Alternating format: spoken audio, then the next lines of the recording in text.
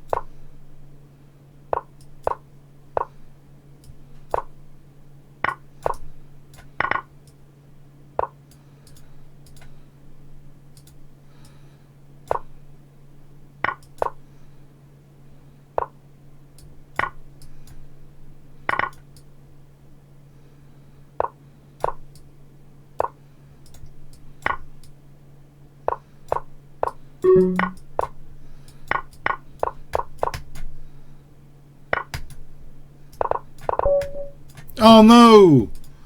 I stalemated him. Oh, just stalemated him. Just typical.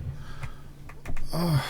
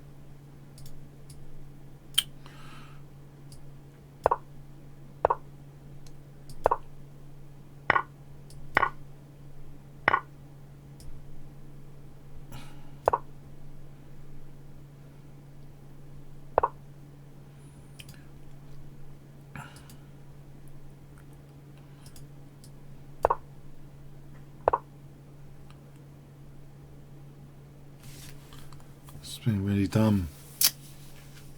Super dumb. Super dumb with all that. I don't know what I was doing there.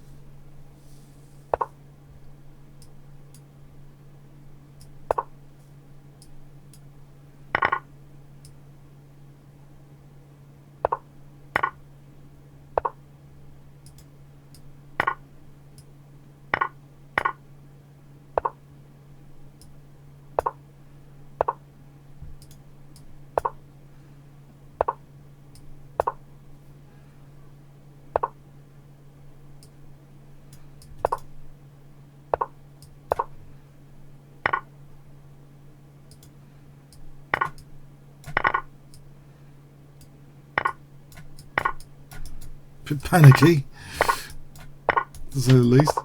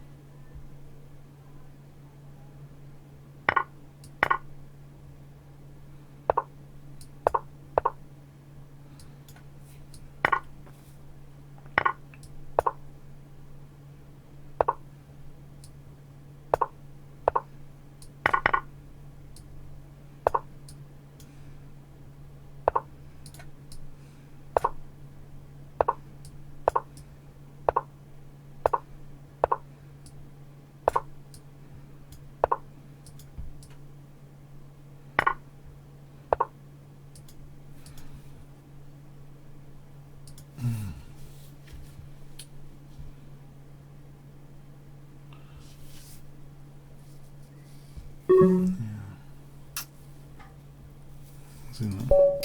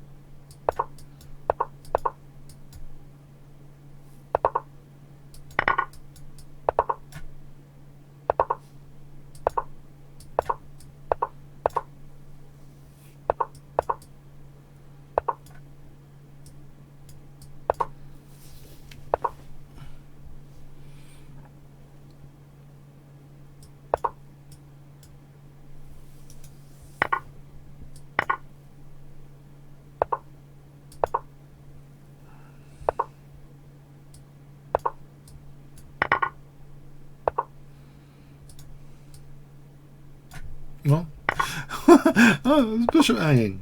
Okay.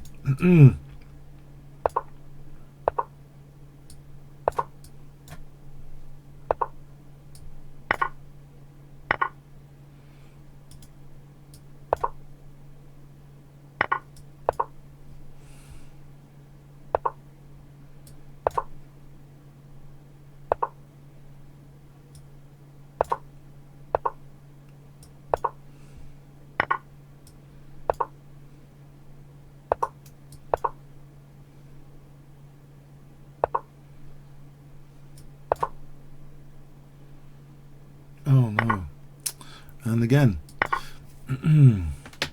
Oh, and again I missed an opportunity.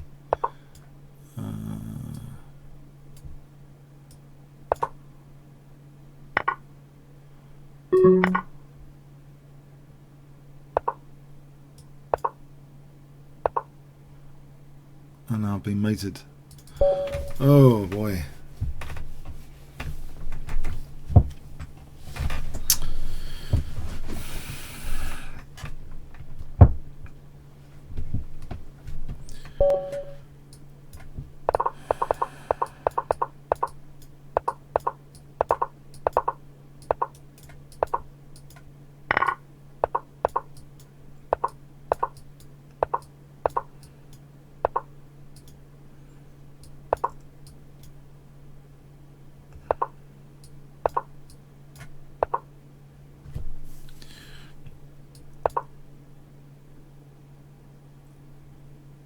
There's also knight. I mean, there's knight b3 here. Maybe there was.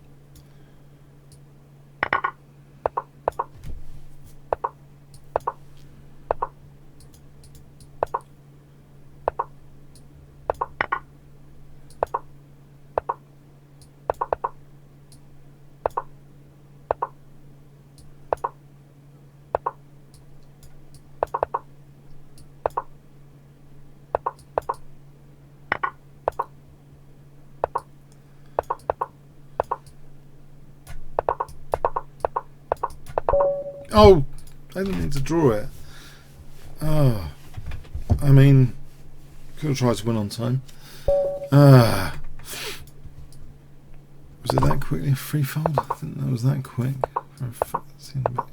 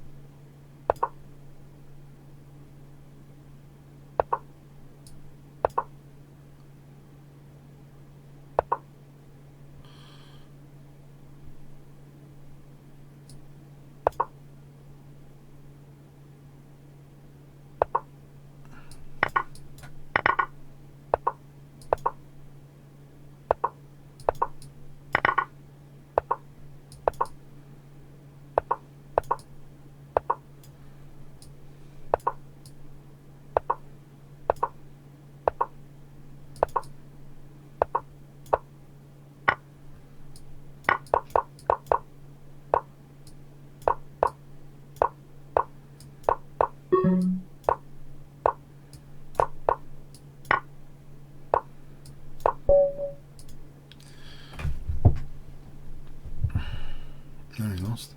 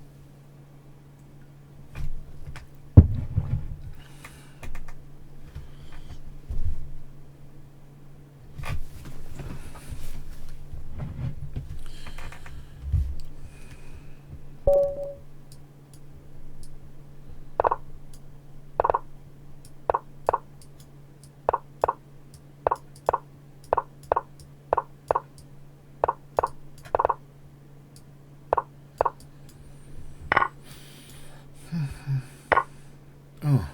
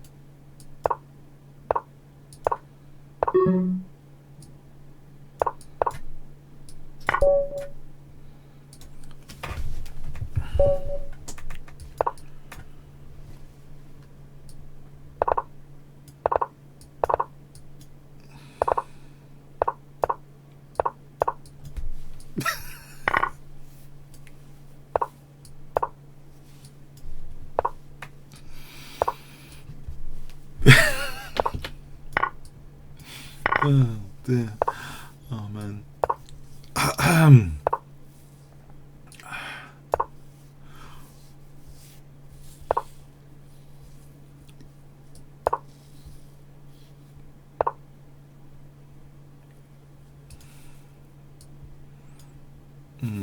What's the point?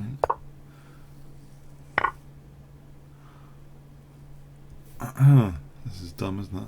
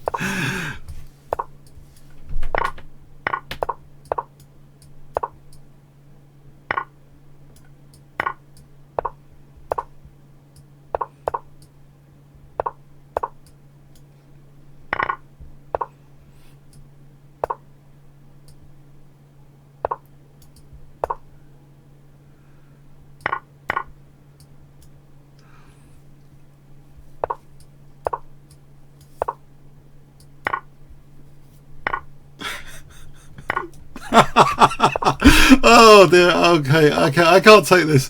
I can't take this.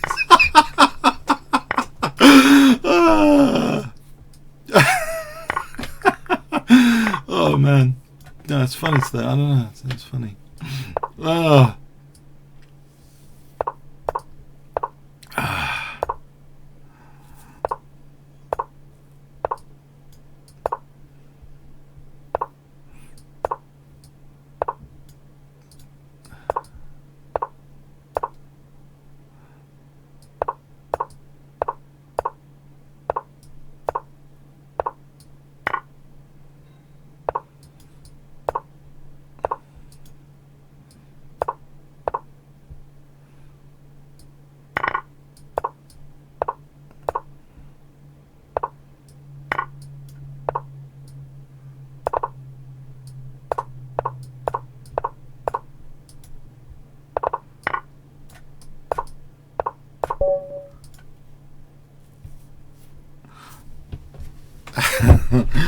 Oh.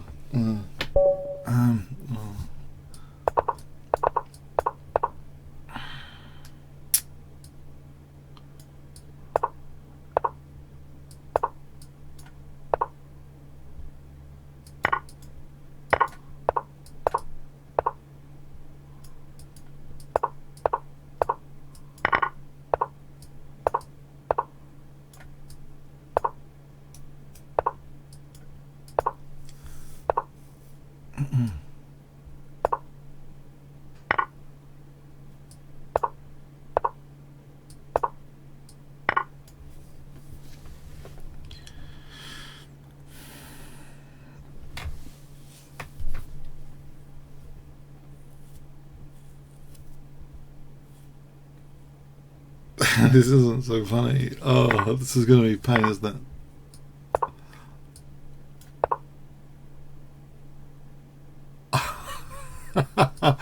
Oh man, I don't know. It's yeah. Oh well. Yeah, he didn't seem that bad Anyway, on it as bullet GMs go. Didn't see who is he? So who's he?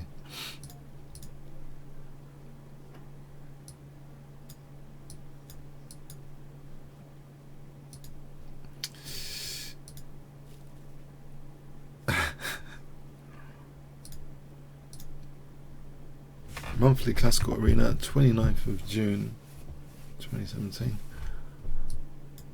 Plan this a bit.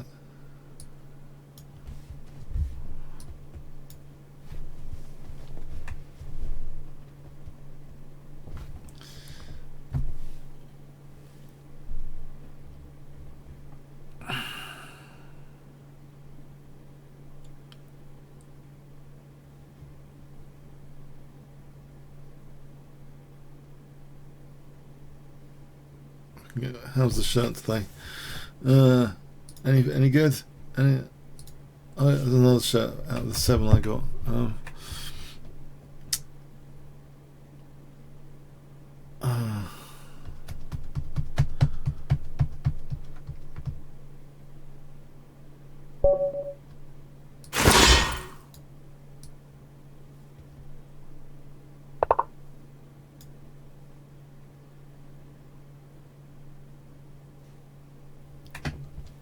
No, this is not really the first game, is it? Oh, why does it happen to me? Someone really is using their time. Why always me? Why can't I get a quick moving bunny in the first few rounds? It never happens. It never happens.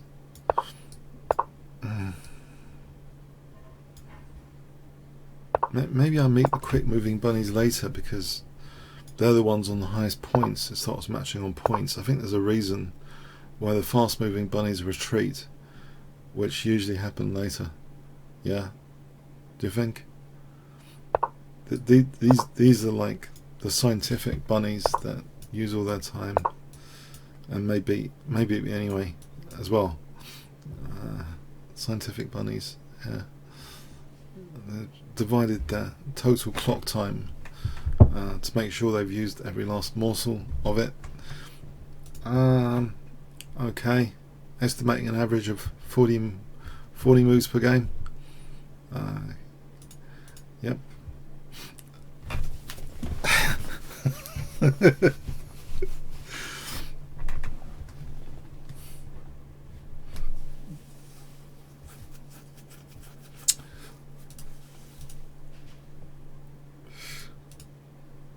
Robot pimp bunnies, like in the paper chase. I don't know if you've ever seen the paper chase. There was a jest about a robot pimp, one of the more structured guys in the paper chase, who later went on to act in Gilmore Girls. Funny enough, I think I recognise him.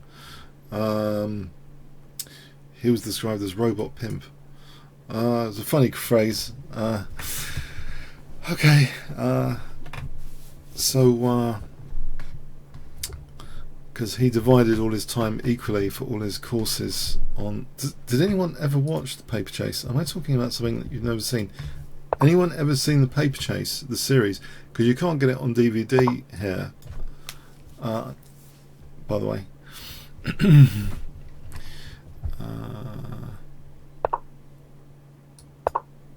It's ominous, but his positional play is unfortunately not entirely disastrous. Unfortunately,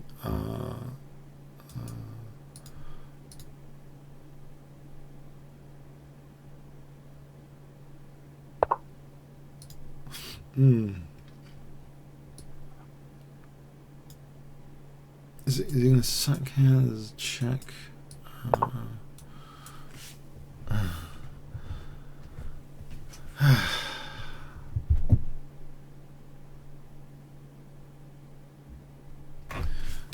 So, yes.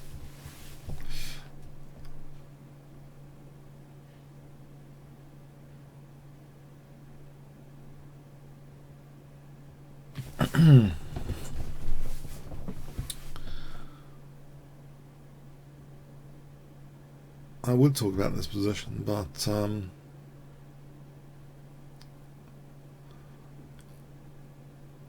yeah, I don't know. What is there to say about this position? Knight g6 and then g4, because that sort of you know, whatever, squishes. That's the only thing I can say about it. I'm just making. I want to make sure though this sack, it doesn't work right. Check. Bishop h6. I don't think there's anything too lethal there.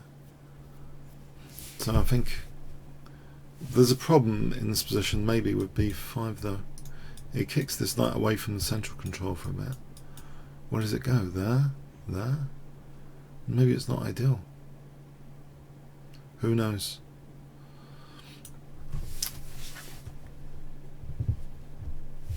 If it goes to a5, I'm wondering if that knight's a target later. Say he moves his bishop. Maybe I can play b6 and knight b7.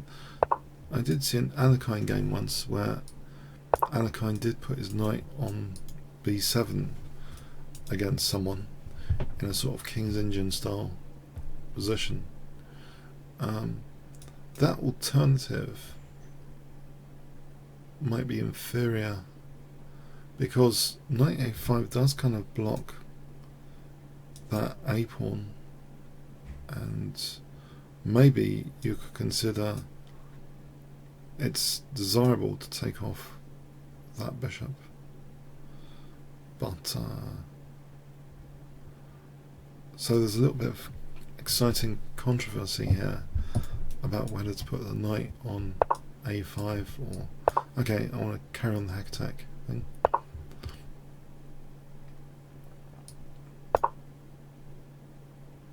I'll just drop c7 with that move, haven't I? Oh. That's something I didn't really think about. Okay. And he's probably got h3 defended against a sack. So, this is going to be exciting. Takes. g3. Could play either take or h3. I guess he wants to... Alright, do something else. Does he want to take her? Maybe this f3. And it doesn't look like there's an attack at the moment. Oh, he's giving me an attack. He's giving me this big square. This e5, I thought he'd just take on c7. He's giving me a gigantically massive square on e5. So I can just jump in, I think, for the kill. As it turns out. I think f3 there, there's knight g3 and then queen h3 and then rook g1. But this way, I think it's better knight f3. Queen h2 next. As long as I'm holding 1, 2, 3, holding f4, that should be... Oh, it turns out I'm not. Oh, that's a shame. Ah, I'm not holding f4. He's got this one. Yeah, of course.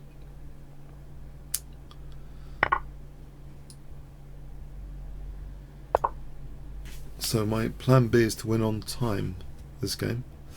So that's plan B if all else fails.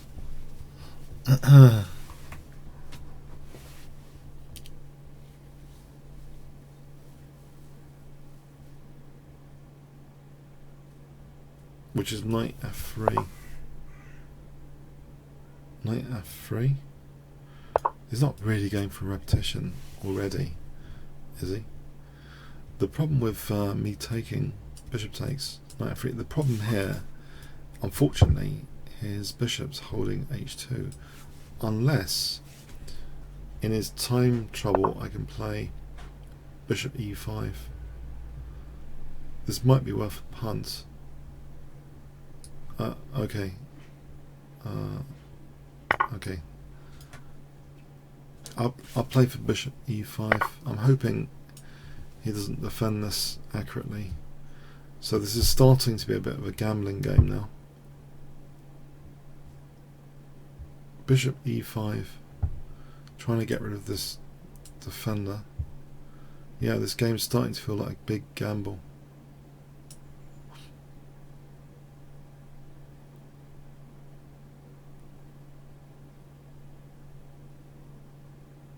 Oh well. The thing is, okay, let's imagine he wants to counter-sack the exchange. That's one thing he could do. What's another? He played d4. Can I do this? This? No, not that. It just takes. What about around here?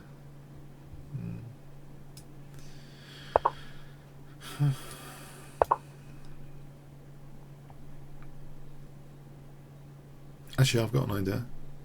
Rook here, and then h5 for h4. Okay, here we go. There's a plan.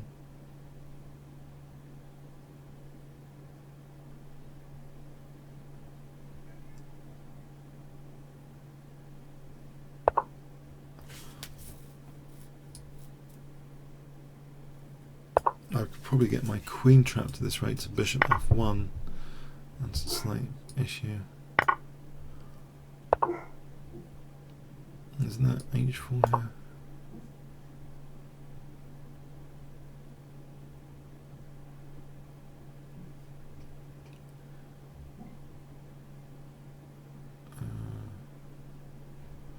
Am I getting some material back? I wonder. Because the bishop hasn't got that many squares to think about. Right.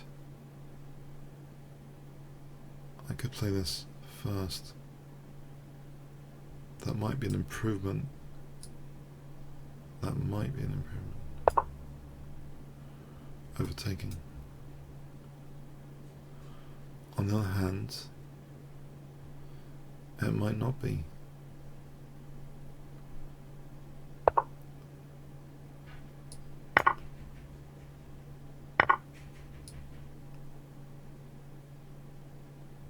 Let's support bishop f5 on the check.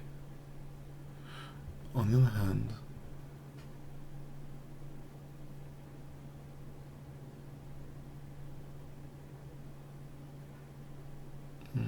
maybe rook f4 here. Let's check bishop f5.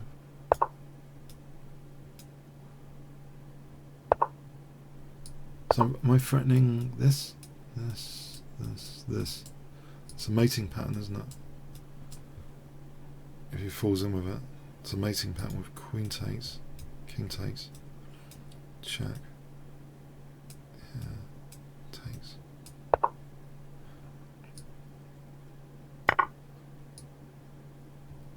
Unless I've just blundered my queen.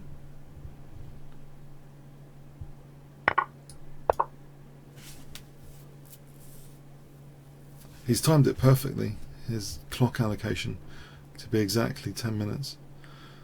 That was in the true spirit of the scientific bunny of the early rounds. He timed it absolutely, nearly perfectly.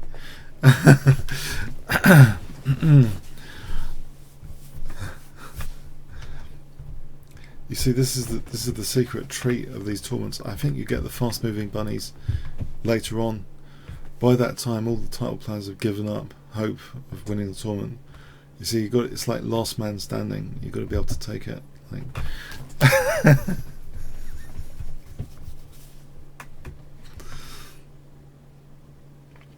just messing around.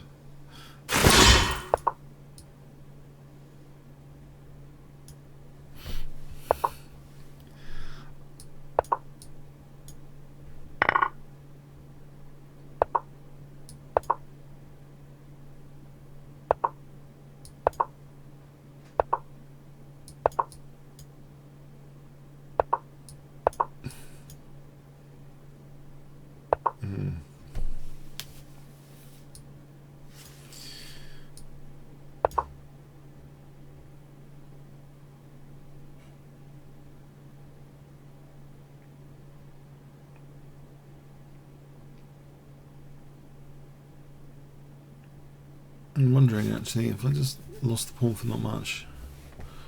Yes, it's possible.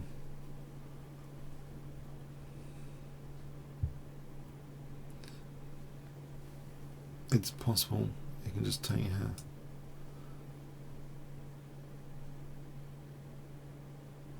This, I don't know, I was thinking f3 d5 isn't entirely desirable. So if there's any compensation here, maybe it's better than this move, if there is any compensation.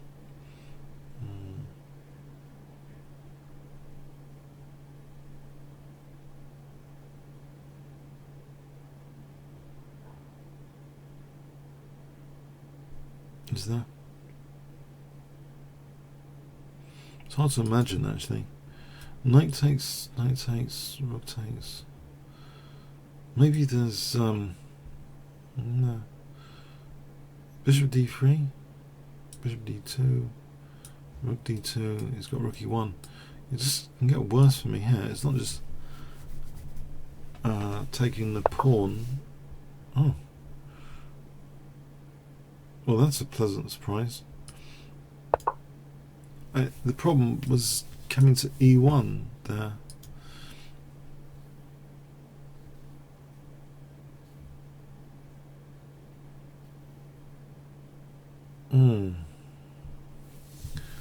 So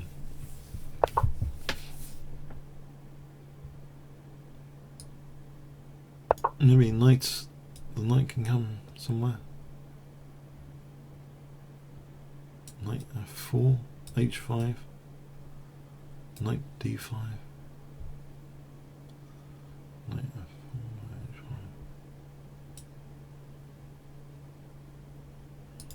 h5, h5, h6.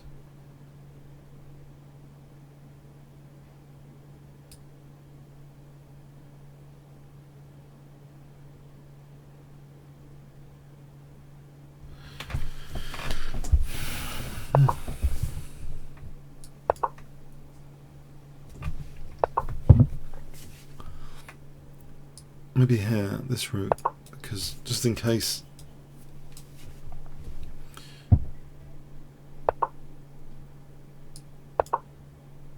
Knight d5 or bishop move first. Maybe okay, I need to open up some lines here.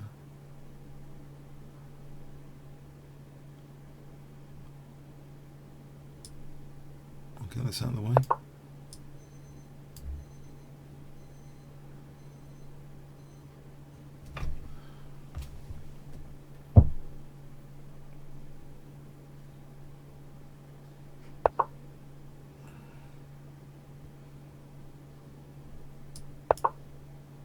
Just in case this a2 is vulnerable.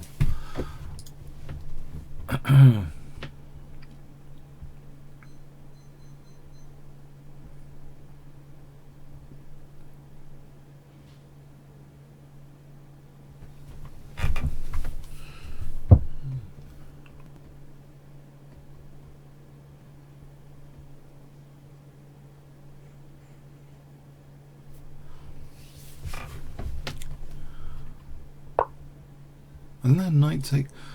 For this is almost hanging. Just realised that now. And he's going to some sort of self-bitten with this, isn't he?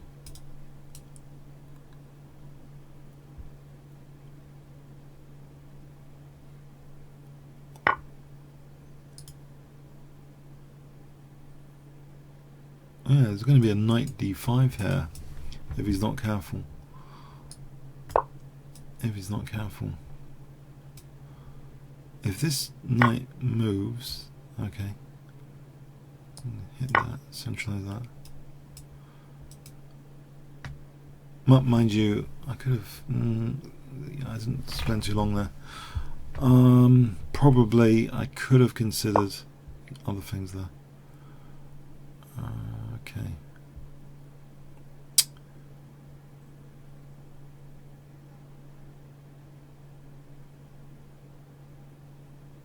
Knight e4.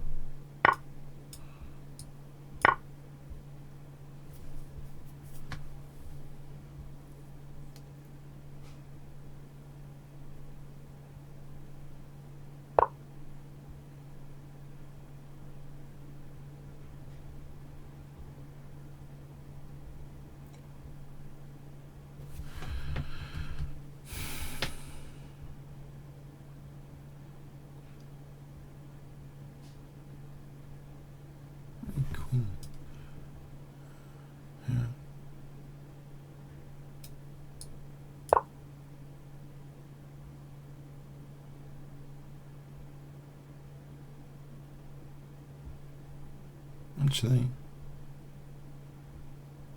I think maybe also to consider is knight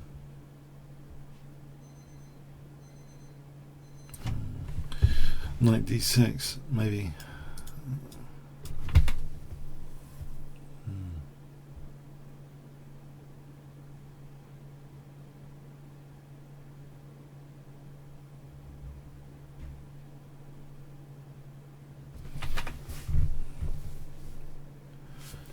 This is probably going to be dangerous. I wonder if I can take that pawn. Is there a penalty here? I can't see knight c3. Check. I'll try and test what he's doing. There. That could be an important pawn to take.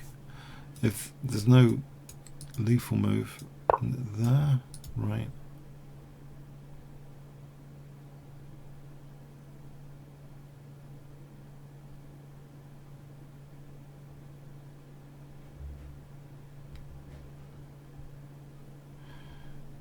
If I go here,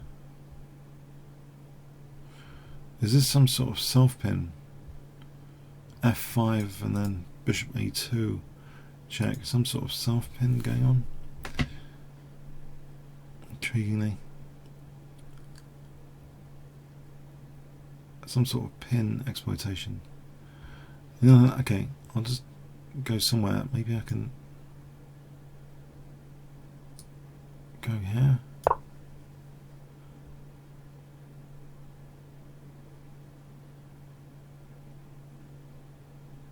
He's going to have f5 and bishop a2. I think that's something quite nasty about this position.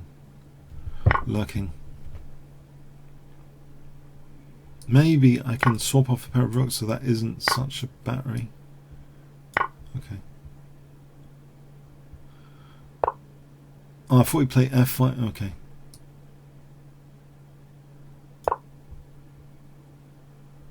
f5 here. Actually, I'm protecting that. Let's just sort out the back row.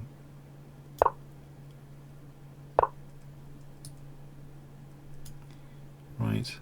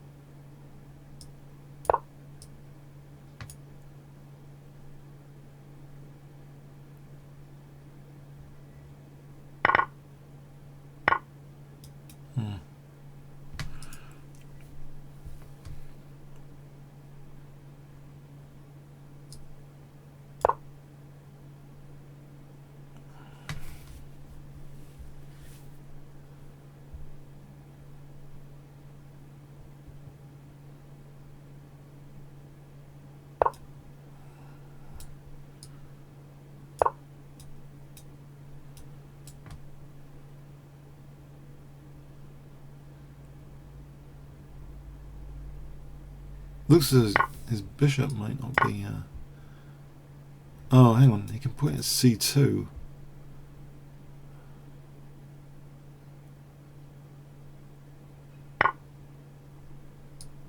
When he's ready. Right here.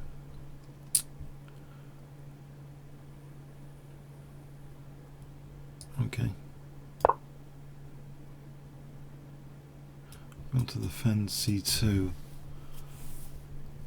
queen this pawn.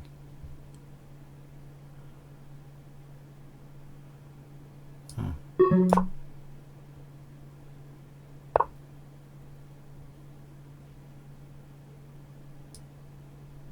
I think there's a check. Take.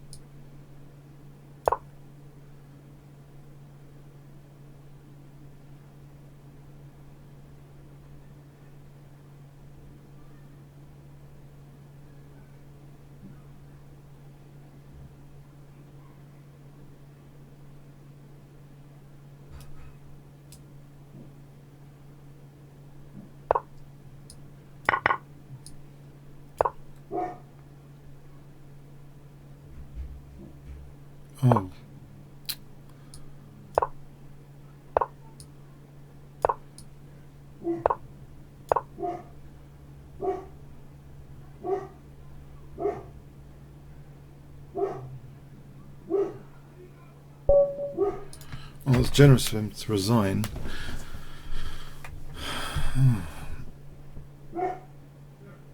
He could have tested that with I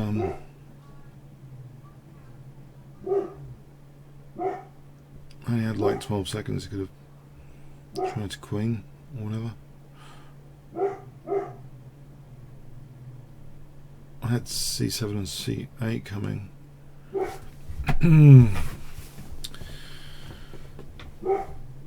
I didn't think I was going to make it there because I only had like a few seconds.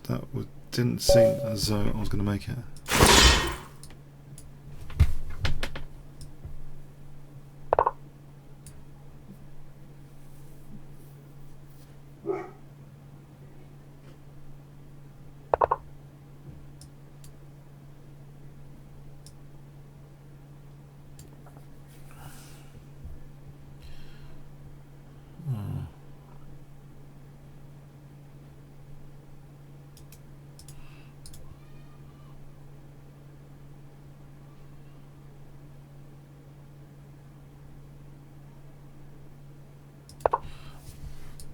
It's a bit passive.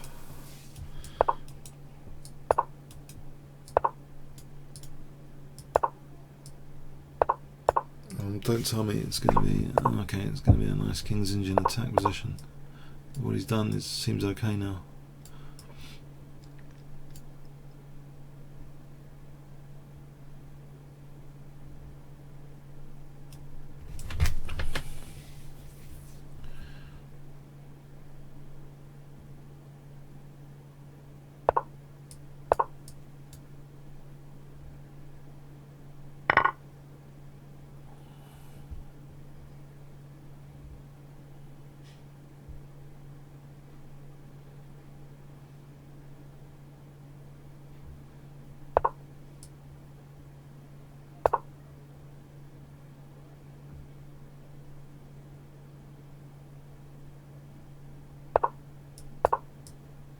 Space.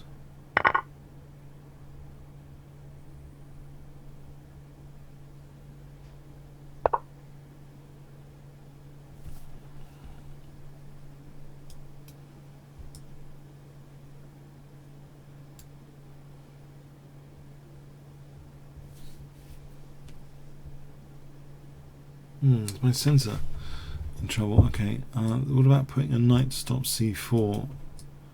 But knight, and also it's going to d3. That seems good compared to knight g6. Because knight g6, I was looking at knight g6. I thought c4 just breaks the center.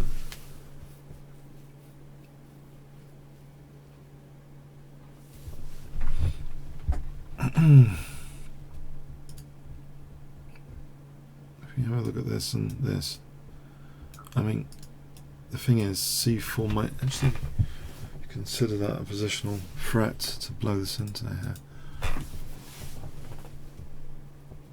So this is more addressing the threat of c4. I think I can, yeah, whatever. Okay, so yeah, go in here. Maybe c6 now, queen b6.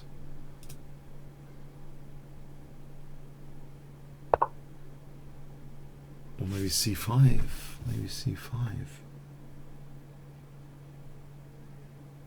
Or knight f5. Oh.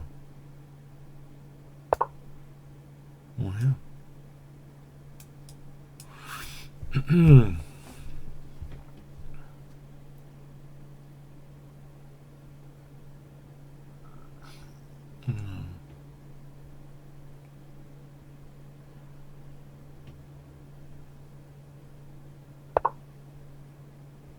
Right. Okay, maybe knight e5, maybe indeed now. Because I can play c5 here, I don't want to lose my bishop that quickly. Can I play c5 here?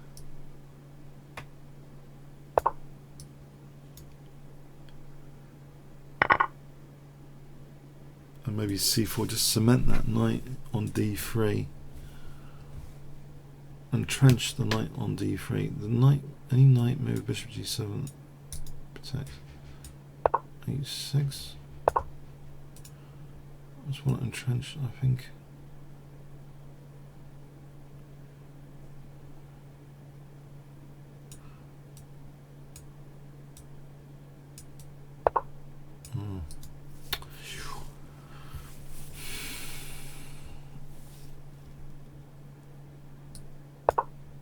Maybe I kick this and to sack B pawn.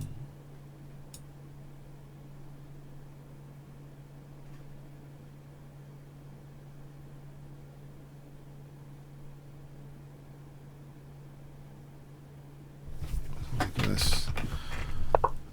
Right here. Bishop E6, Queen B7, Rook B8. Queen takes another pawn. Well, I think I have to go for this.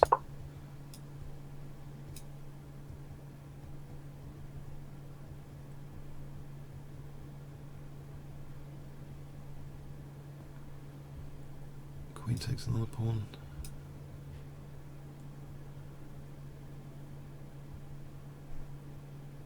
D4 there. ED. Bishop D4. Well, another pawn drops, but I'm thinking D4 is with a tempo there. As knight takes F2 after to try and get a pawn back.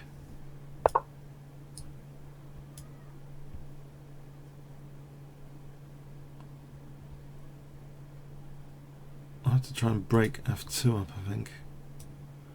So knight takes F2 after.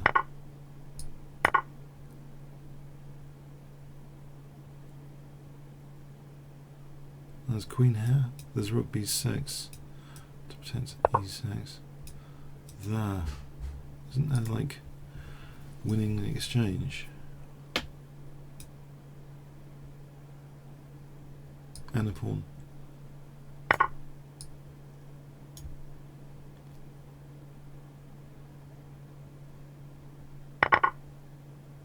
It still leads to f2 as well.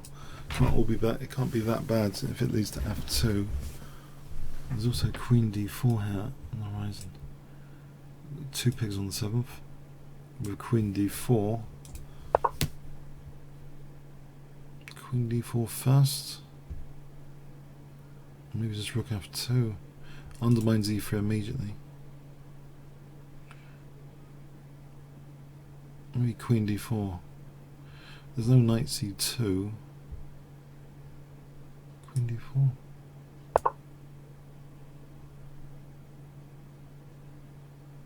Maybe this way, so I don't have a back row weakness. It just creates this pin.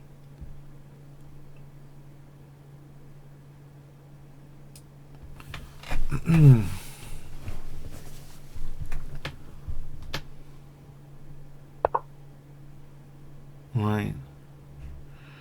Okay. Put everything on hold. It's a nuisance move.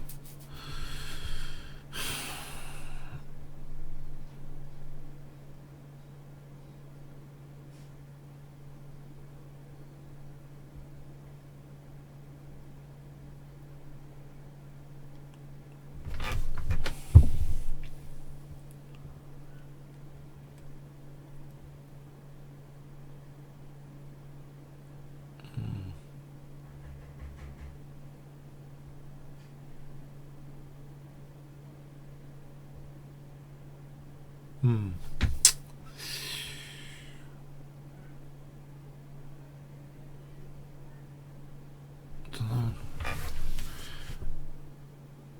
Let's imagine example he moves his queen back somewhere. Where? Yeah. That's a self pin to be avoided. Probably rook takes f2 though. Is good enough. This is with check. Oh, I'm threatening takes, because if king takes, bishop takes, winning the queen. And if knight takes, oh, there isn't queen takes. No, if knight takes, oh, there's queen f2 check here. and this loses for me, doesn't it? Because he's got h2 after. So, got to be careful.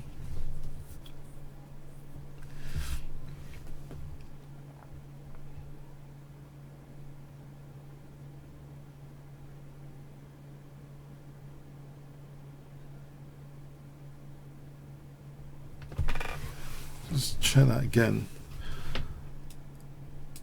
He takes with a knight, and this check apparently is not winning. King h1. Yeah. Alright. And what about c3? Or what about kicking this queen just to be able to play queen d4? Maybe that's the easiest thing to do. Because that's still...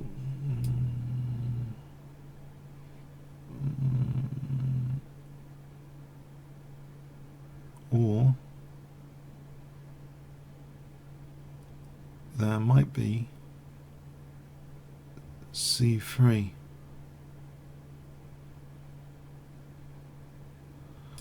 Keeps this pin. That's a pain. Okay, maybe c3 then.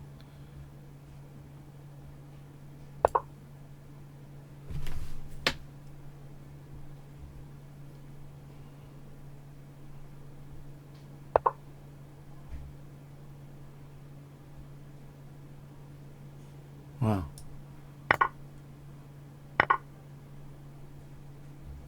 I can play here.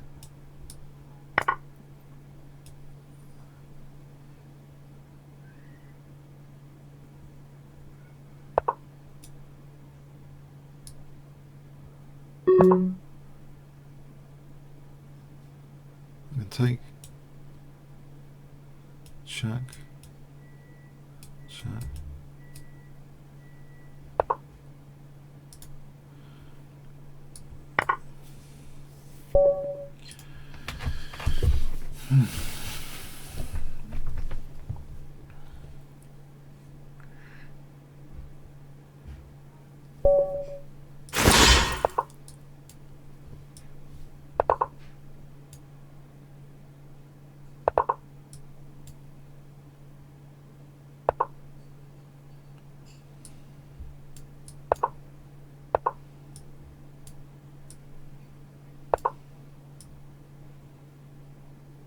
Cool strike Gambit.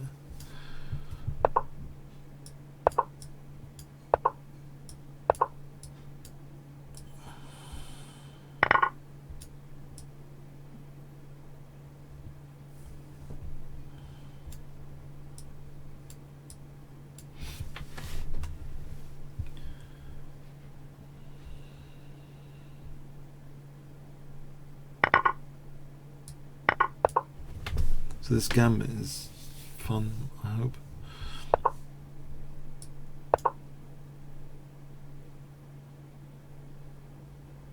So the cautionary game where he worked on, well, he got queen here and it was both sides of the board under attack. I'm not sure this is that stubborn. The queen's usually hanging around being a pest on b4 or something. It's not that stubborn, this.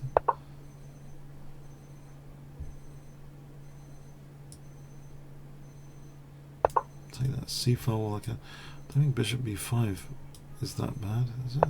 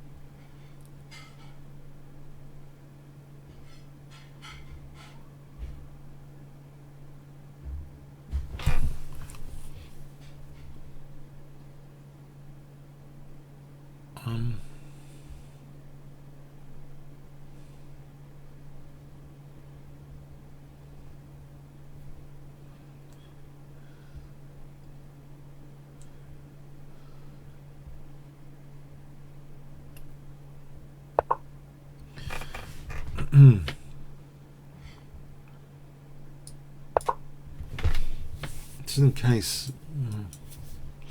Now if he does that, he's kind of weakening the pawn chain. I think I just drop back. Alright.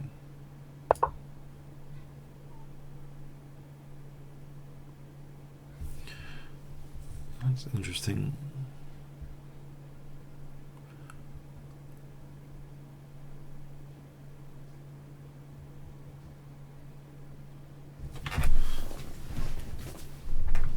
Look at this.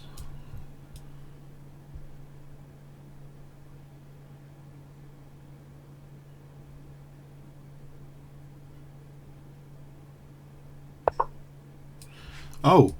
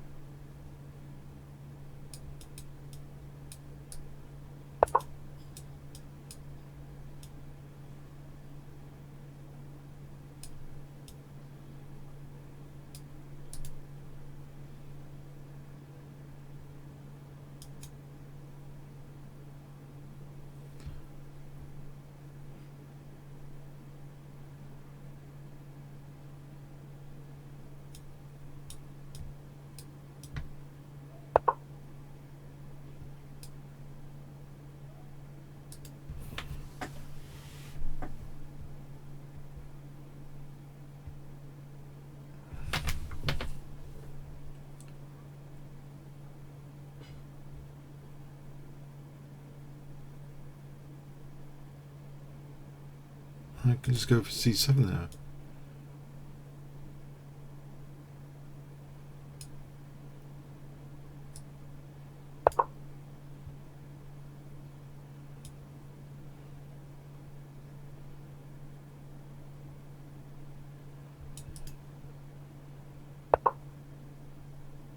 Take here.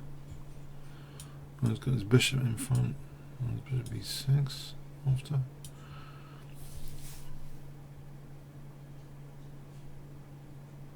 It's like a collection of pieces. This is too tempting not to play it.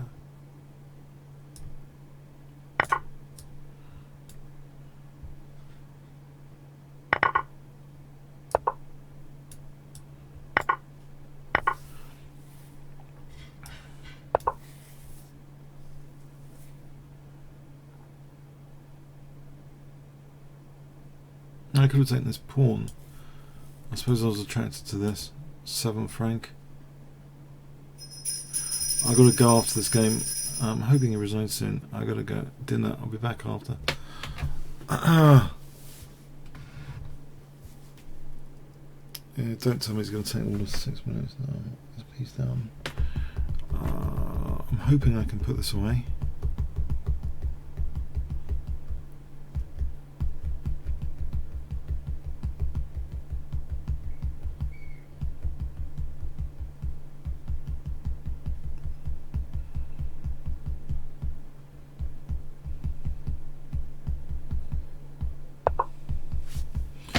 Probably taking this pawn is okay. Hope. I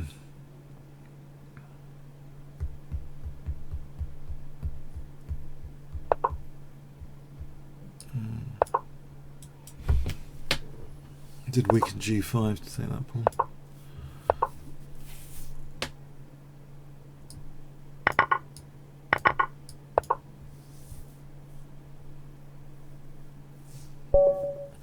Back after dinner.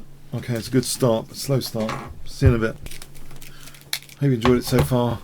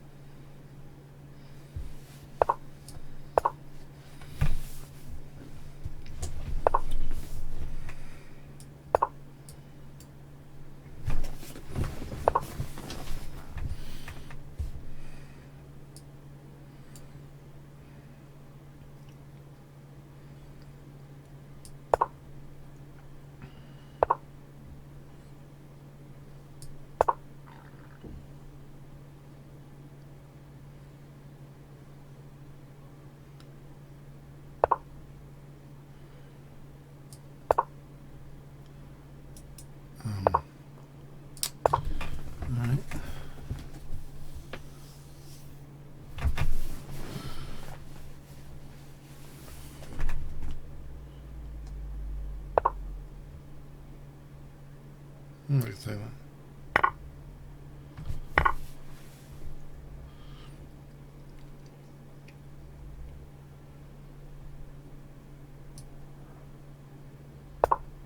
Maybe b4. Try and bust open this b file. This has got b6 after. Okay. Maybe not.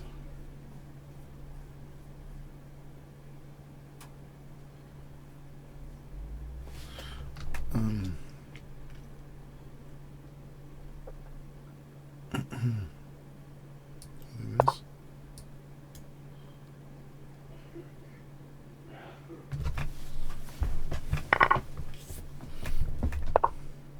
Ooh, bit of a hole there.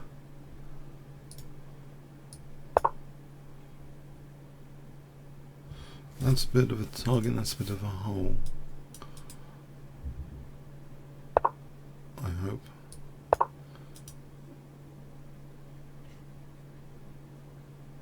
Probably f4, e4 is possible. Still. Maybe b4 here. B4 here.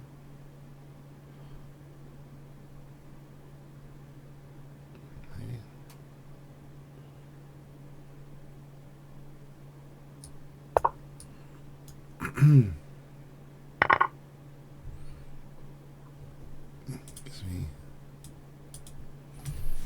Does it give me back a pawn?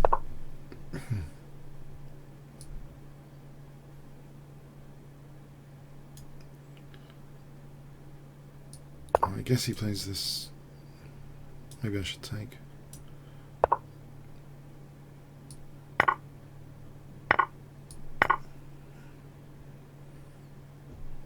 Start targeting the back with pawn here. There's on the rook. Still target this pawn. I think he might have been on the rook. Okay, this. Wow. I don't mind. Back with b pawn to play with, pretty fixed. Sort of double on it. Maybe light square. Away from bishop d8. Play it here, bishop a5, rook a3.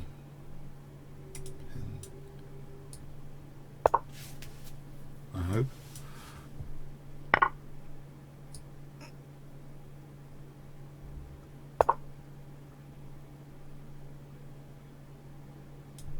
Let's go into a self pin.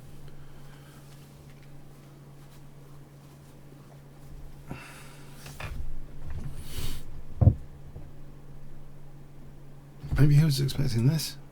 Maybe that's why. Oh, okay. That's a quick one. I thought it was going to be a long, prolonged struggle. So the game I thought was going to be a long one was a short one. As you know, I did think the other ones were going to be long. They were long. Okay.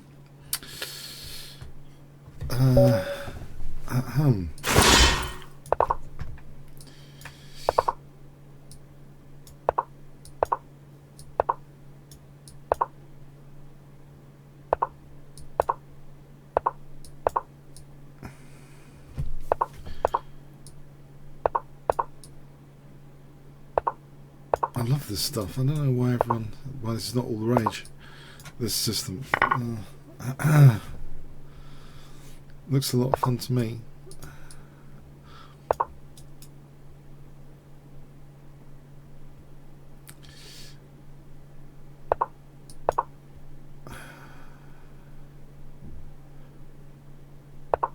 Oh, it looks so much fun. Okay, hang on a sec. He's going to have knight takes e4 at this rate. My king's in the wrong place. Let's get the king out there. Hang on a sec, let's go h5. Maybe put the queen here first.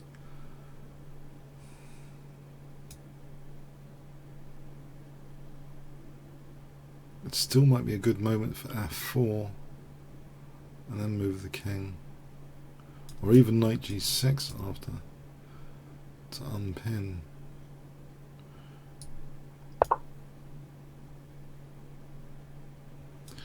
Or bishop f5 on pins. H5 here seems to want a pawn.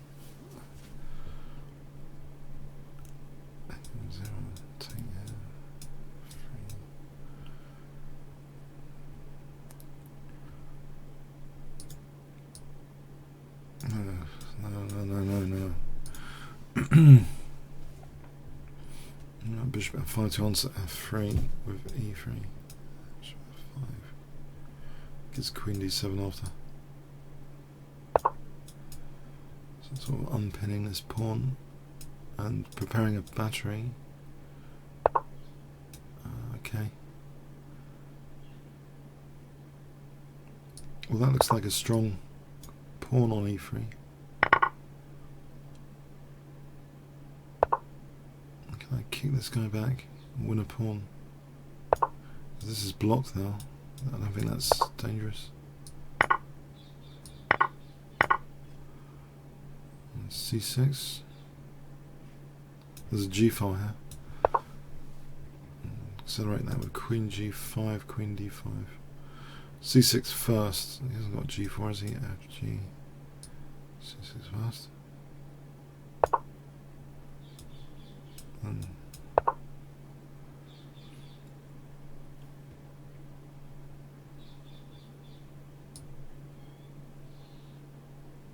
get a tempo.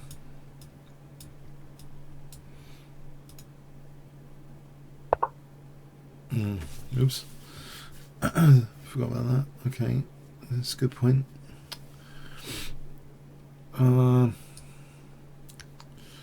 Oops. Okay, it's an exchange. Oh well.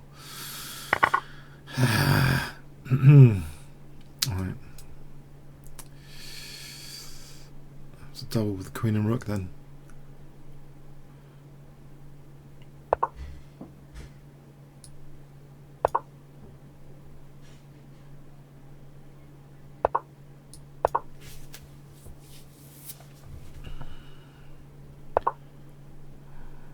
Oh, is this hitting g2 and b1 seems nice.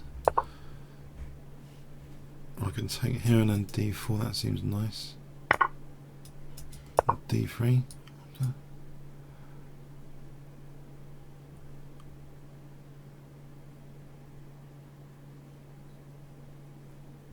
Or knight takes. If queen takes, there's queen takes c2. The thing is, if rook takes, do I mate? Knight e1, king h1. Don't see a mate.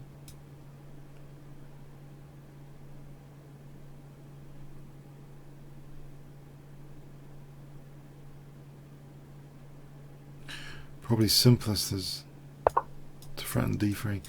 Let him or her sack the exchange back for a moment. Wouldn't I have knight g2 after that counter sack? He's not on, he or she is not on the diagonal immediately. I'm threatening d3 and knight g2. Queen g2, queen takes.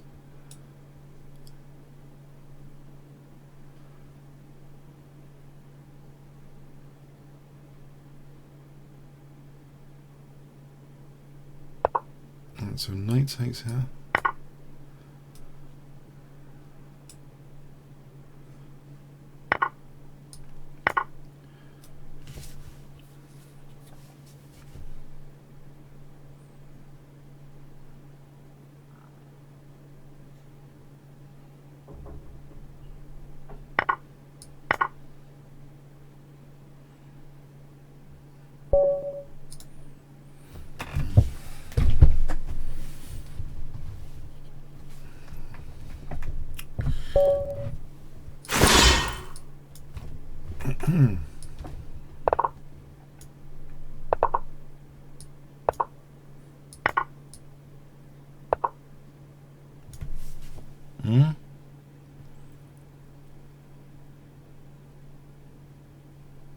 Have I been conned to get this position? This doesn't seem right. Okay, hang on, there's a check here, that's why it's different. He's laying the check. This doesn't seem right. I thought we had to do something else. Called like knight f3 to stop queen h4.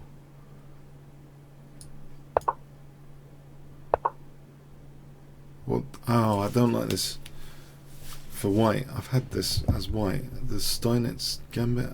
Someone played d5. They castled quick. I hated it. I won it, but with white. But I hated the game.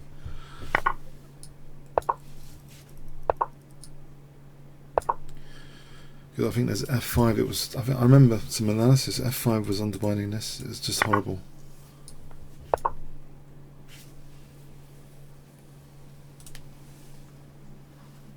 Steinitz Gambit.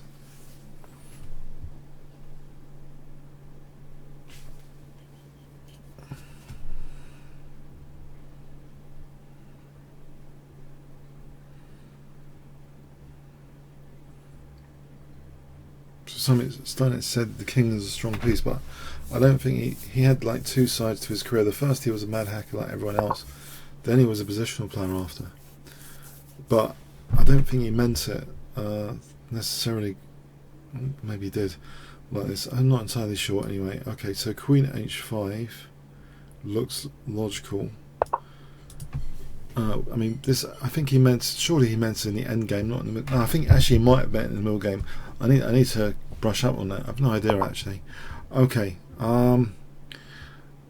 So here. Okay. This looks as though I'm gonna crash through with queen e8 and knight d4. I just need to get a tempo. Probably with queen e8. So I've got knight d4 now, and I've got f takes. I've got two threats.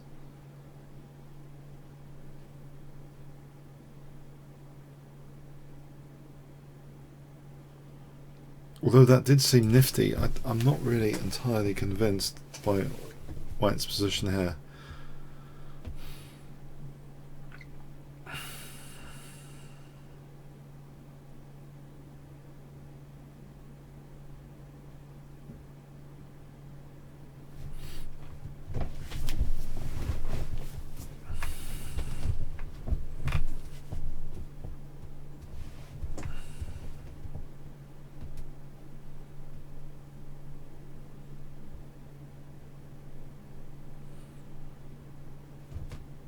Seems shaky to me. d5 f takes. Where does the king go? King d2 f takes. I mean, it just seems so bad actually, this position to me. The centre's totally under fire. Oh yeah, Robert still. I think yeah, that's an immortal game. Yeah, in the Steinitz Gambit.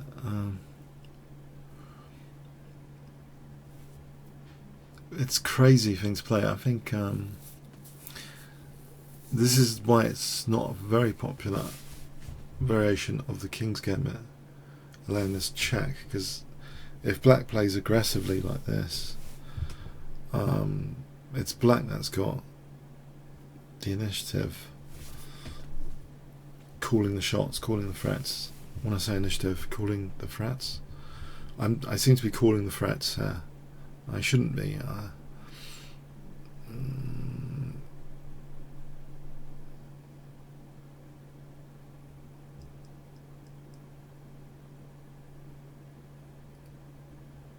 It looks grim because if d4 goes, that means this bishop can also come into the diagonal.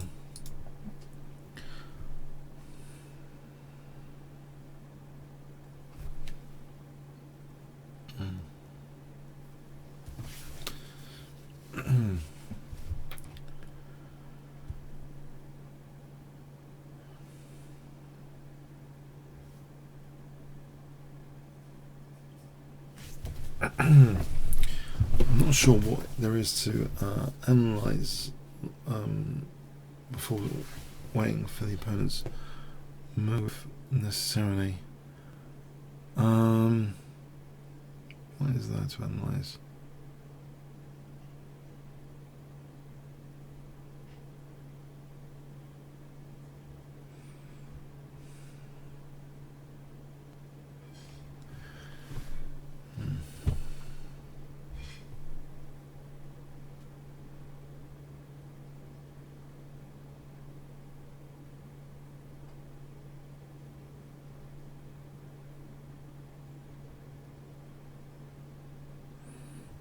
I can give you a link to my over the board game in this. I was very, very lucky with.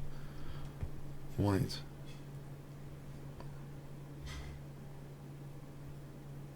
But it's on the channel anyway. Steinitz Gambit, Kingscrusher over the board. It's on the channel. I had a game with white, which I was very lucky to win. I had a series of forcing moves he seemed to underestimate.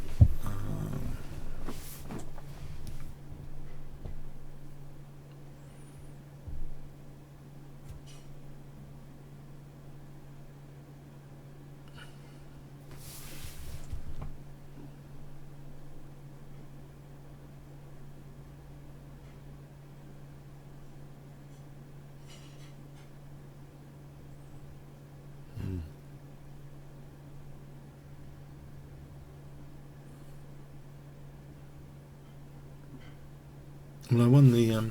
It was a good feeling winning the monthly blitz yesterday.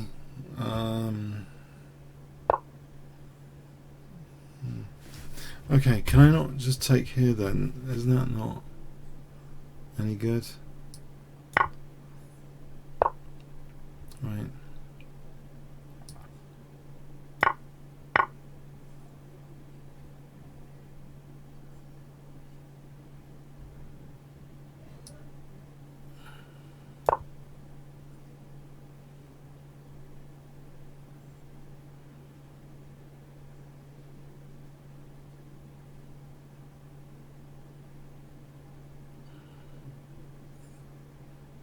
I'm not sure if G5 is handy, or is it too weakening? Like, would I regret G5?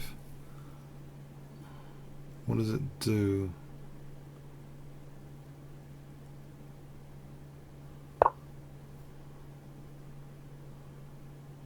Oh, maybe I should have handled his kind of fret D5. He's starting to create some frets. That's unpleasant. Ooh.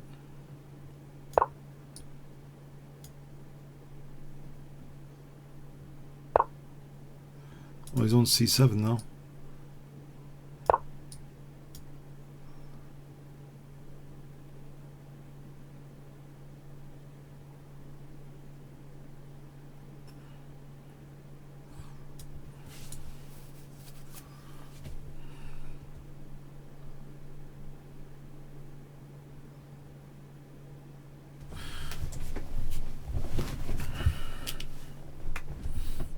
F3 is a little bit weak, so if I played like Queen F7 at some point, oh, is that too dangerous?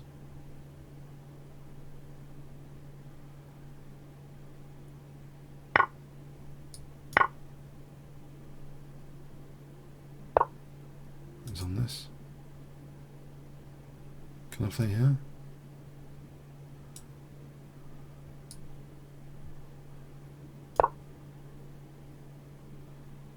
Maybe I'm threatening check.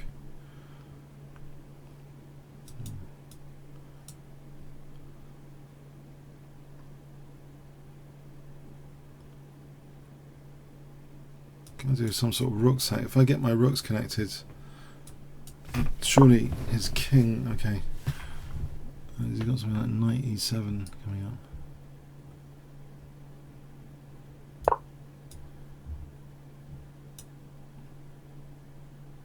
There's knight g4 here, so I didn't want to interrupt d6 protection, but I think there's rook f8 and knight g4.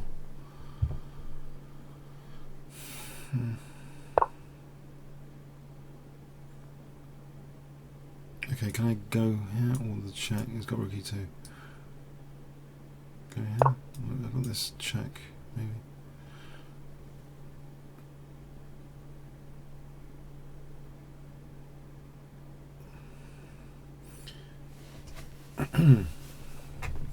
I want to just double on the old F file. Yeah.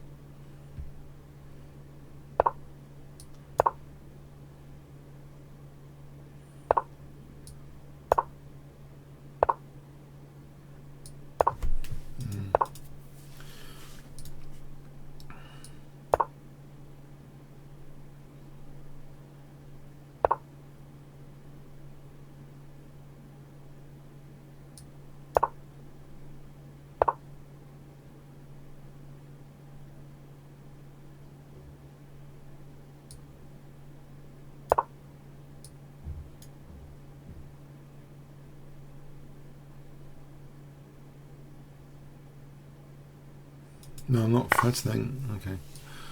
Okay, I don't think I was threatening anything.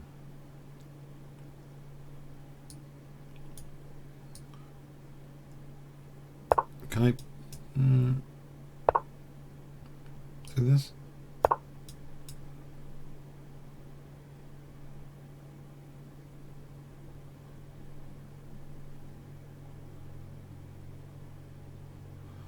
Possibly G3, just to stop this business.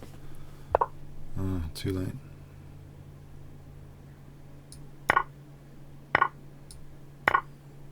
He's kind of weakening his king, isn't he? Does he play F6? Alright. B4, trying to break the queen side.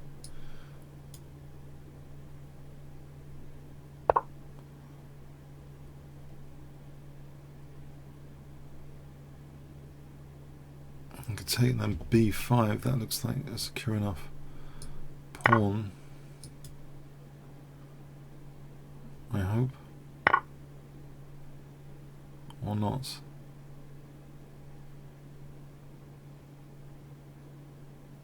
No. Maybe. No. Maybe. Self-pin. I've got to check.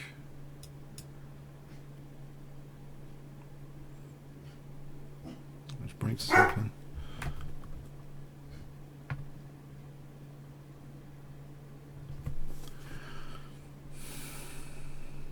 Queen F2.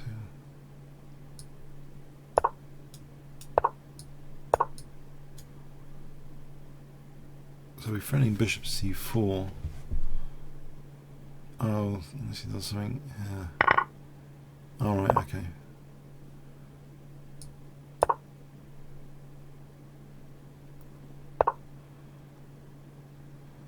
So yeah. That was worse. Go like this instead. Let's control the 7th rank. Go here. Oh, it's on the 7th rank. So I'll that pawn for a moment longer. Maybe there's rook B6 coming up.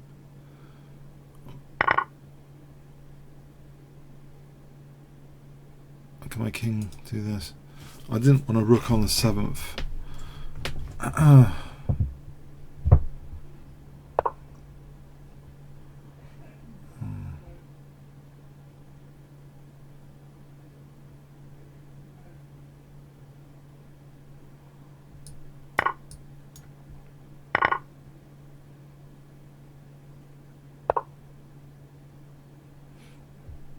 If we were more aggressive, maybe. Okay, he is kind of aggressive here.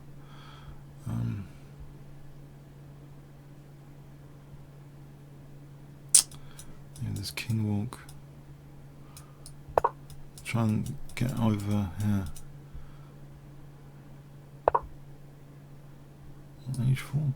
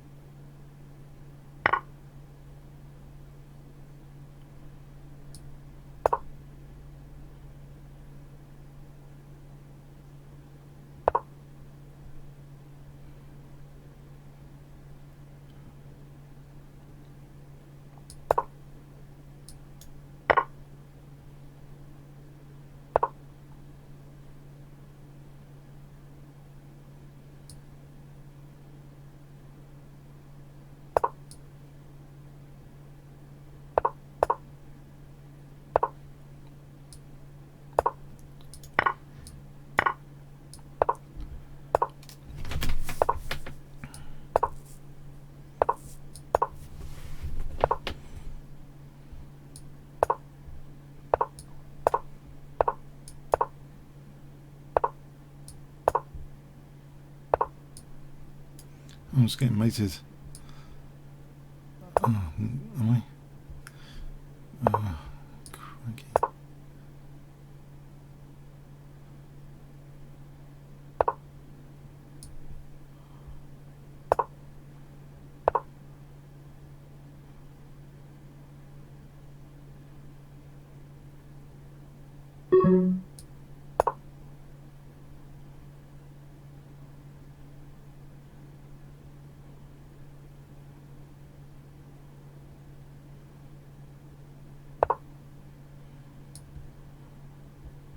It's a draw, isn't it?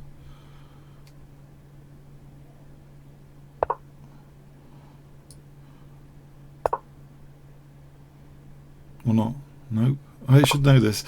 I don't know. I don't know. Maybe he's got a point. 47 seconds. Okay. Oh. Nope. I've managed to lose it. Oh.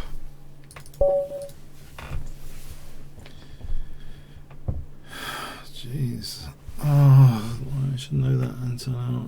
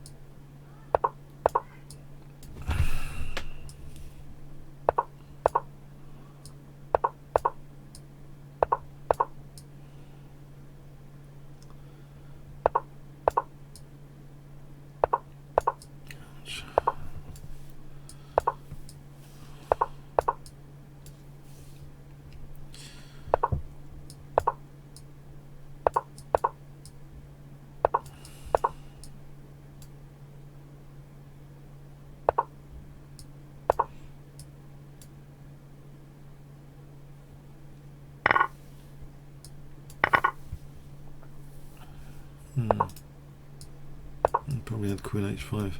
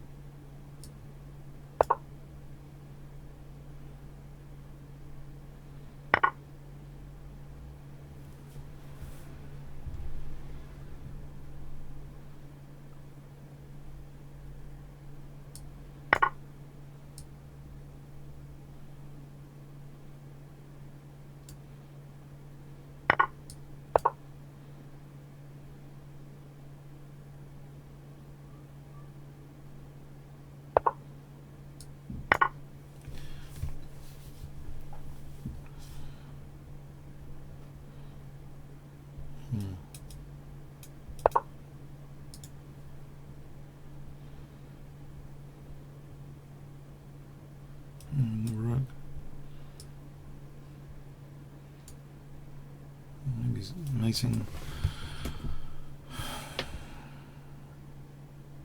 So I just win the rook. My friend is a mate with c5 here.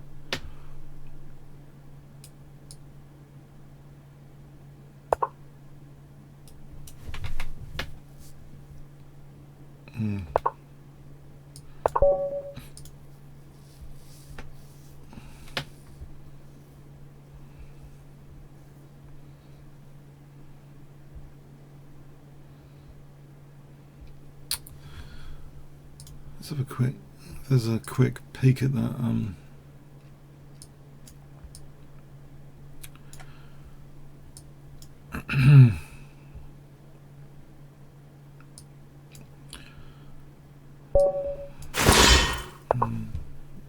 It was lost.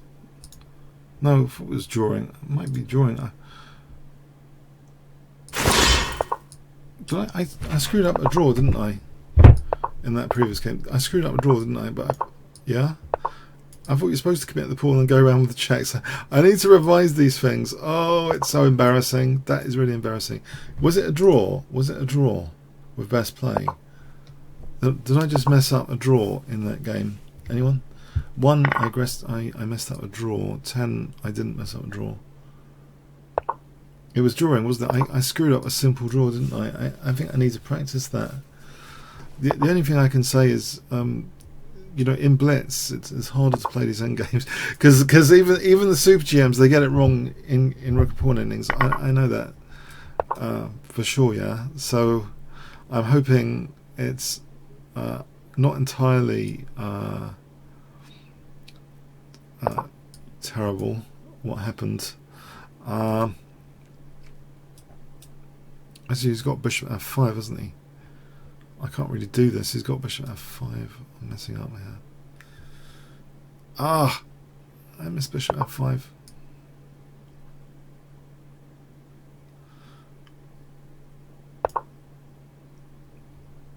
Oh, God. Could be in big trouble.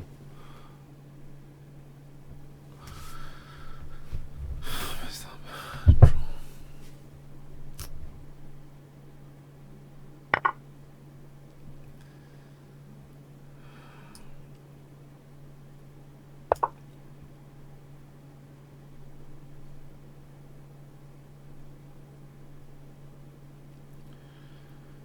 I lack basic technique. Okay, but I thought I knew the drawing method. I don't want to go on about it. It's embarrassing. I don't know.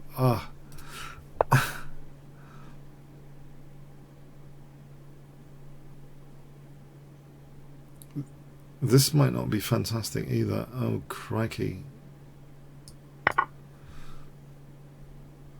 He seems to have wrecked my pawn center.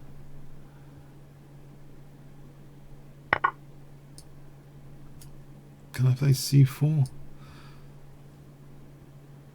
Blocking in my own bishop, but he plays c4, otherwise this bishop needs to be put back. This seems dire, this position. My center's falling to bits.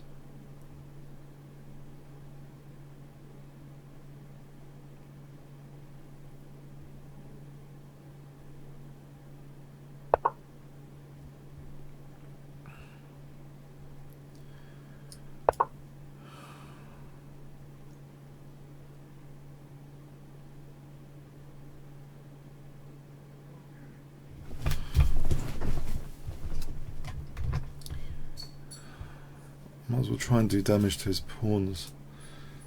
Oh,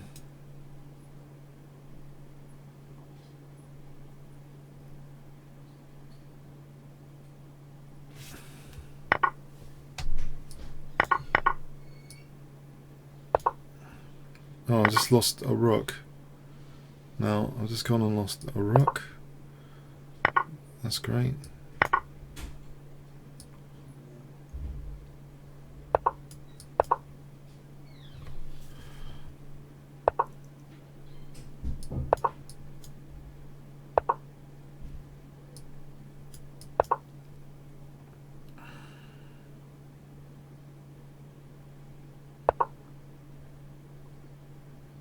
It's not what I had in mind from the opening, I gotta say. One casual move, queen d3, and I just realised, hold on, there's bishop f5. Then it all came tumbling down, I'm afraid.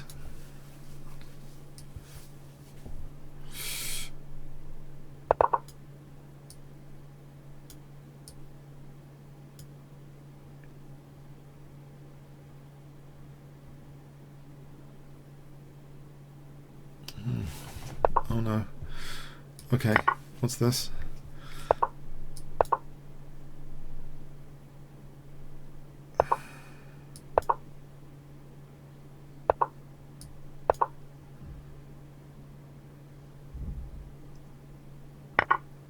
Okay, I think I should be okay here.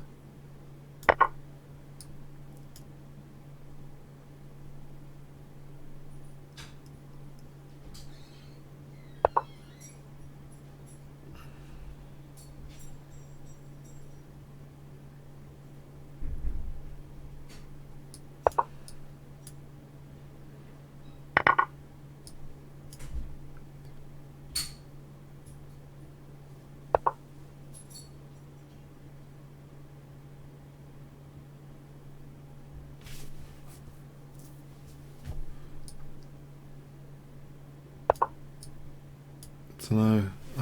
If I take that pawn, I just think you can just round that up later and have a great position. A bit cynical about taking that pawn there. Okay.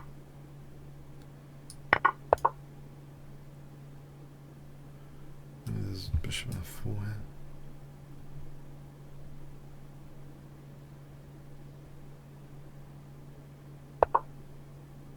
Oh, hang on. I think that's a bit of good news there. Must be good news, surely.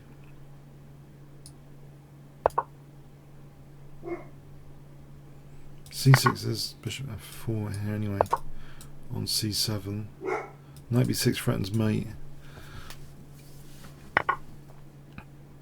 Alright, took that out, did he? Energetic.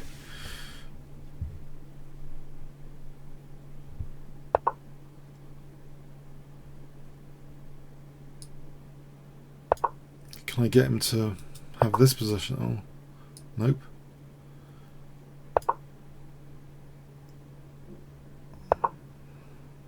F2 friend. I think he's moving too quickly. Is he a bit overexcitable?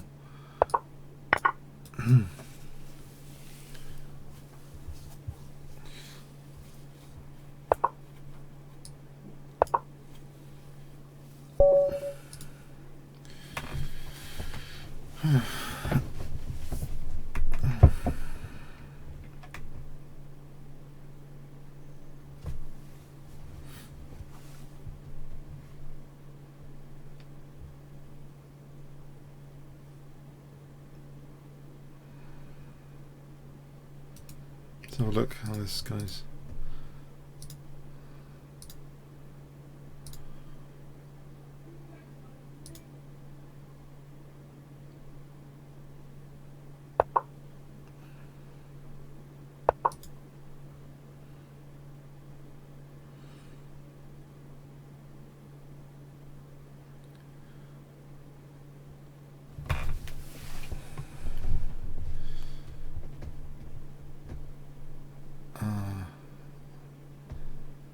I need a bunny. I need a bunny now. I don't like this waiting around, this tension of waiting around for these heffalumps to finish. I need a bunny. Please give me a bunny. I don't want them to finish. Let me play some bunny. Come on. Someone must be finished.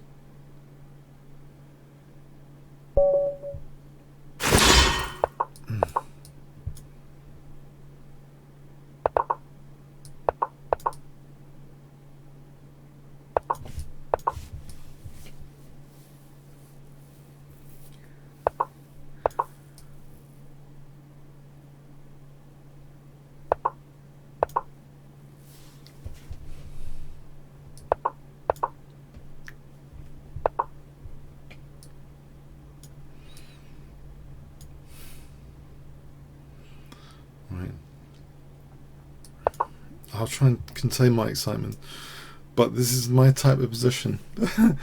And this is a fast moving bunny, so there's two things going on here which are potentially mega exciting. Okay, I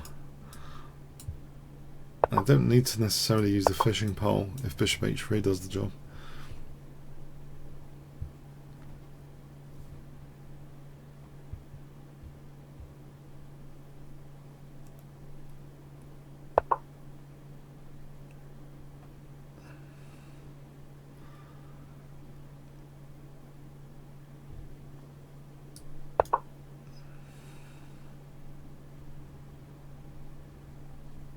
I might need the fishing pole. F4.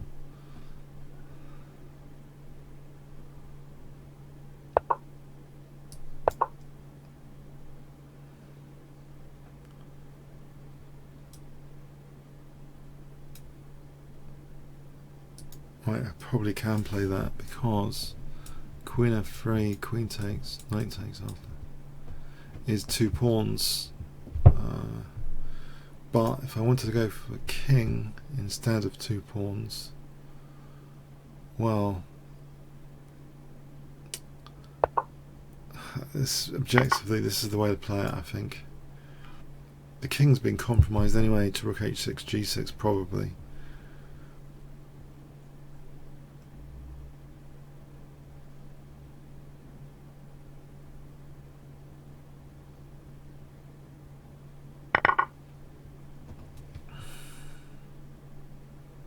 I think if I go here, if I don't take this piece, then king h1. You can still get some sort of attack.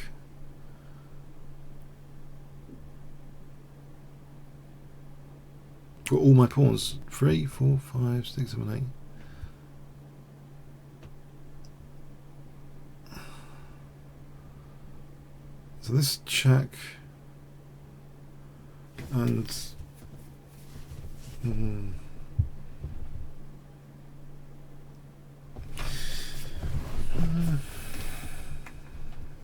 well, if the king was here, then there's knight g4, threatening f2. So it's probably, yeah, that's probably worth. Oh, there's another pawn here. Weakness of the last move.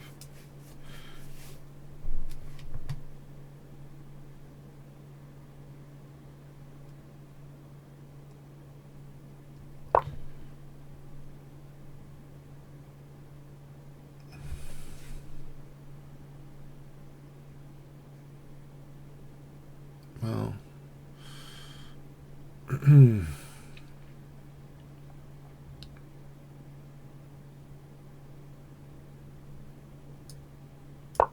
I'll be ready for the check and then knight f2.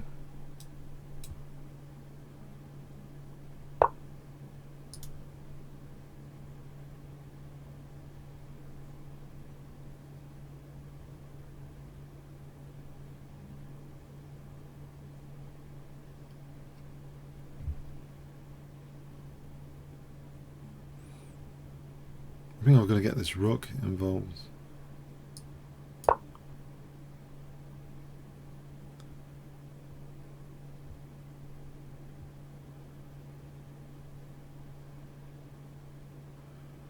Maybe king d7, okay.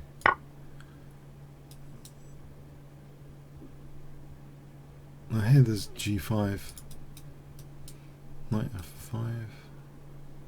Hits the rook.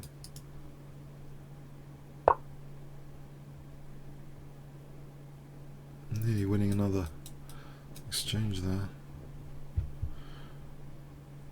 Does swap off the knight, so probably better to just actually can activate the rook here. Hold on, what's this?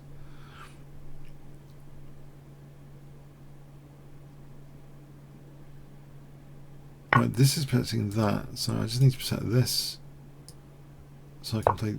Oh, okay, I was thinking king d7, that was a bit of a mouse step, but the knight's holding f7, so I just need to hold this, so I've got my active rook here. Okay, now knight d2 looks like a nuisance move. Tempted to play it.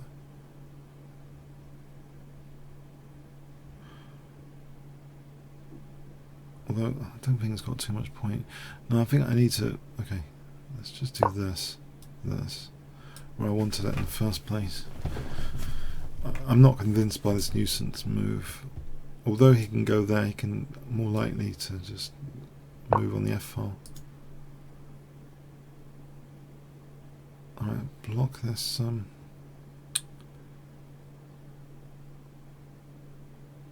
Exchange off a pair of rocks.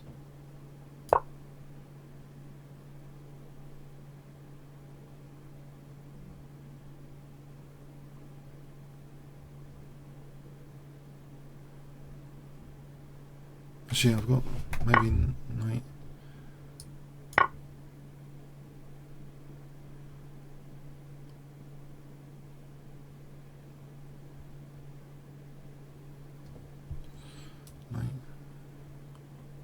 Get another pawn.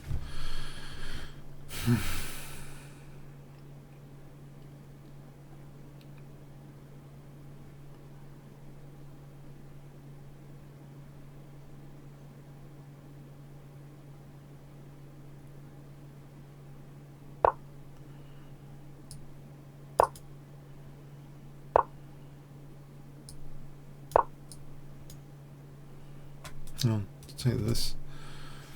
I can play F5 and hold that F4 if needed. If there is a big deal here.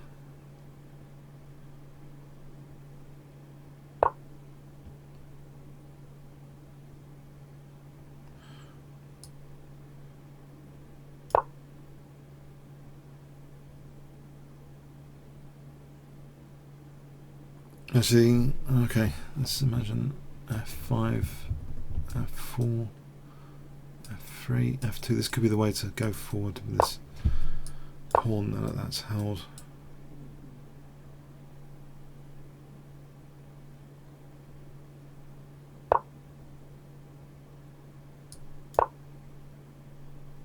Now rook F1 is knight E3. Right.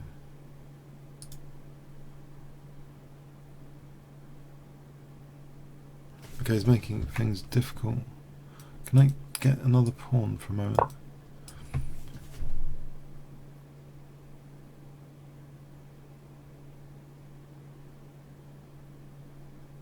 Pre-move that.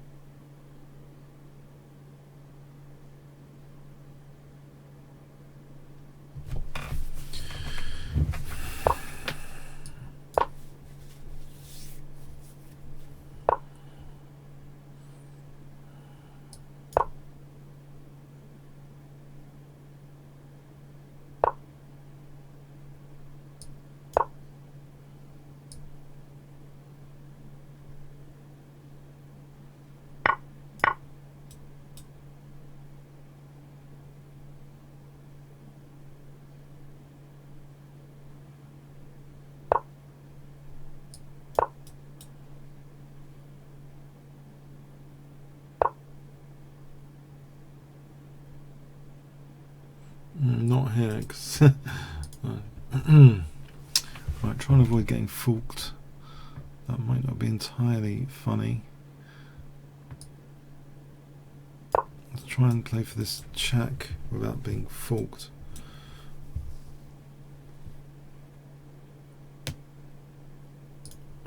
Check.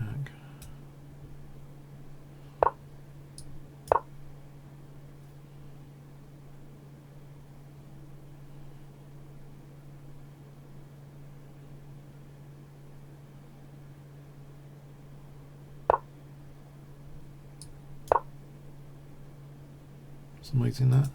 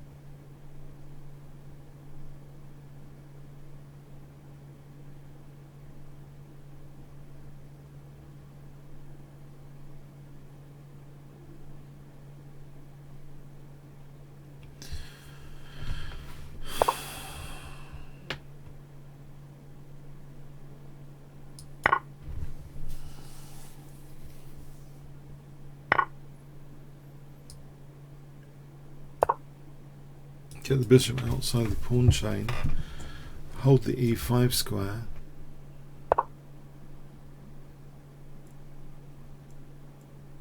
Although maybe I should have considered queen f6.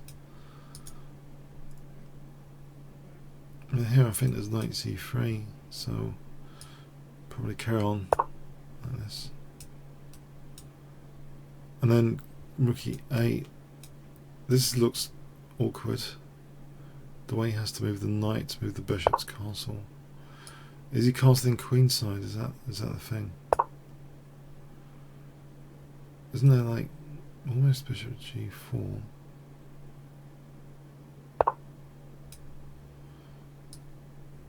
He's using up a lot of time to castle queenside.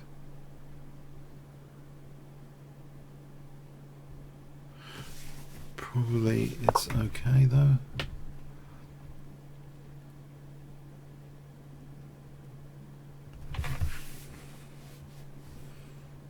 Try and cause c3, because if he's castling queenside, oh,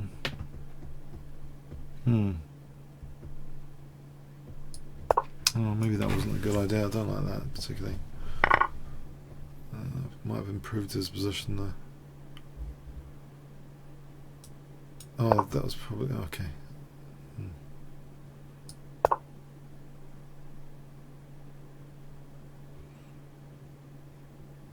This looks a bit of a menace, but c6. Here, knight e5. Okay, I'll go with knight e5.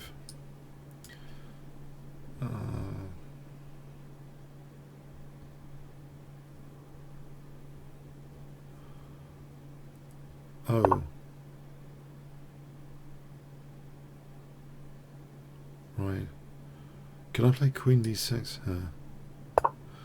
This knight g6. I'm threatening knight e4, right?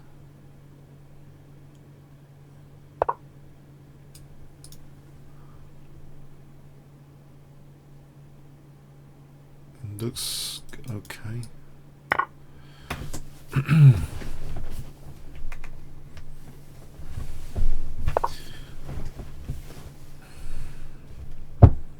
That f6 seems to win a piece.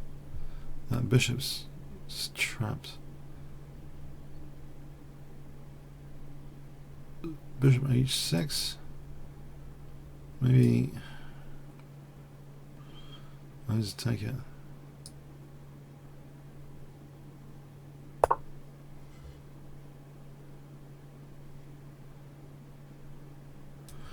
Or g5. Is the queen trapped? Queen's okay.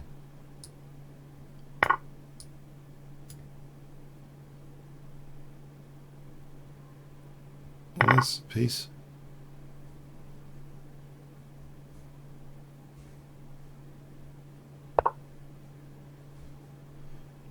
That's diagonal.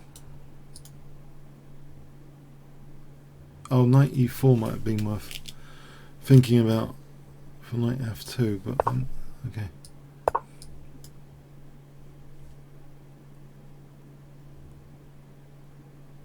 Knight e4 for f2.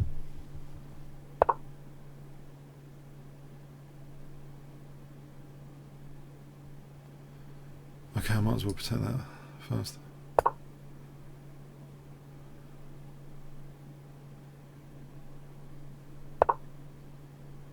Right, this looks worth playing.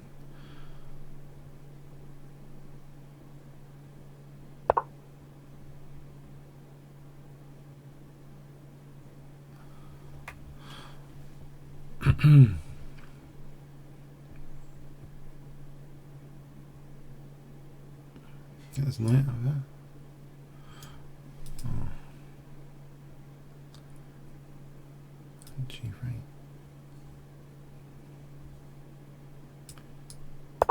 Just grab this bishop. Is it going check?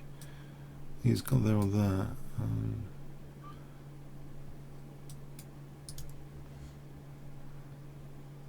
Weaken this d3. Knight d3.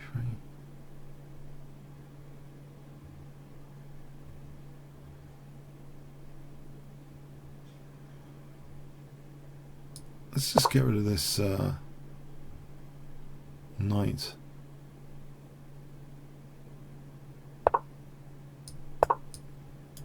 I don't like this knight necessarily. I'm threatening knight f3 here.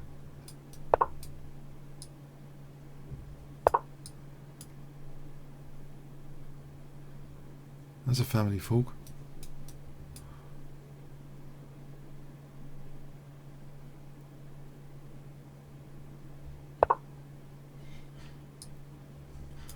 Might as well take this one actually.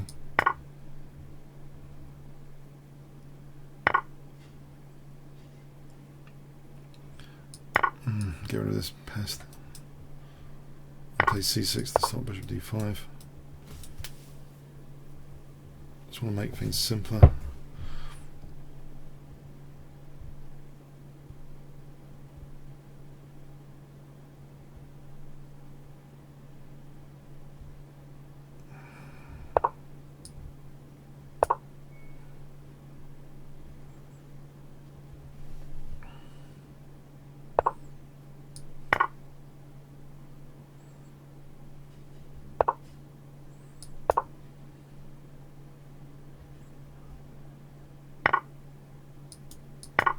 Well, there might be a knight g4 or the check. Knight d3. Is that handy?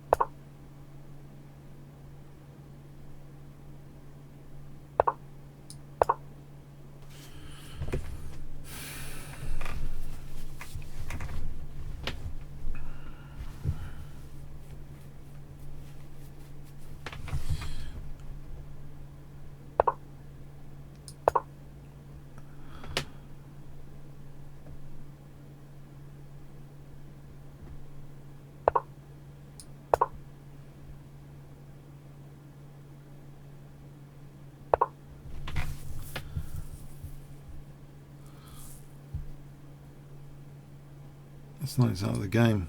I have to get back. I have to go to d4. This is long-winded. This knight's just not doing anything there. It's bad. I don't know what it's doing there. I have to reroute this thing.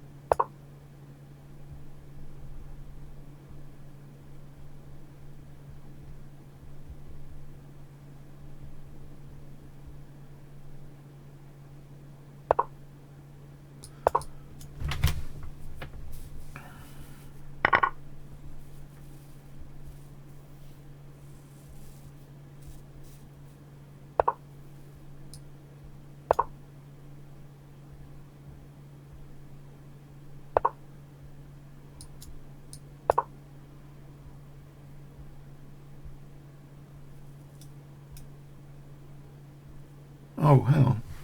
I had knight f3 there, winning the rook. Oh, somehow I'm making this harder than it needs to be. Anyway.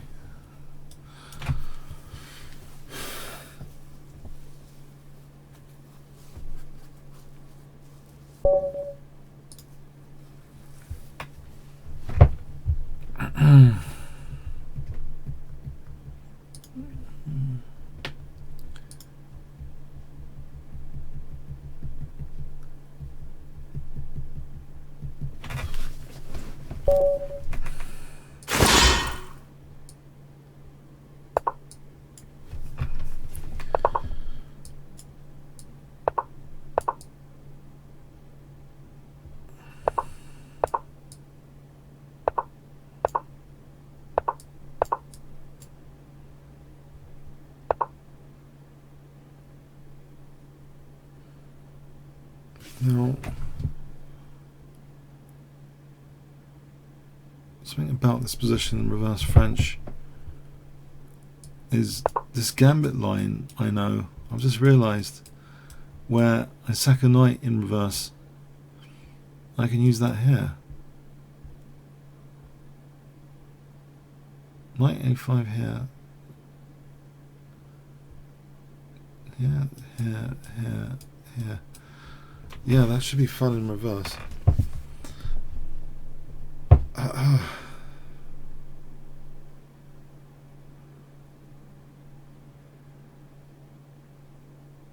me get this right. We're playing this Gambit line in reverse. Oh my word.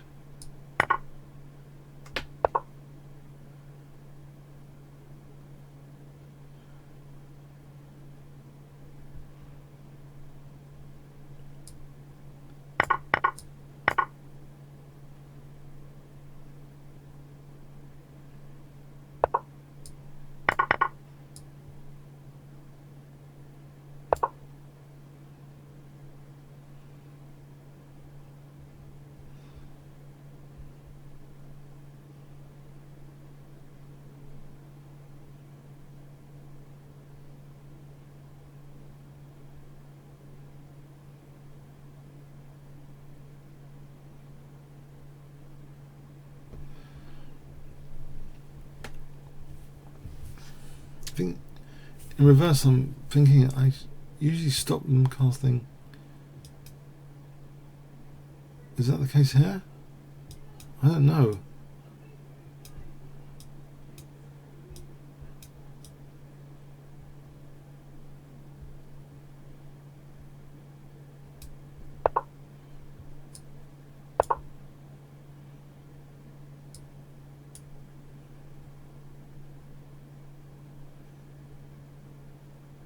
I thought if he wanted to castle, he could have played bishop e7.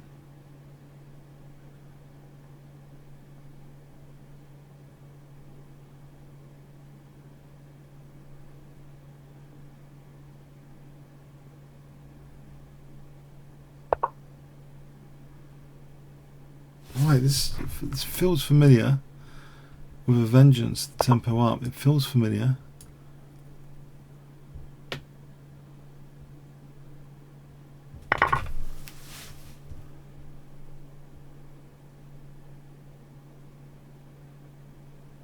And usually, as black, I'll play for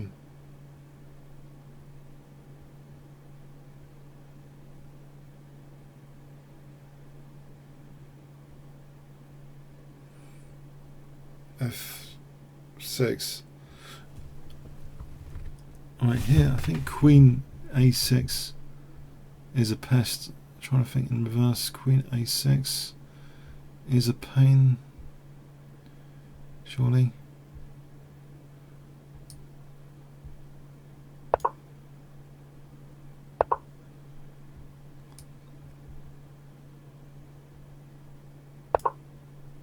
Threatening takes on knight d6. There's some tactics in reverse I'm thinking about now as well. This is a tactic I've had in reverse. Okay, there's a check here, and then that doesn't do anything, unfortunately. Okay, is that a3? Queen e6. Maybe it's fine. Doesn't seem quite right now.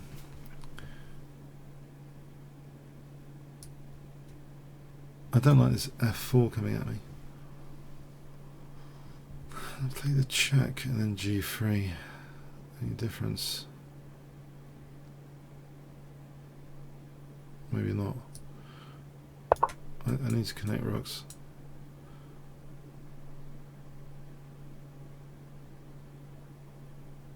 Oh, rook f6 is the difference. I could have tied the rook down. Okay, okay. Yeah, okay. It would have been good to play the check. Yeah. I think I fluffed it. I can still play the check here. Okay, I'll play the check here to try and get another pawn. Mind you, there's knight g4. Well, there's knight e5 trying to win an exchange.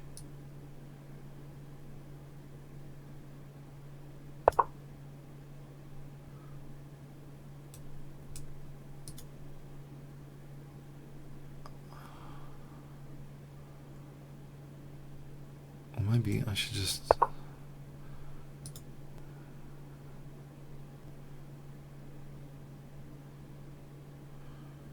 Is my queen getting trapped?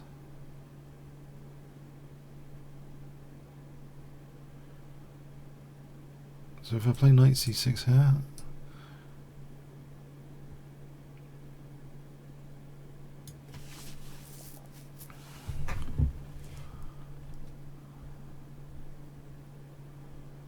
Or a3?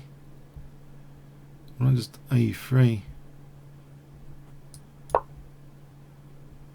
Just wondering about this. Alright, so that's at least... Okay, I can take on f5 at least. If he moves that knight g6 wins... Oh, I've just blundered the queen. It's difficult to think about, okay.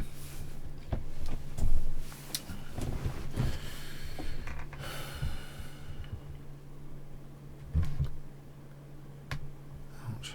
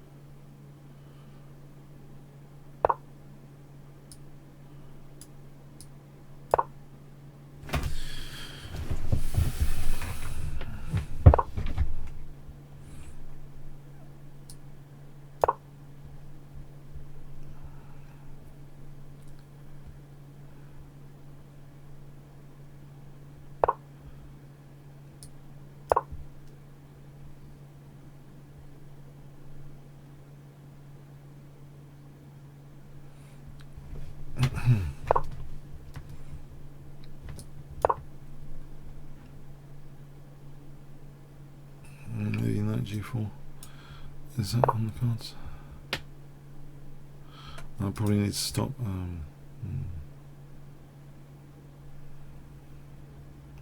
I'll try it.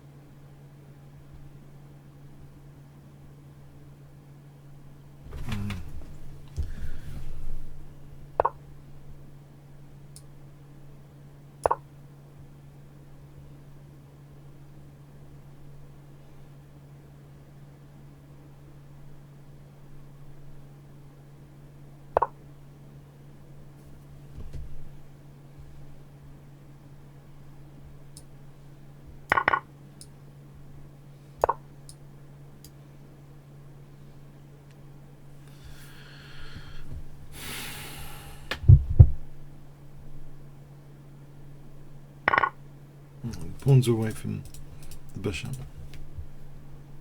which is something. But where does the knight go? Maybe I'll swap off the rooks. I have a feeling I could lose that endgame. Actually, badly. Well, that's a weak.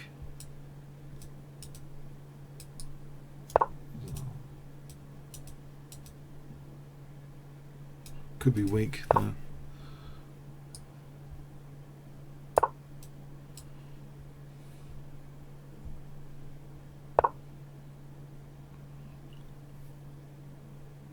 I'm winning a pawn.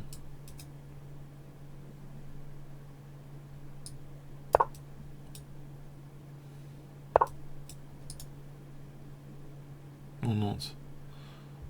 Okay. This one.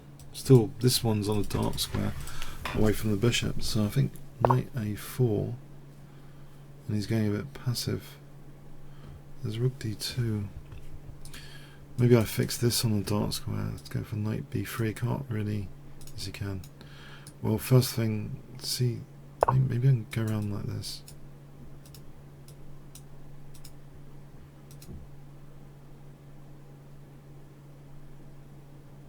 Maybe lets that drop.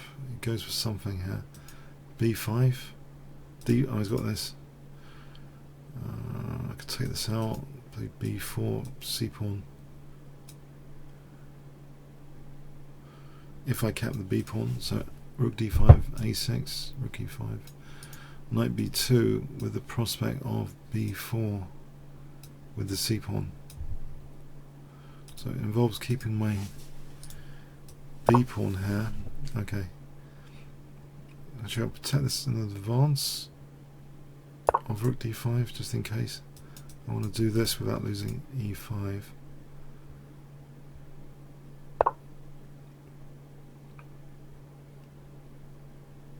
Okay, it's a bit too quick on the knight, I think. Let's keep the knight for a bit. This is a dislocated pawn. Can fix it.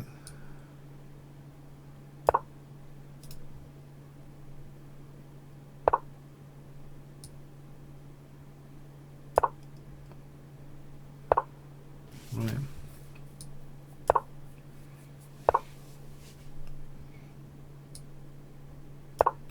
Knight b7.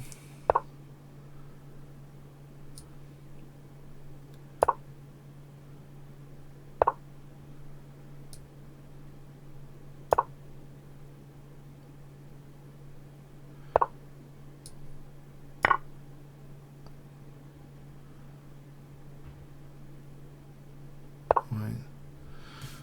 Keep the pawn on the dark square there. Let me just go back to somewhere a4 after. It's going to make me if I'm not careful with f5. Although there's king d6 there. Maybe that's okay.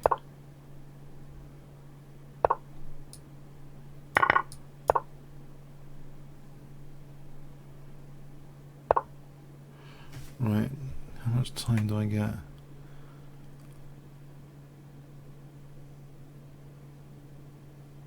a5, b4. Start these guys.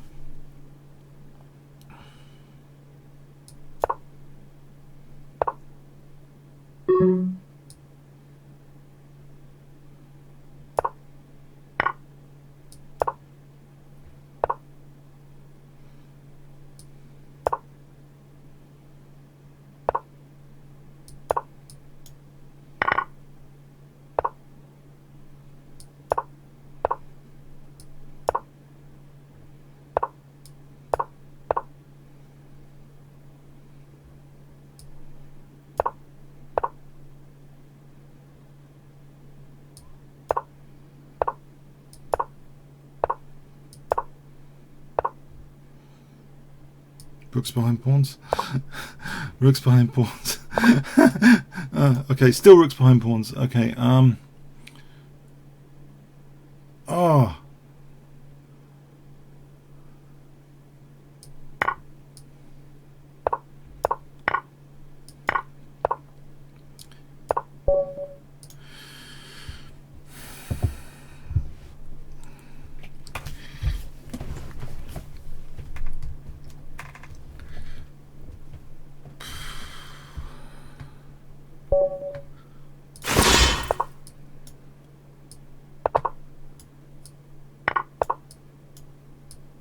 The Tarrasch rule dictates you should have rooks behind pawns in rook and pawn endings. It's actually quite important because most endings are rook and pawn endings. The meat and potato ending is a rook and pawn ending. So the meat and potato maxim of the meat and potato rook and pawn ending is rooks behind pawns. Wiki's got a page about it, but it's the dynamism around it which is the subtle thing. It's okay, bishop g4. Actually, I'm just mating here, right? It's the dynamism to actually bring about variations, actually in every single variation, every single move, and every single variation you're looking at in a rook and pawn ending, to check the Tarrasch rule invocation or lack of invocation. Even if you're sacrificing the queen like I did, the rook was still behind the pawn fundamentally, right? So I still had a prospect there as long as I wasn't losing the knight.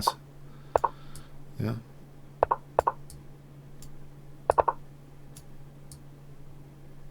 Because even with his queen, you know, the rook behind the pawn is a powerful thing. So it's like in every single move, every single variation. Well, it's like an easy maxim, but it's application. It's dynamic application, I think.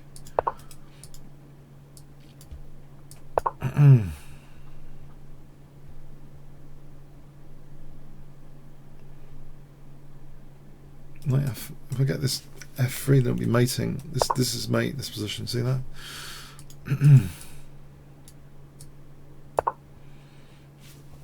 With the pawn on f3 and that here, it's mate. If I get that dream position,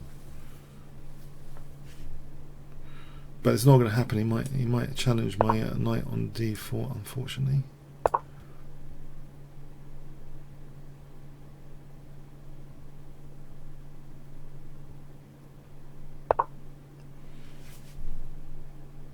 If I took here, he takes with this one, because otherwise there's knight e3. If he takes with that one, I'm wondering, missing an h pawn is often a losing thing.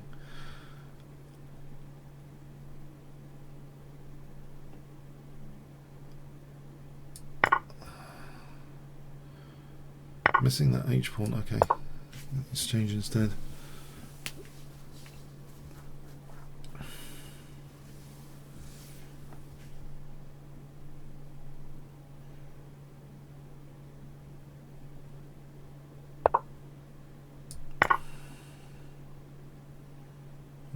Maybe knight d4 is worth it, just to block his bishop.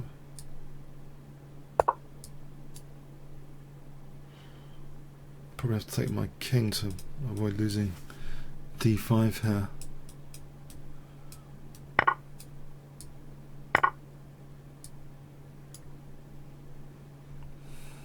But I've blunted his bishop for a moment. I have to hold these guys.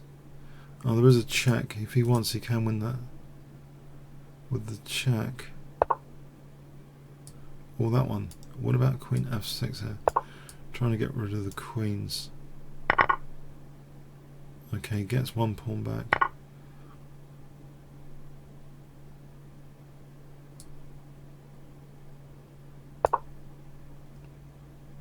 Let's stop knight e4, I think. There's a mating net here, potentially. If I have my rook on the... oh no, this way. Rook on the f file. Right, so there's a mating net on f1, if he's not careful.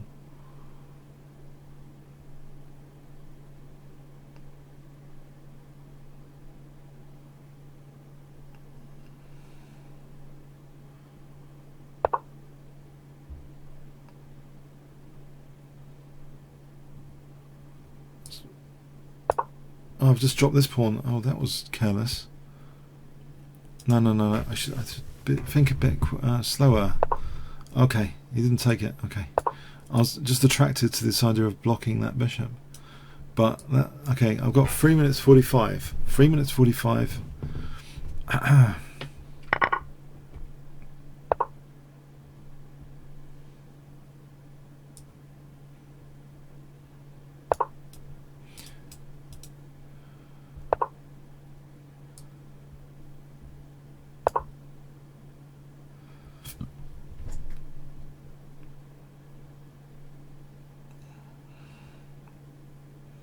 Check, get this one. Queen that pawn.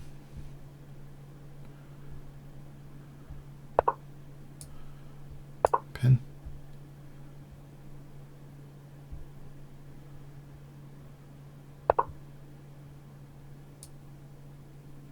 I just want to take and check.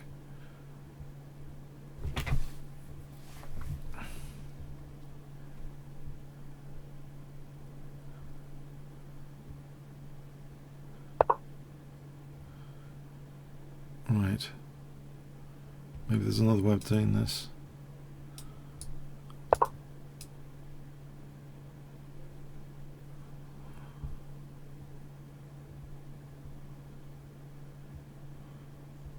Yeah.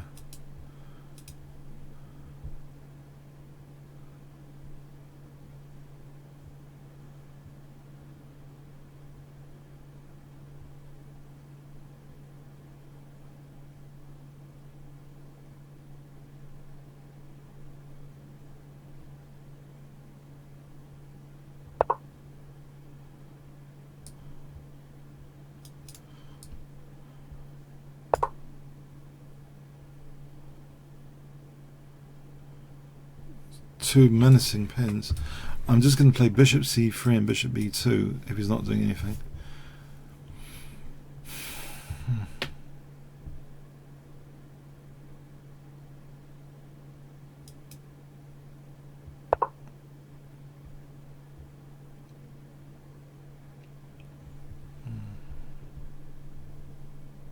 Let's go c2 now.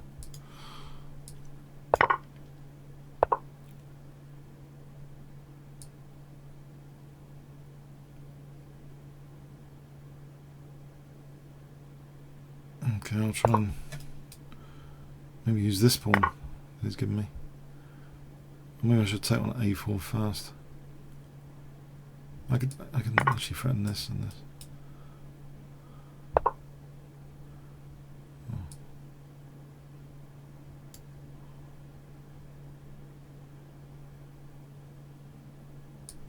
I don't want to go into a knight fork.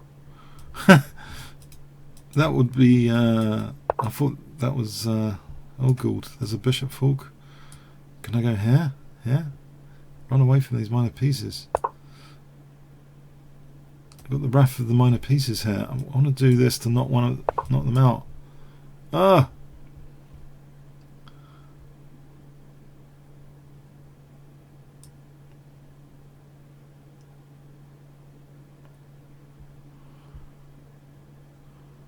Here? No! No! I got that knight anyway, hold on. I know, I'm a muppet. I'm a muppet. Oh my god.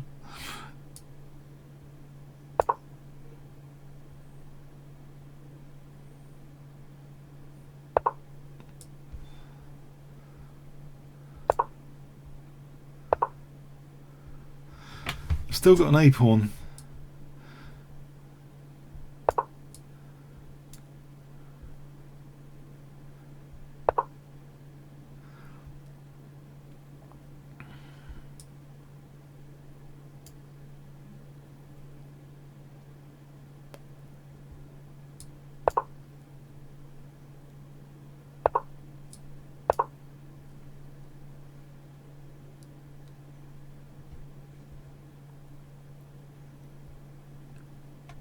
Plan the check there, then there's c2.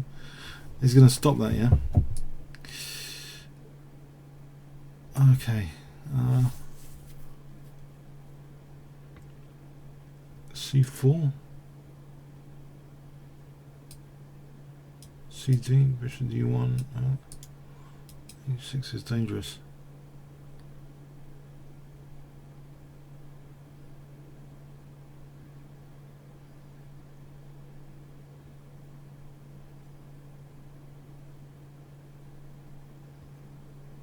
If he plays at h7, I'm hoping king g7 is possible. Oh, it's lost. He's got bishop e5 coming up.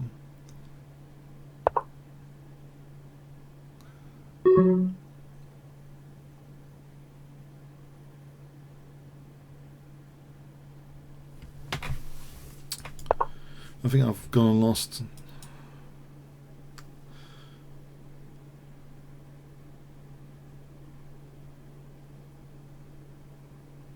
I think there's bishop e5 and an h7.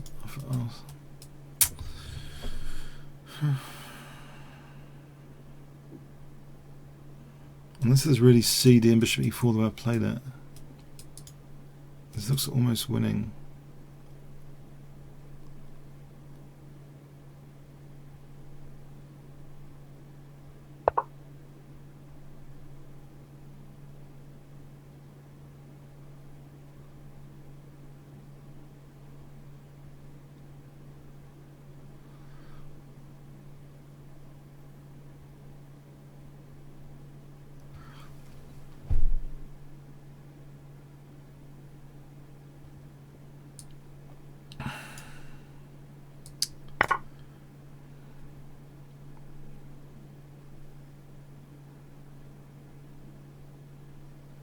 I can't get to this pawn.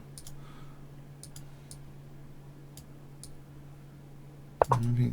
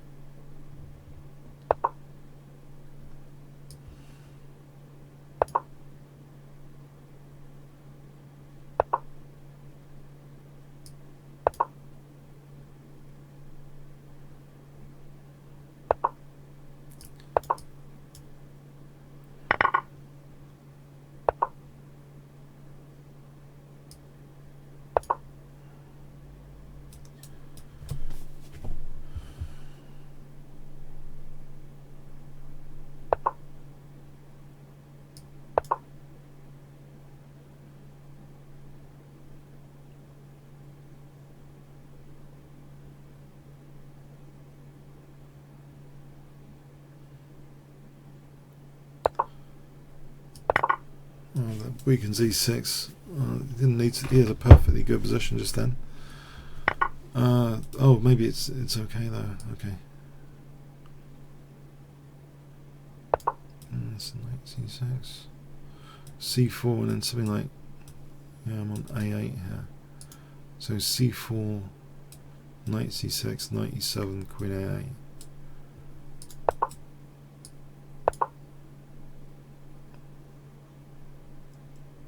Okay, that's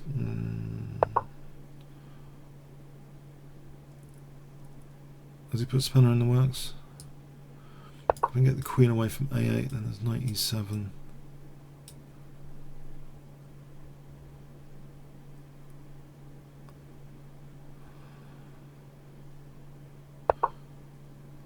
No, he's kept on a8. Okay. Transform queen g6.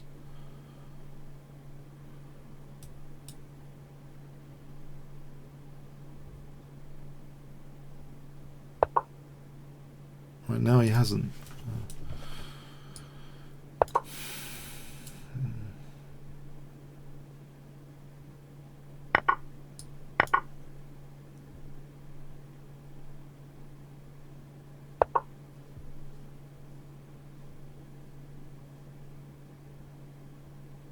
G2 here. D1 knight e2. Queen takes. Rook h6 mate.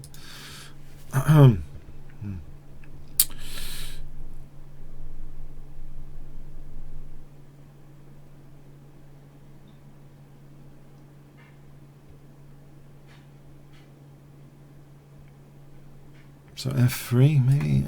F3.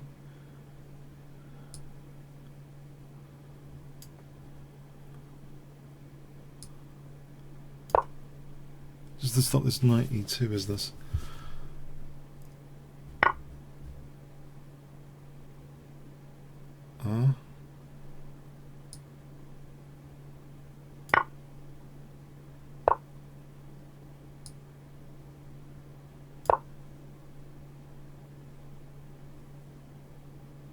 I got f3 covered.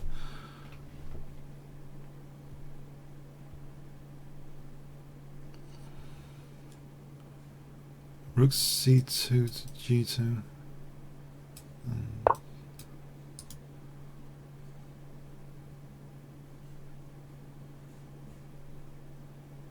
Okay.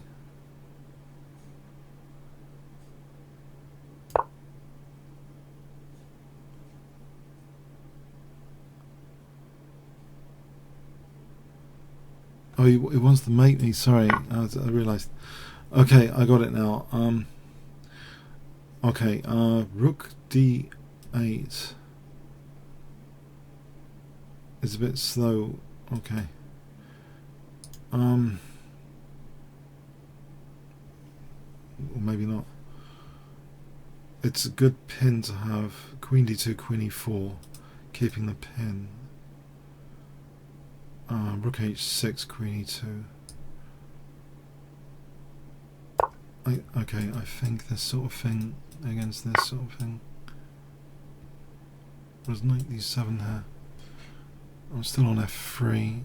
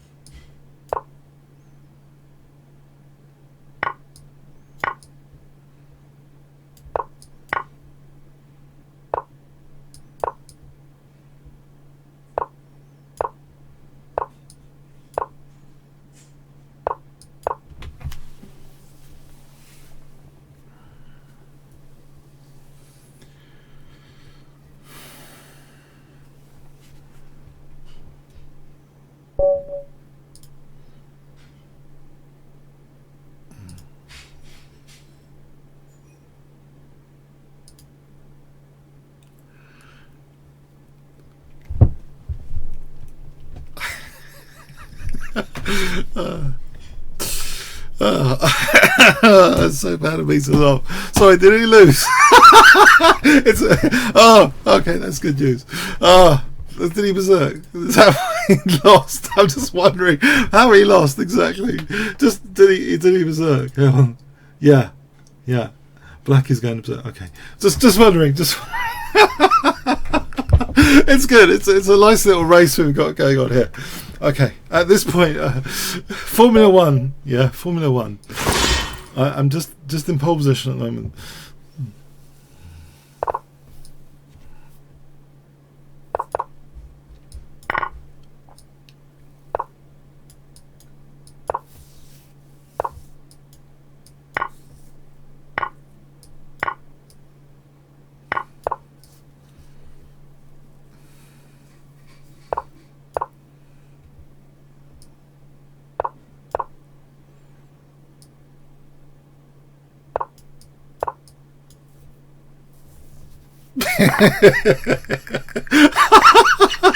Sorry, yeah, I should be focused on this game. I know it's terrible. It's terrible.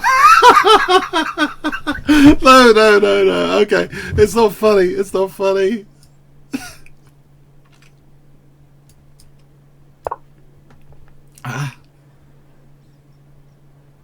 It's the stress of the event. It's the stress of the event. It's a race. We're in a race scenario. Come on.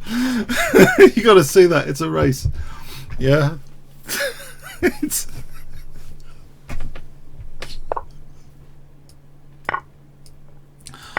Oh boy.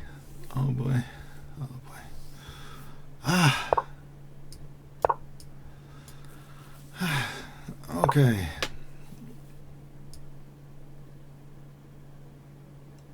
Can't do that.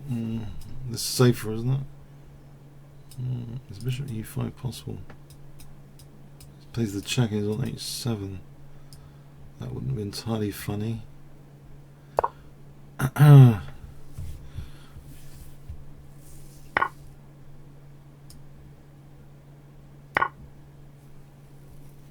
He's going to pin my bishop. Is that a killer pin?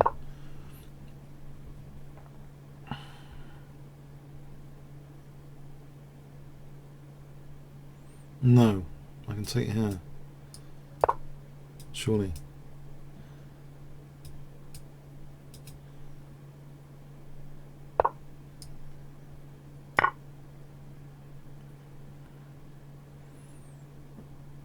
Although I am immobilized for the foreseeable future, but his king's kind of restricted.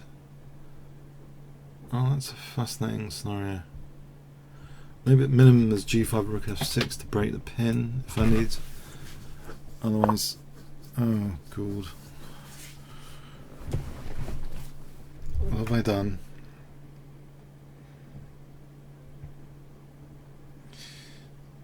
Am I in zugzwang? Oh god, I could be in zugzwang.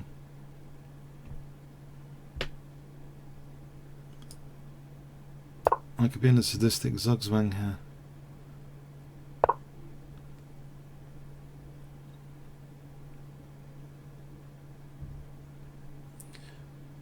I have to sack the bishop. Maybe rook a2 here. Let's mate the thing. I can't even do that.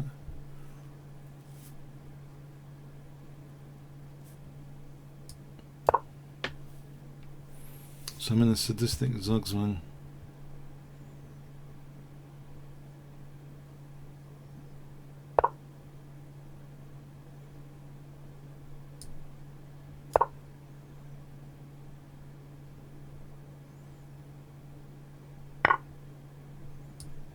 Which he's just totally released. For some reason. He could have just put me in total zugzwang, as far as I can tell. It was a total zugzwang position. Oh, okay, no, I didn't see that point, which is good, because I can't consult here. Someone has made a point in retrospect, which, please don't make any points which I can use. But that is a good point made there, over there. But but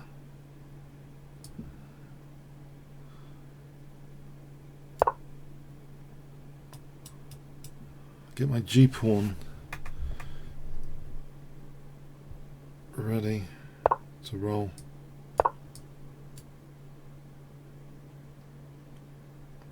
The pawn, you see the rooks, did I mention this, needs to go behind the pawns. The Tarrasch rule is about to be created, invoked. G4, rook, G8, you see? Tarrasch rule. Tarrasch rule is about to be invoked. The thing is, let's think about it. If his rook's passive, yeah, then my king can come in. The two pawns actually hold the three pawns here because of the bind. So you can see how passive this he might get here, potentially.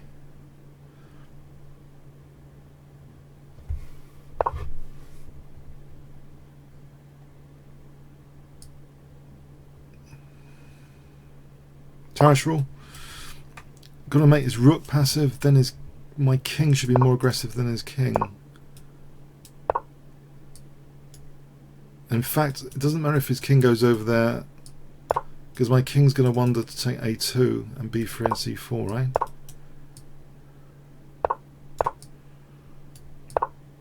I know, I'm a genius at endings, aren't I? Not.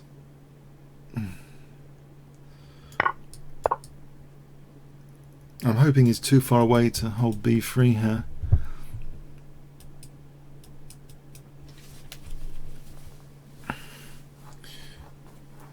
By the power of the Tarrasch rule, it's amazing.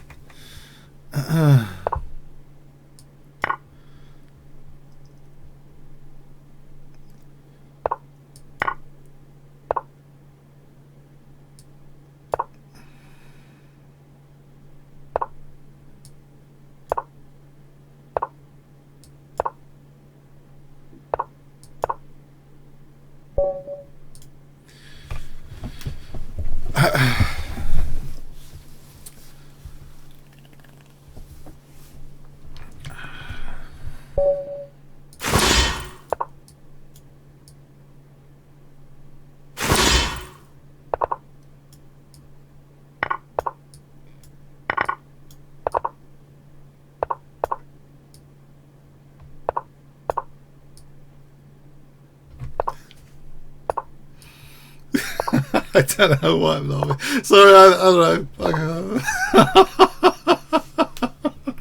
Oh dear. Stop. Sorry. I don't know what it is. I don't know.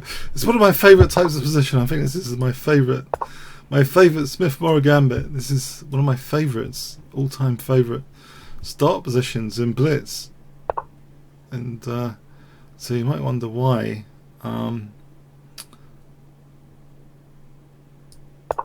Because I've hacked to death so many people from this, probably.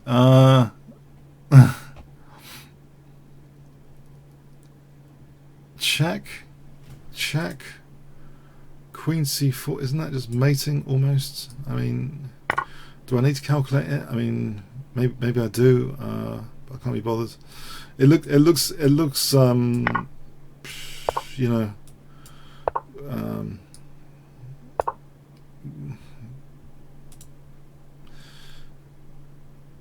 Knight c7, what, knight e6 is going up, knight e6 mate at this rate if he's not careful.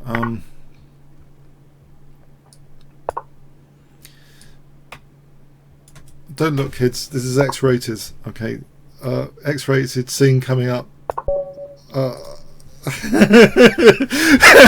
Sorry, kids. You need parental guidance for this stream. Sorry.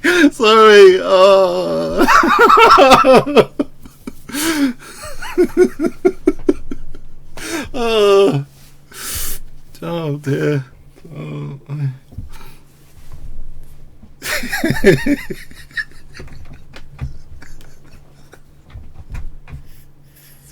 Now, it appears superficially I'm laughing like some sadistic whatever. doesn't it? It's just a stress relief. I just want to say it's just stress relief from earlier games. You know, the pressure of earlier games. Oh, we get another Smith Morrow. Oh, isn't this fun? Oh. Oh. It's really worth the pawn in Blitz to take the pawn, the extra pawn up, yeah.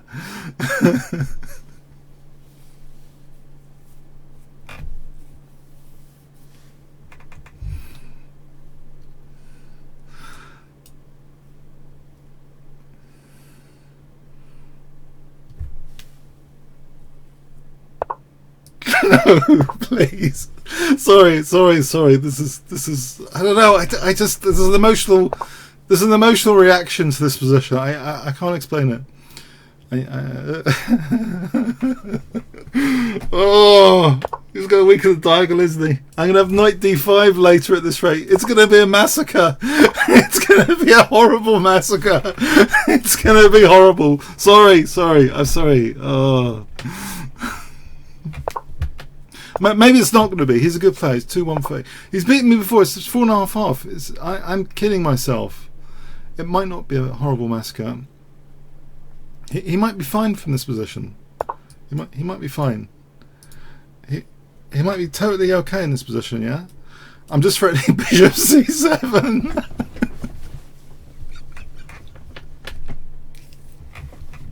So I'm just thinking these rooks are thinking, hey, it would be nice to be part of this game. The A8 rook is calling over to the A8 rook. Hey, have you seen any action recently?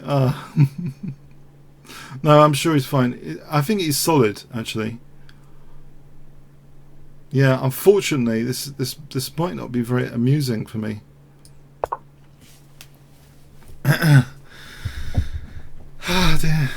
Oh dear. This might not end amusingly, I have to say. If you look at the previous stats, it's 4.5, and there's a reason for that. He's bashed me as much as I've bashed him. He's probably studied cautionary games. Cautionary used to beat the hell out of Tau by defending and keeping all the material and counter-attacking. It was horrible.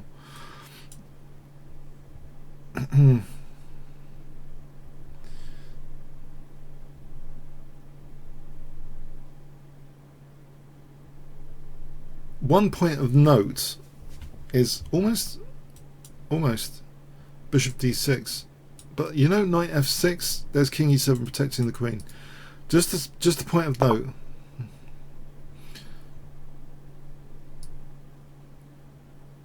Can I go to f5? I want him to open up the e file. Come on, this rook's saying, hey, I'm better than the rook here. I'm better than the rook here. Yeah, okay.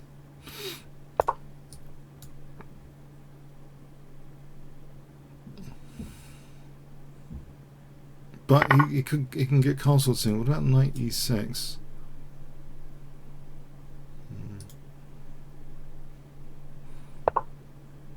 Unfortunately, I think he's got things covered, you know.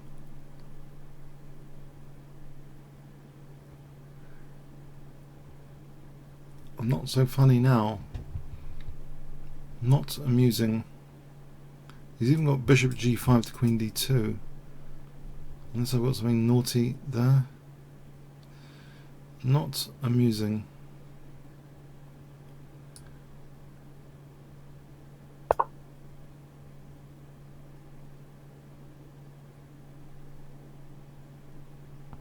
I do not see a way to batter through here, in all honesty, at this point.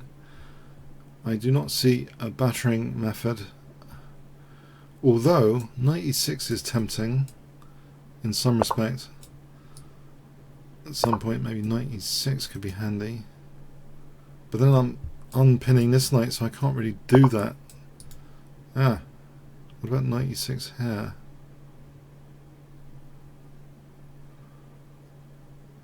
He blocks.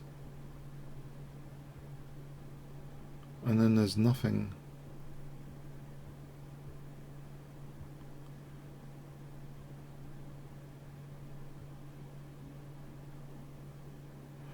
I think he's defending, actually. Unfortunately,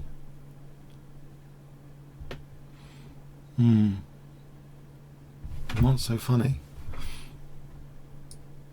I could try. Not so funny. Although here it's with tempo.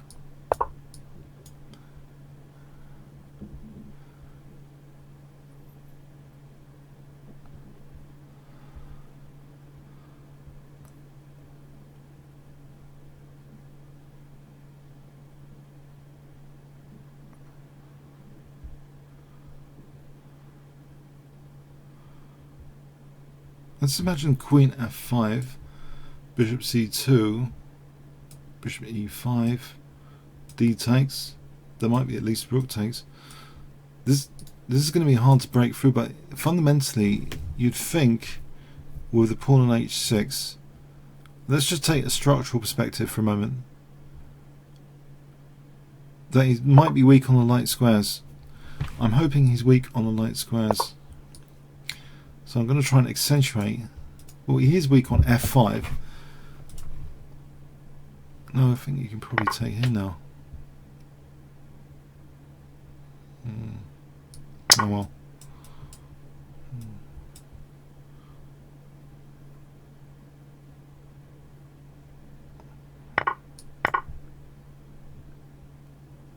Take on D6 after.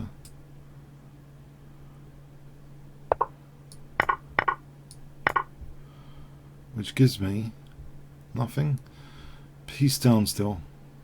For any pawns, one pawn. My back row's weak. Okay. There's the bishop C2.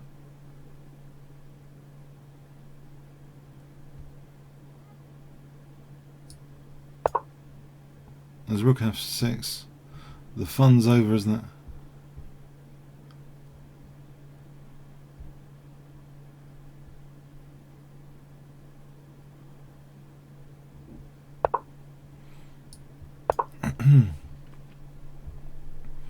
Unless I can win B7.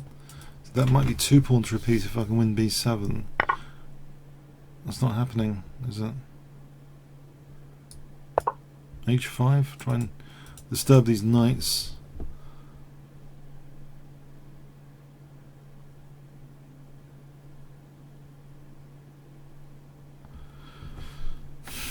The knights are pretty well. H5. Probably,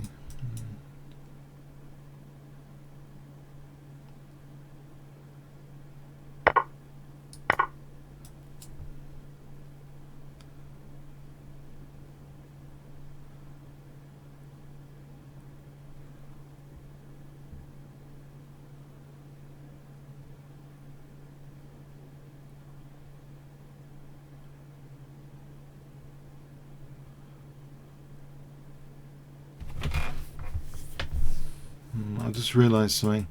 This check wins the bishop, so I can't actually go there.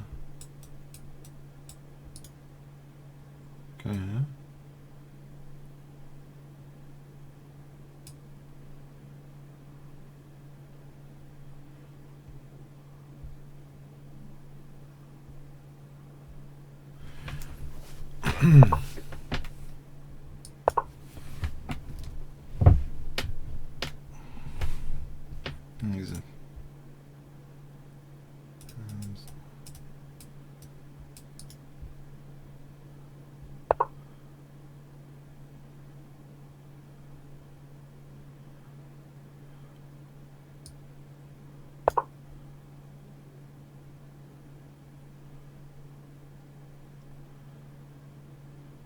I do want to play H4 because I think if I can get my bishop into E5, that's not happening, is it? Oh, he's fault.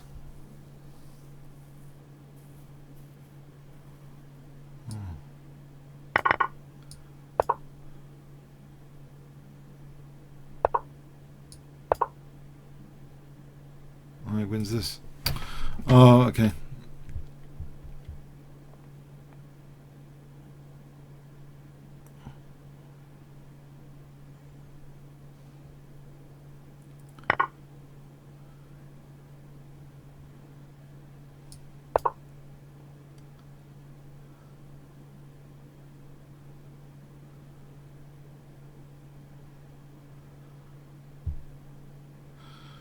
So it's on the last legs here, the position. Training mate.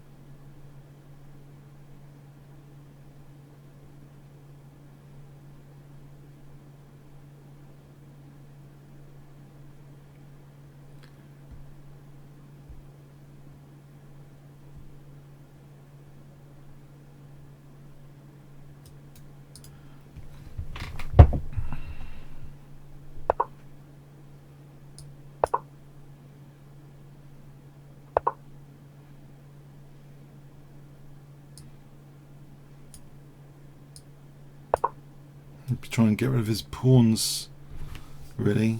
If I can get rid of his pawns.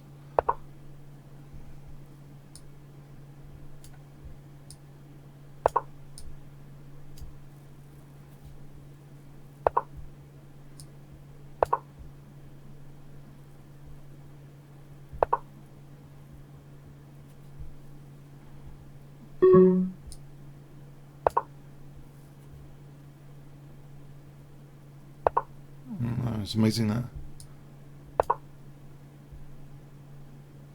It's got b3 as well.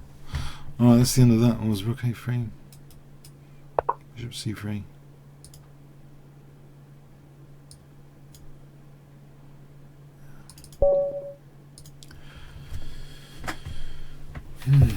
Wasn't so. Oh, crikey.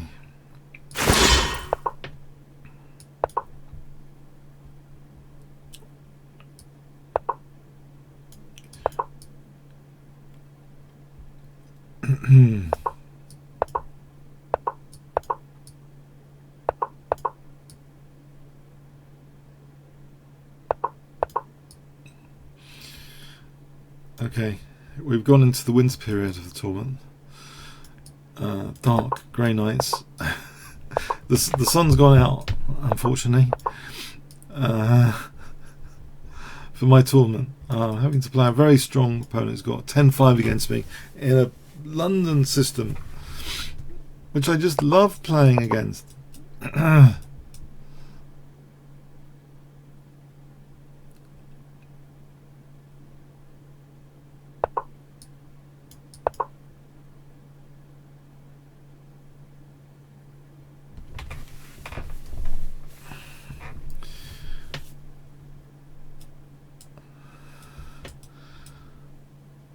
The cold winter hit.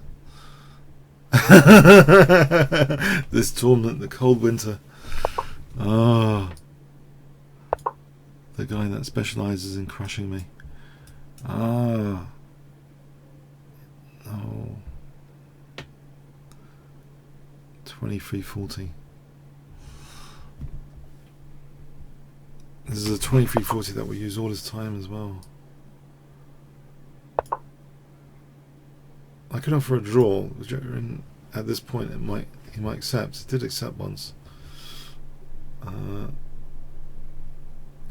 doubt he'll accept, but if he did, that'll be fun. Thank you, Lord.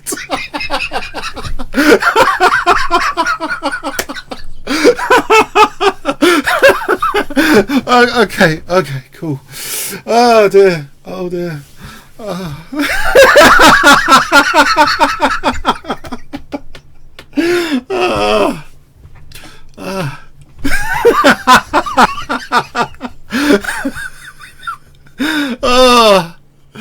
I feel so executions be put off another day. Ah.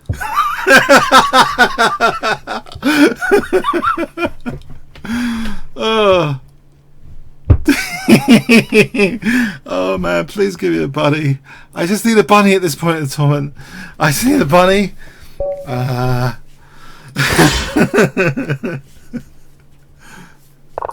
Strategic draw offer. I wasn't even on a streak. I didn't even lose a streak. That's the beauty of it. You know, sometimes if you offer a draw, you lose a streak. Oh, I don't know.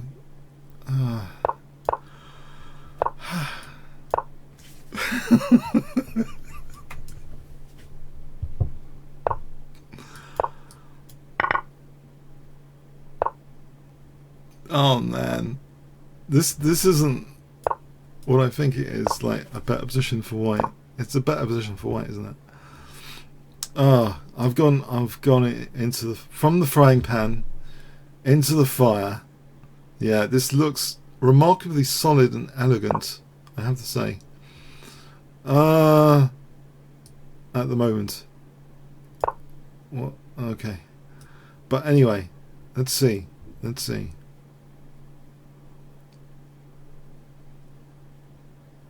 So white has the bishop pair, very solid looking pawn structure. I can try and cause some chaos on the board with knight h4 probably.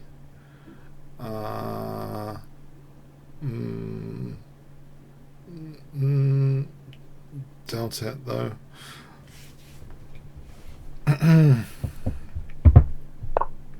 This d6 is an issue. It's going to be difficult to do something about d6. Okay, I'll go with knight h4 as previously mentioned. d6 looks, yeah, suspect.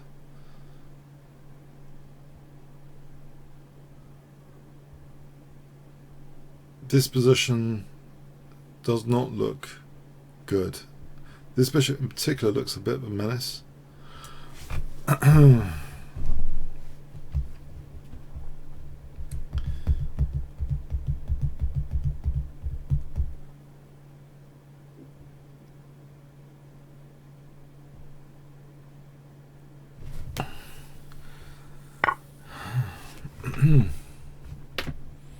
I'm losing a pawn, aren't I?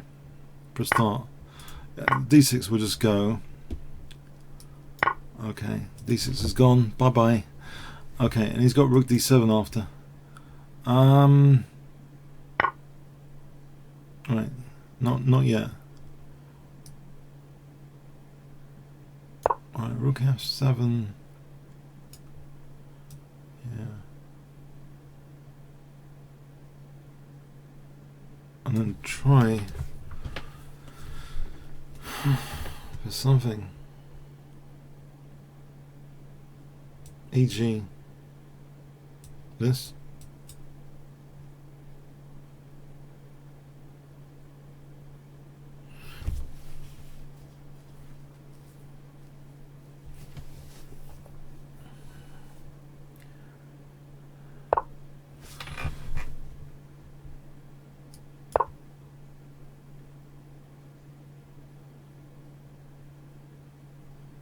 Well, Queen g5 is dual purpose. It protects g7 and it does mean Harry the h-pawn is ready.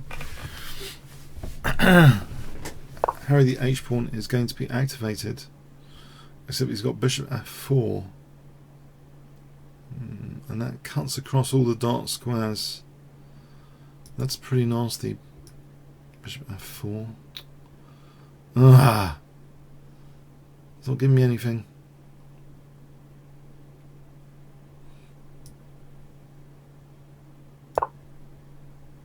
It's going to be super solid. Maybe the h-pawn around about here anyway.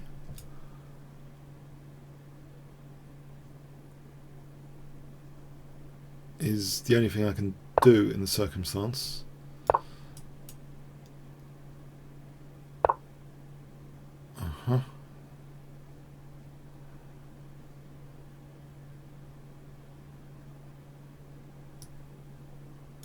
drop back here maybe.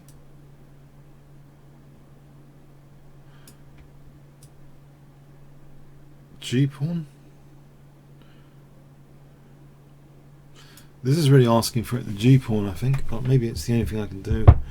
He's got this grip on, death grip on the position with the D file. I've got to somehow do something on the light squares.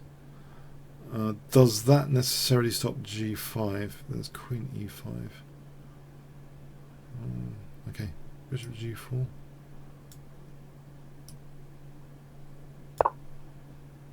Maybe Rook F5, then G5. No, then that encourages Rook D7.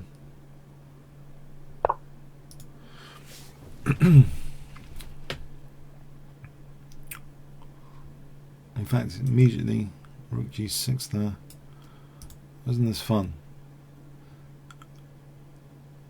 Okay, what about Rook F6?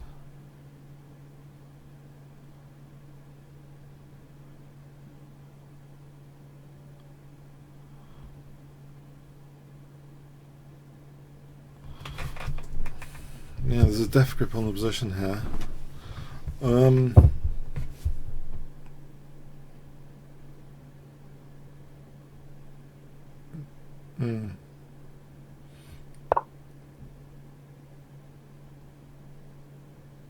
Why isn't C? Oh, C. He's got that already. Queen B4. What a move. Queen here. That's everything's dead solid. I gotta say.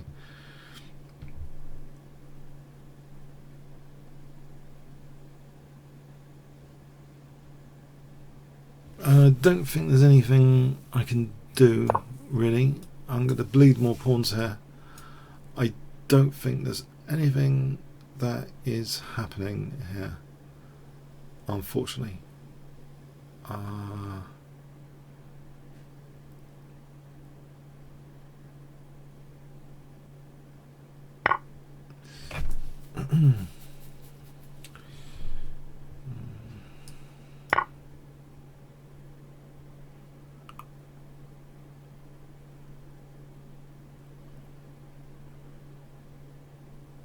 This reminds me of a game, Hao Yifan against Judith Polgar. She really mashed Judith Polgar without any counterplay. It reminds me of that game.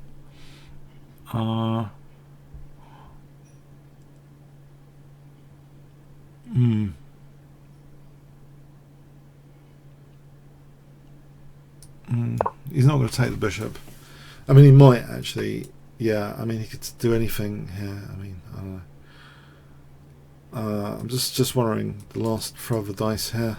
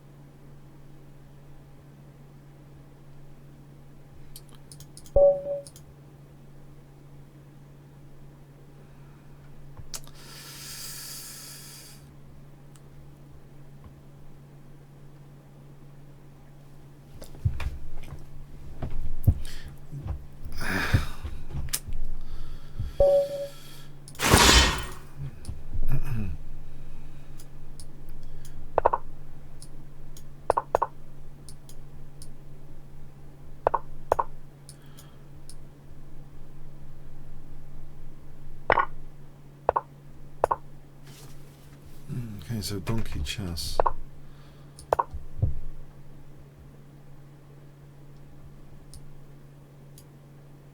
F6 knight GE7.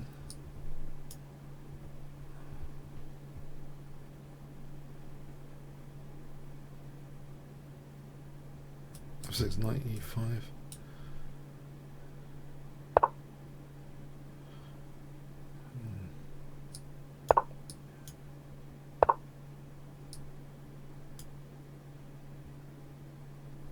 Probably F6 looks crap though. But otherwise he's playing bishop G5, so I don't know what the choice is.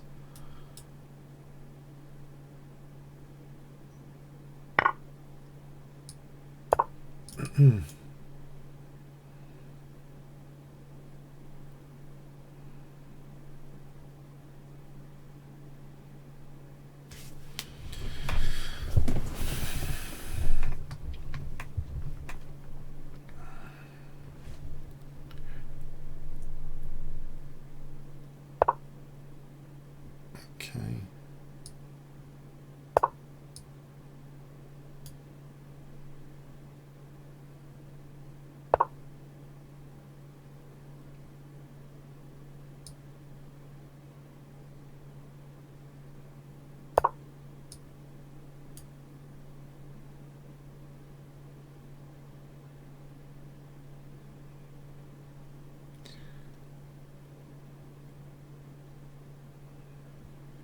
Yeah, I have some problem castling here. Unfortunately, maybe I can castle queenside. Castling queenside.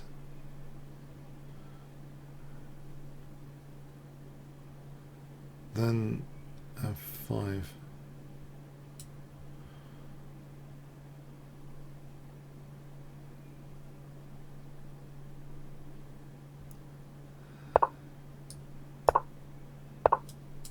Okay. Activate some pieces.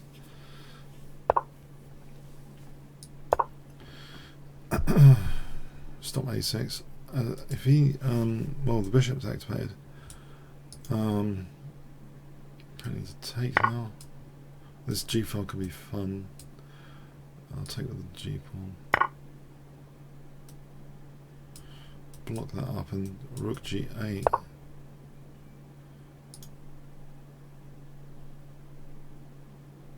Okay, maybe I should hold on to that pawn. Oh, there's bishop G5 there. Okay. Let the pawn go.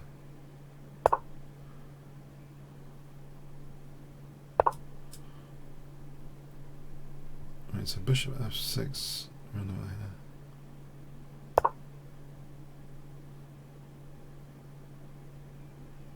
So if he takes, I'm hoping for a bit of F and G file business.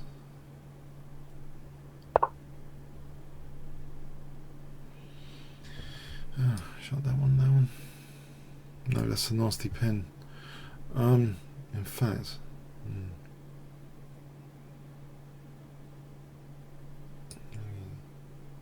get the king out of here a bit.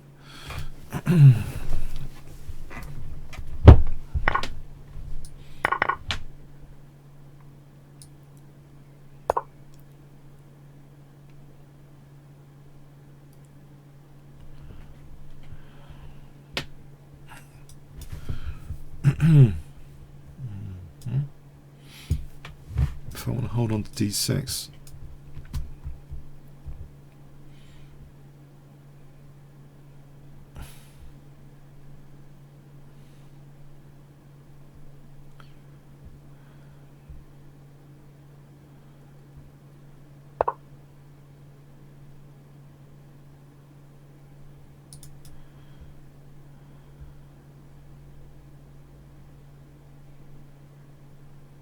yeah, I can take a knight.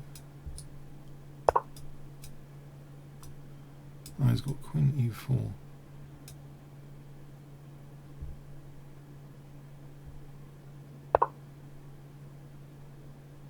Taking them rook takes and rook F8.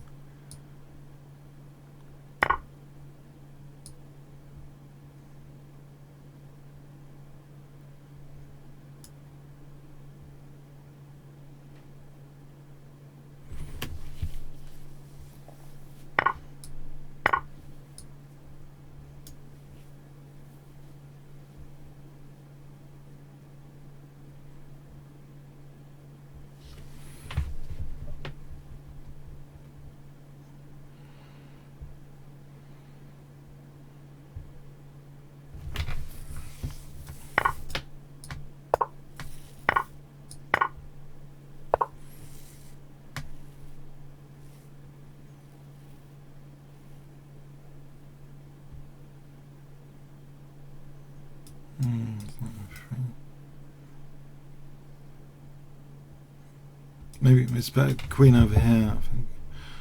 Queen d6, rook d6, knight f3 there anyway. As long as I'm not getting back where mate is.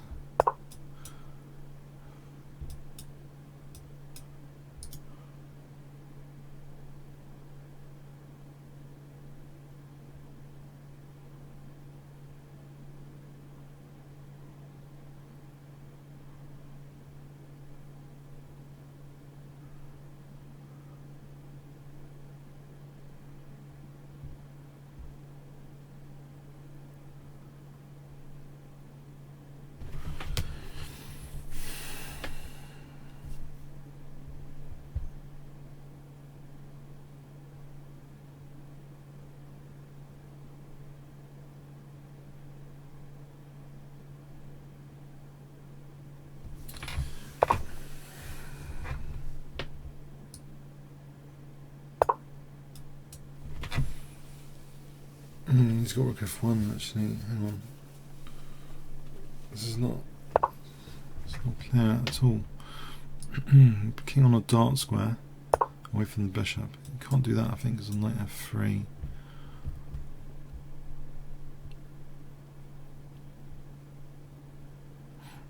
How will I progress here?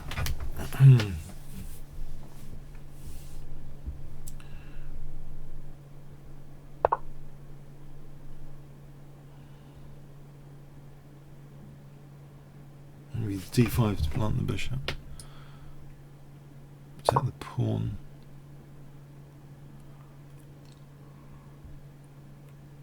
Knight d3 hits f2, threatening knight h3 and b2. That could be a good thing.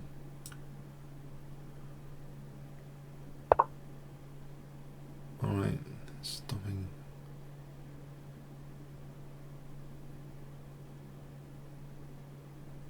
I don't want to go into a nasty self-pin or anything. So that knight, not yet. Queen d2. Try and pick on b2 here. Or a5. Pick on a5.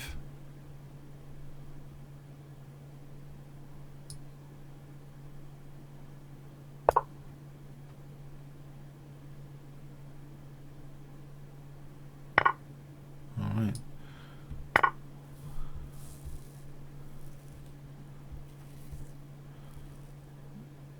I can create a pass pawn in the centre. His rooks are probably pretty good. If I can nick a pawn, then it might be more difficult for him.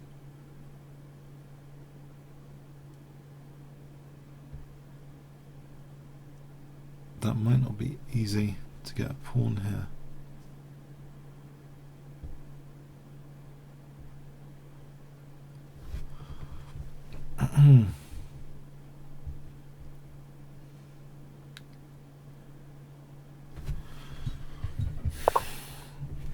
Oh.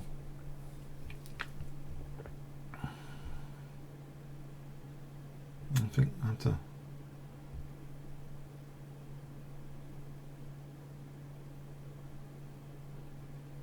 keep on this diagonal so he can't take.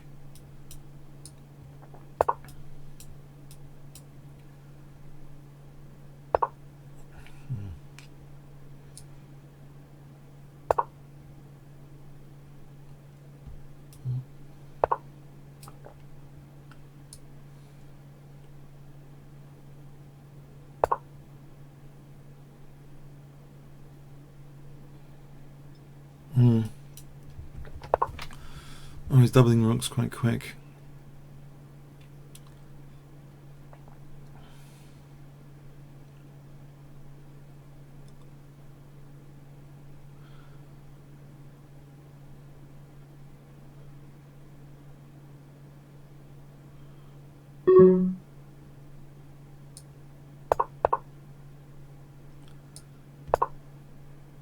That's good news. He's giving me a pass pawn.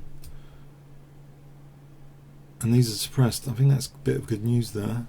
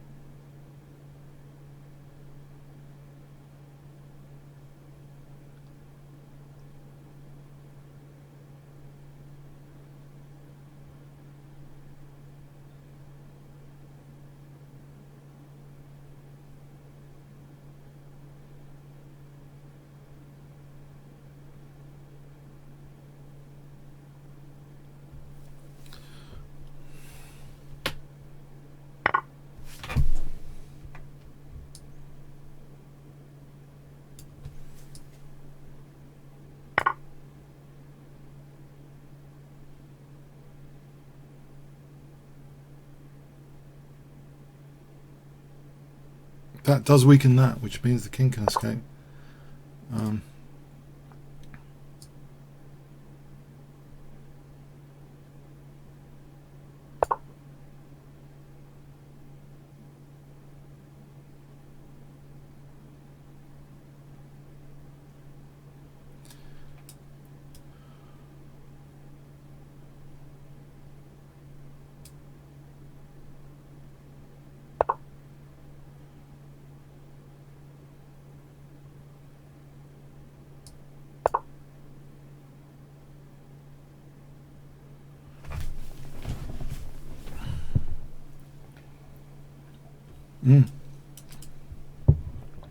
Just realised, more good news. D6, queen takes F7.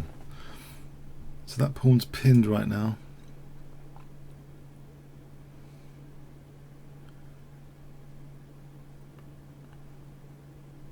In fact, yeah, let's take this off.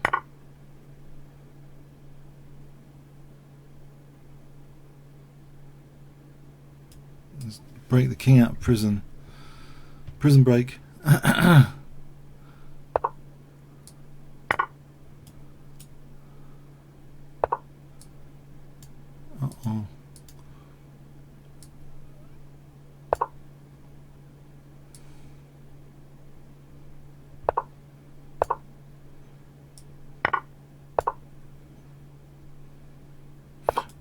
Well, there's another pawn. Ah, dear, there's another pawn here. Oh, God. About to lose all of them.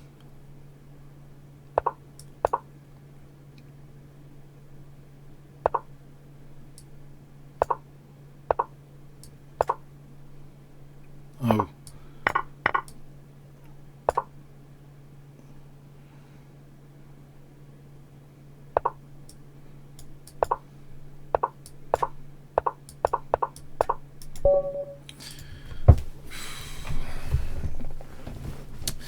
Nice easy game.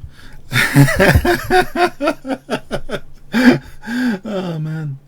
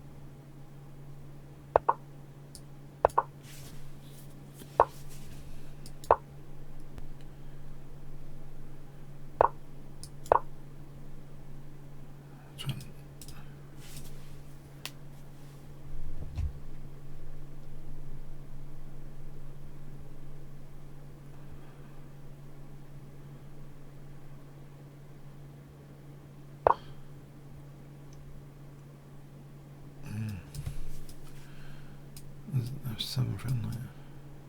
Check.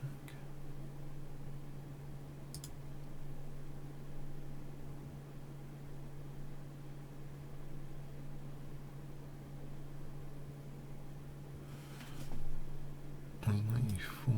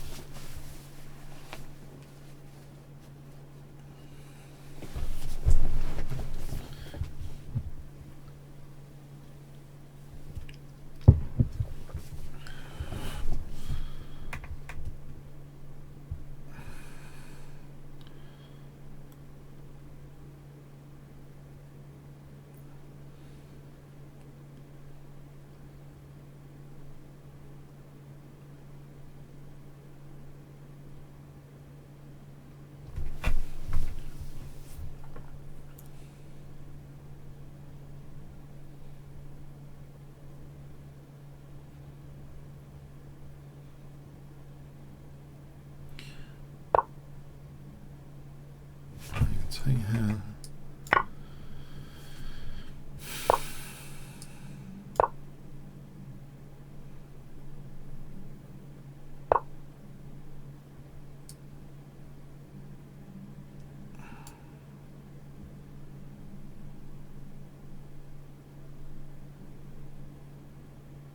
This is a bit of a concern because you take this off that, so maybe I should take here. That protects. Maybe.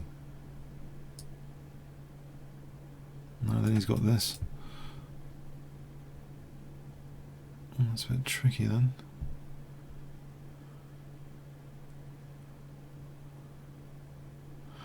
Okay.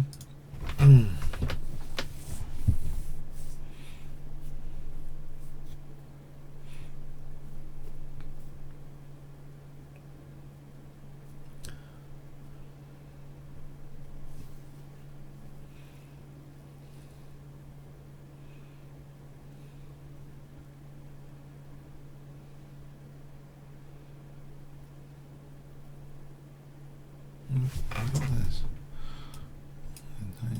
Check. King here, check. King here, bishop c5 check. Yeah, maybe that's the way to go.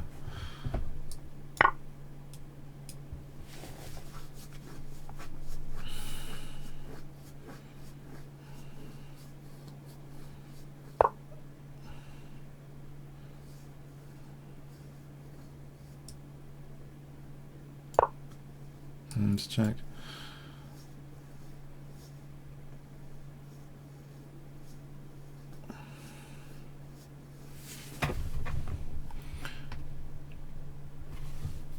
Maybe simpler. There's Queen G7 there. His mate, isn't that? Because the knight's holding E8.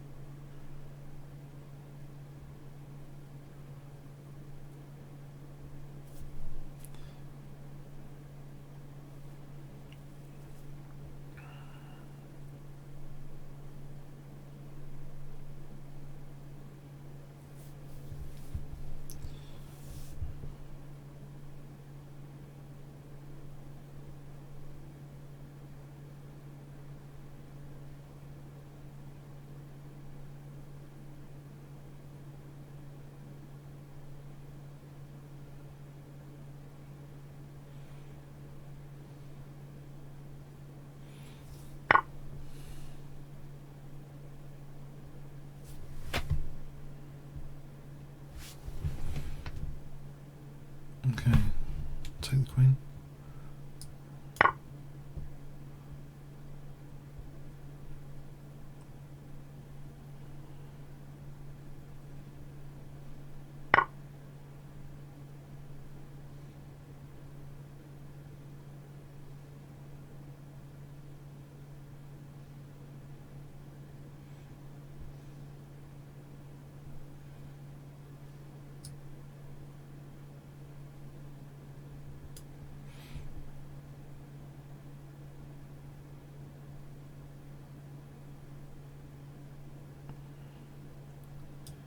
Yeah, I think.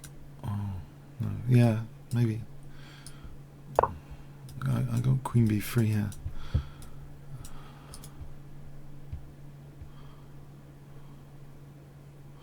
I don't want to lose too much material for the queen.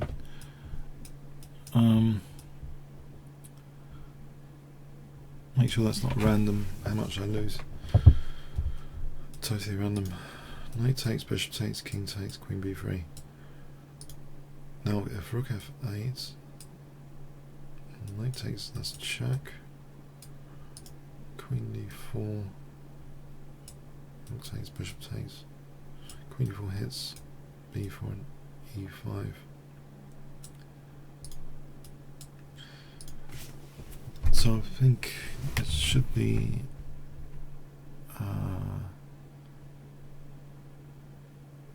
that takes rounds there, check.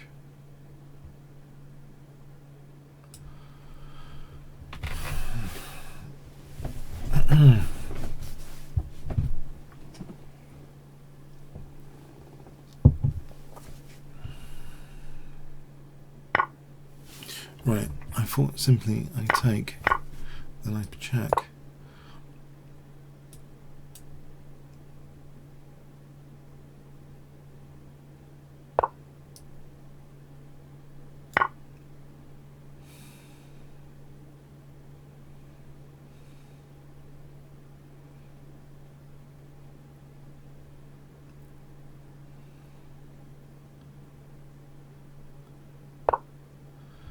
And king on dark square, away from bishop. I can use the F file there.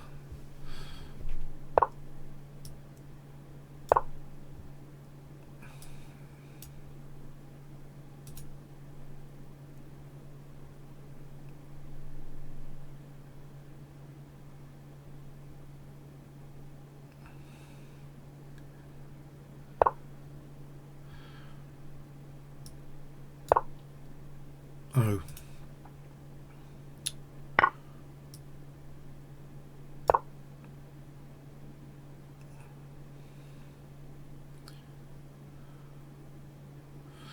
Maybe the king should be on g1 if I'm not getting mated on g1. It should go to g1. I'm going to lose this one as well. Intriguing.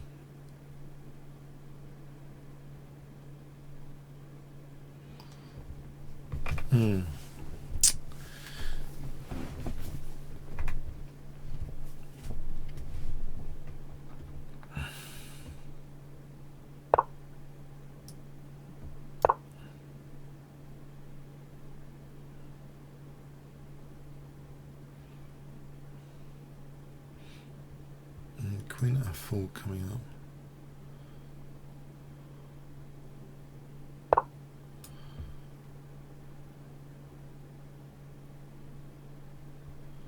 On the check.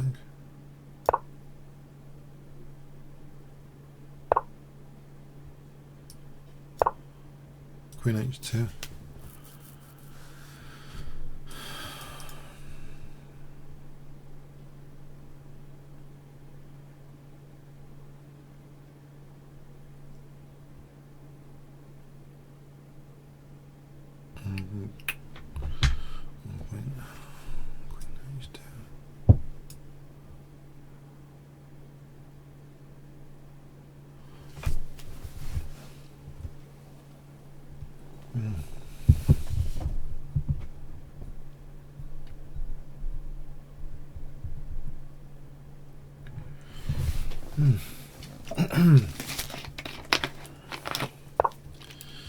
Oh man, he's serious. He's serious. Oh my god, this game goes on.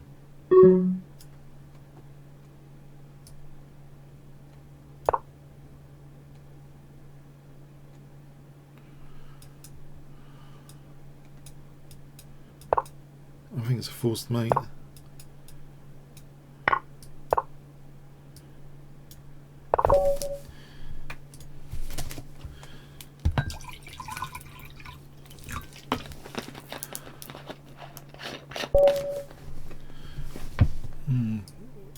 It's not Berserk him. I didn't really like last time. Let's try an annoying C3 Sicilian.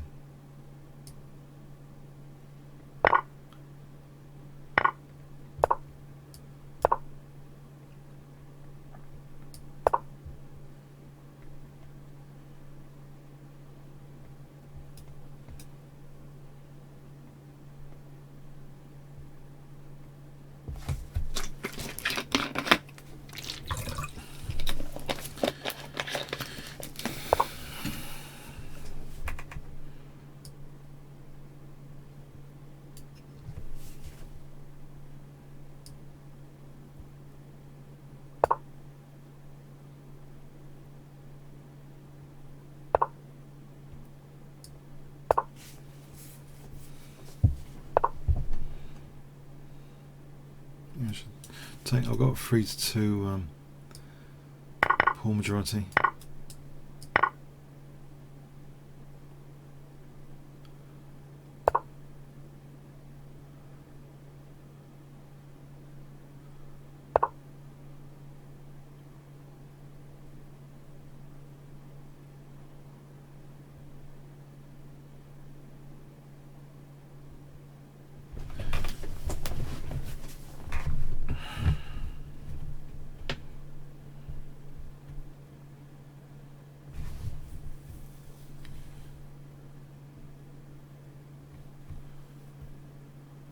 Push it.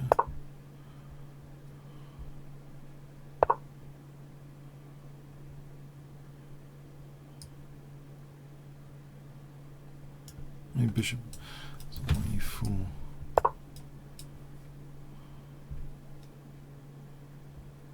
Something like king v3 if he's gonna. Right, I've got this fundamentally as pawn majority. Alright, knight g2, knight d2 for knight e4. He's got bishop e4 on the cards.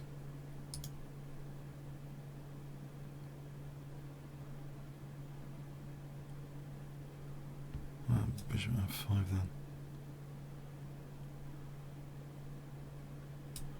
Try and weaken his knight squares without falling victim to bishop b4.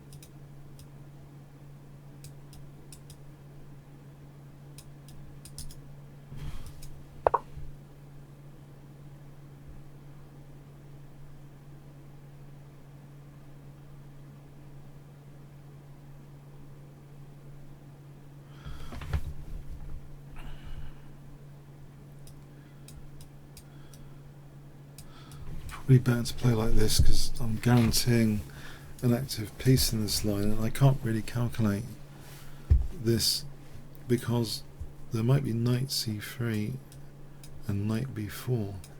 So even if I sack a pawn instead, at least I'm more in control of the position there, because I think at least there's knight e5 for knight e7.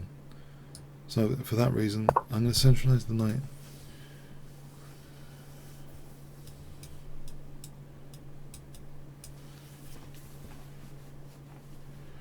It holds these a bit more solid. My king's dodgy on b3 fundamentally, but so let's say knight f2, rook f1, knight e4, knight e5.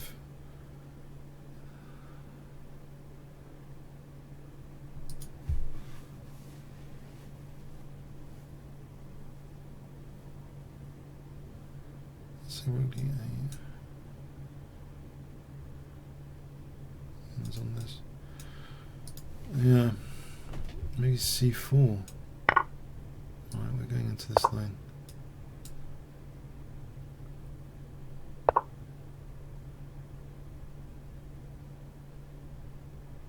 Let's got that protected. What is that, bishop h6?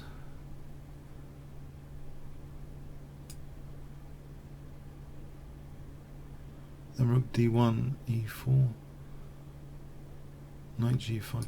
I think there's a bit of dark square play there anyway, unless I'm imagining it. At minimum.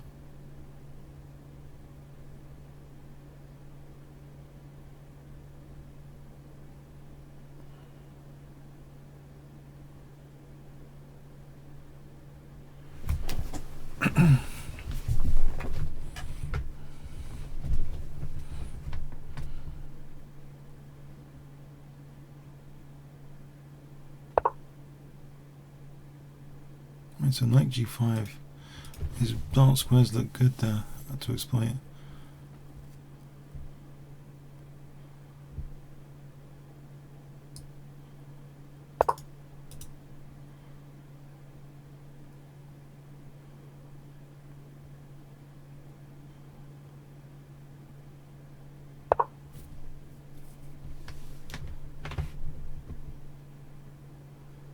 G4.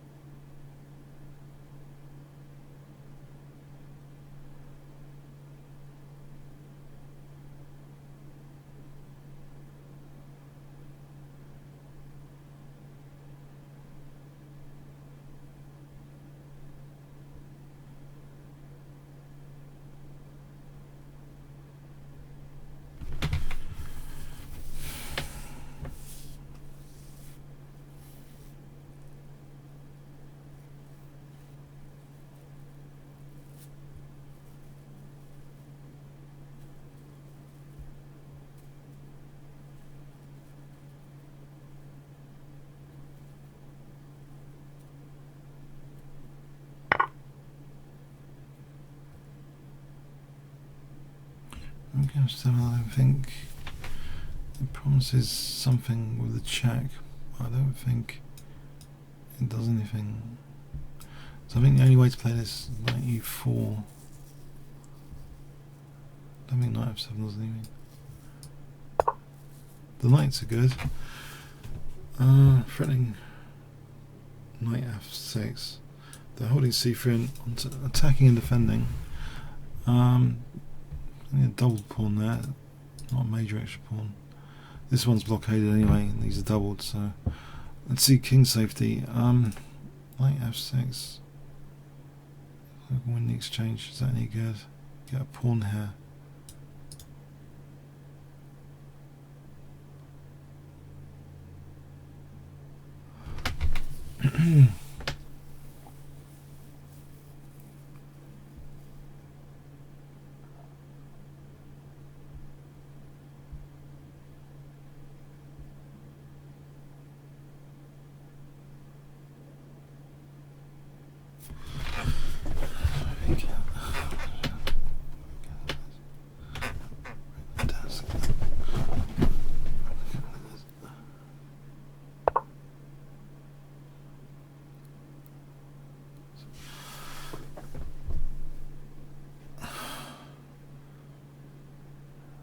And just give me rook f7 on a plate for knight f6, mating potentially. It seems at first sight, unless he's got a cheeky check. Why isn't rook f7 nearly mating?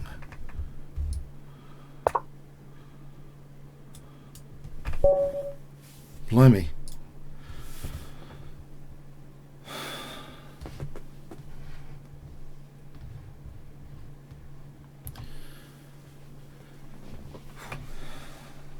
That was generous. I didn't know it was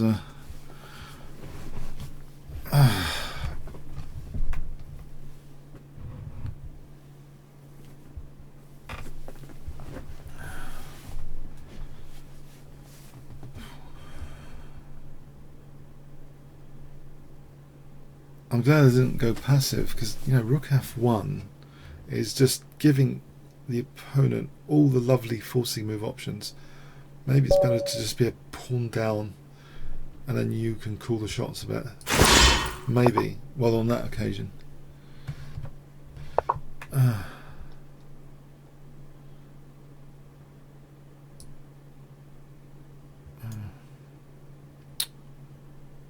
go with this.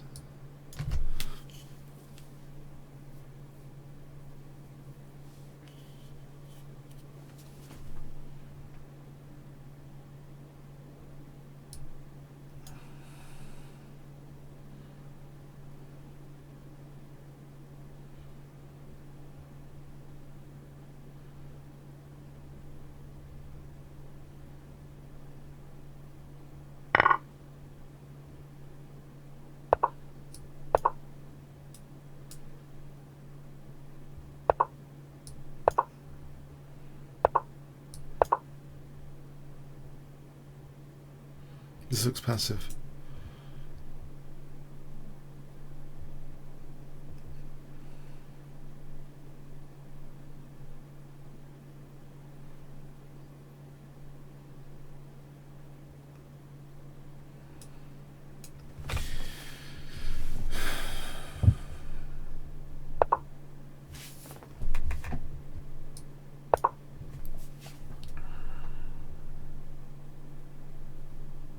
Looks like tempo gainer plus light square pressure. The only downside of that e5 square, the thing is maybe I can cover e5.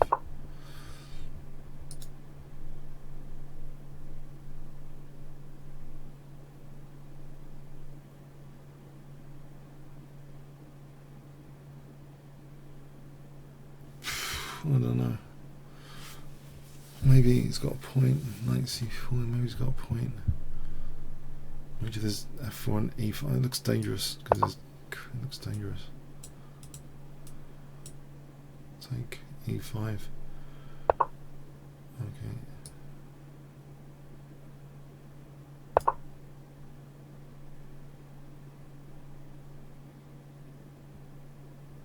Yeah, h3 g4.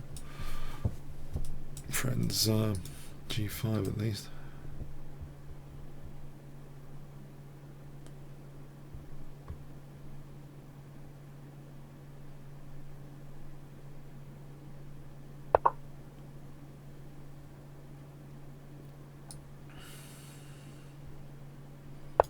Maybe I shouldn't have hemmed in that. I was check to win a pawn. That would solve this hemming in problem about losing exchange. So probably I should play h3 to kick that guy there.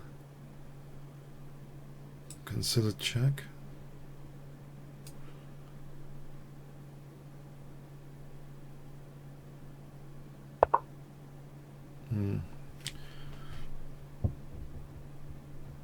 Okay, I'll kick it to h6.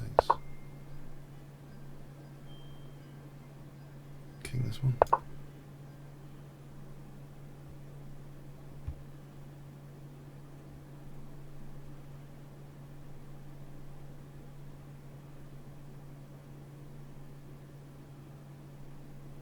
I think there might be e5. It takes him on the queen. If there's e5, alright, maybe not. Maybe g4 is good to sort of get a pin on that knight. Running g5. So knight g4 gives me a bit of time. Knight g5.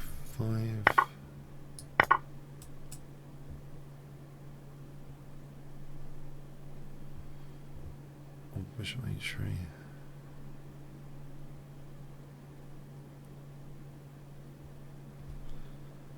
Or, well, the king's still in the center here, so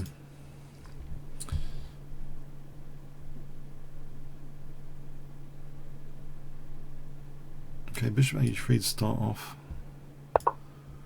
and then maybe e5 coming up. King's still in the center.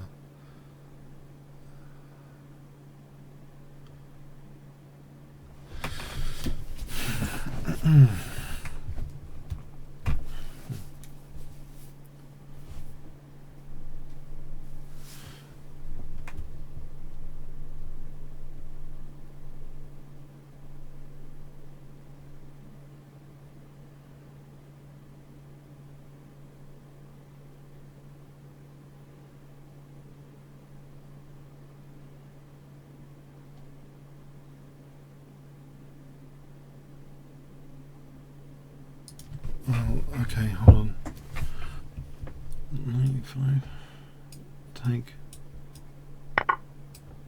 What? What? Let's check.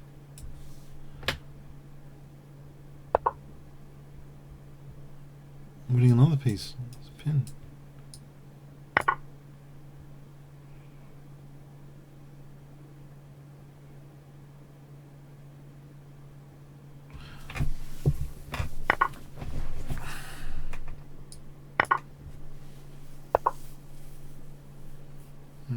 check.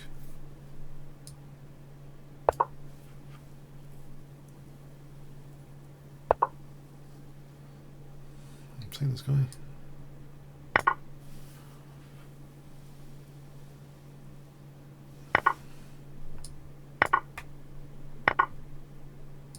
Knight on f5.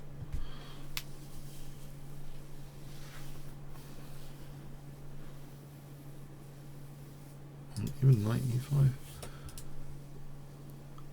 Probably an overkill here. Knight e5, is that necessary?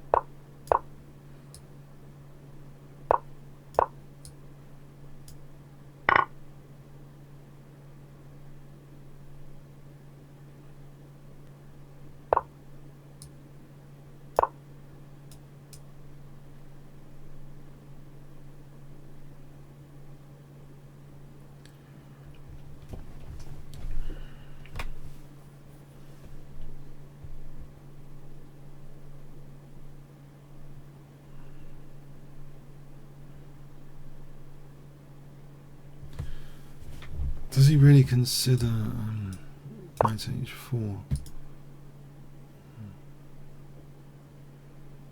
Crikey.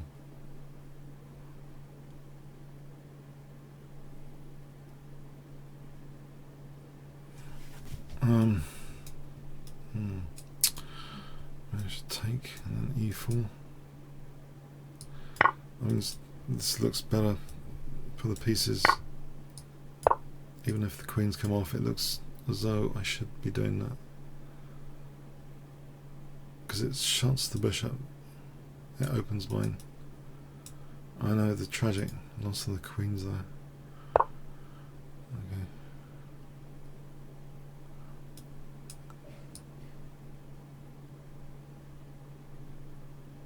Place with f3.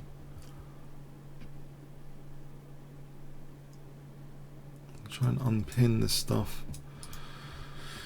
And then e3, rook e3, bishop d4 as possible. No, it's not. I think actually that position. Okay, f3 is going to be interesting. Yeah. Knight d4, f takes f4. Trying to get this e5 square.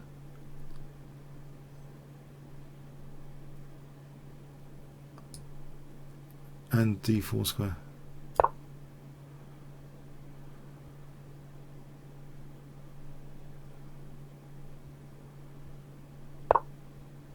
That's fascinating. I thought you'd take.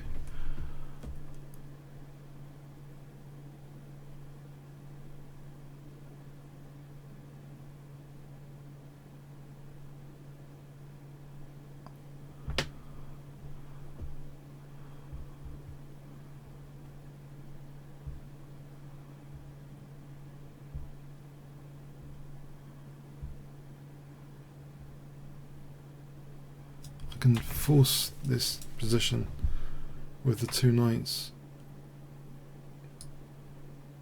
I hope.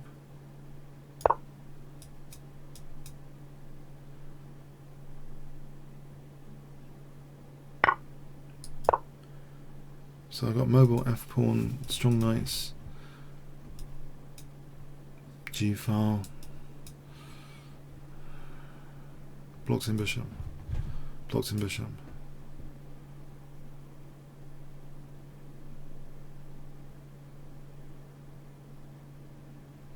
open bishop.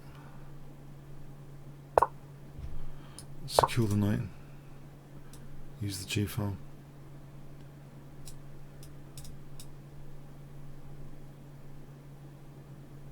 Queen h5, bishop g4 traps the queen.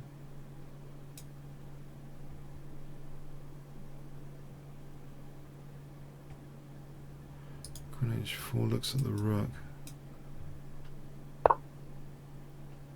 Just in case, should I stop b4? What? Did he really play a4? I was just thinking he should be playing b4 to undermine this. What? Is that to do with that? Oh. My God, I can even...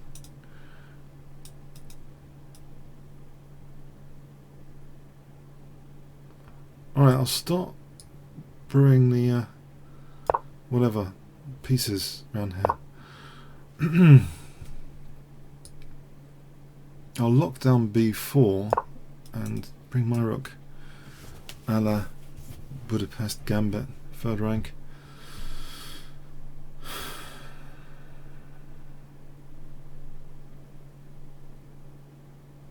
But the point is, b4 lockdown means d4 is securer.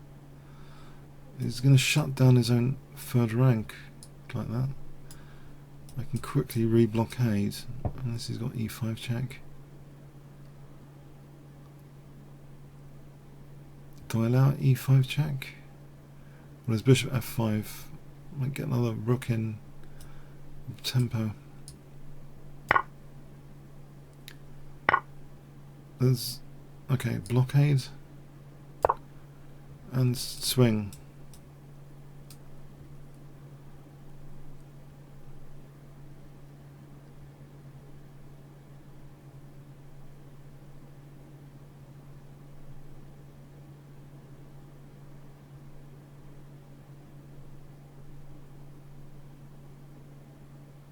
Blocked, blocked, blocked.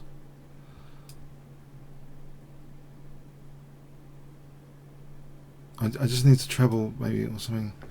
But there's also well, I need to double for rook g1 mate. That's the plan. Dream position.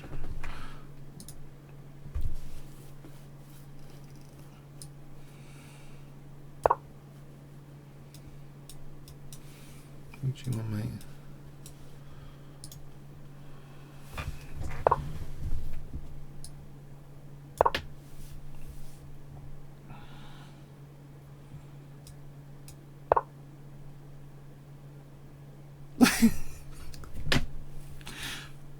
Sorry, I feel really bad. Sorry, no, I don't know why I'm laughing. It's not funny. Oh, it's not funny. Ah, it's not funny. It's not funny. Oh, I'm sorry, kids. It's not funny. Oh, oh dear.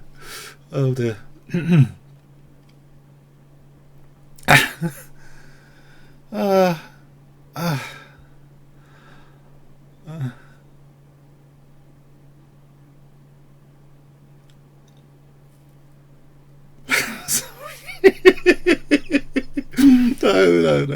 It's not amusing. It's not amusing. I'm sure he's got a defense here. I'm sure. Yeah. Except I don't know. Rook g1 looks like mate to me. I don't know. Should we just look at that position?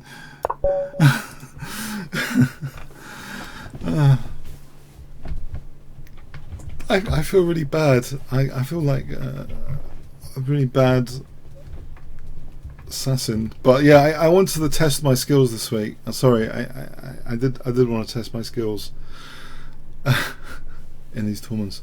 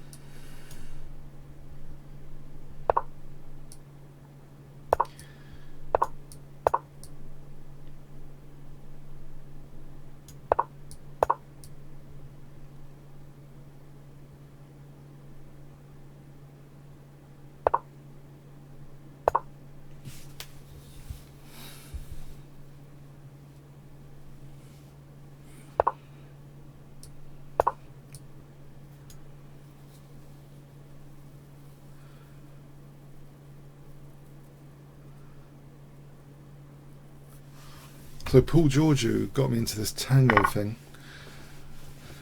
I didn't realise how dangerous it was. I thought it was a bit odd the way he was playing, and you know, with this tango thing, I thought Paul's just a weirdo playing this weird knight c6 stuff. And now I've adopted it. Does that make me a weirdo as well? It's the thing is, in chess, you sometimes it's an advantage to go away from the crowd in terms of opening theory. As long as you get a good position, I think the key goal is probably to get a position the opponent hasn't got a clue about. So maybe it's helpful to have weird friends with strange opening preferences. Like the tango. But the tango's become more mainstream anyway. It's become more mainstream. So it's almost as if there's a problem emerging here. But is it? Knight g2, king f1, bishop h3, king g1. Isn't there g5? Yeah, I think I'm gonna give this a shot. Although that's potentially a trapped knight. I think actually I can't play that. It's an illegal move. I've just trapped my own knight successfully. I've just trapped my own knight like a complete moron. Okay. Yeah, I've just trapped it. Oh, what a moron. For some reason I thought I'd played d6. I haven't played d6. So I'm just a knight down. That is fantastic.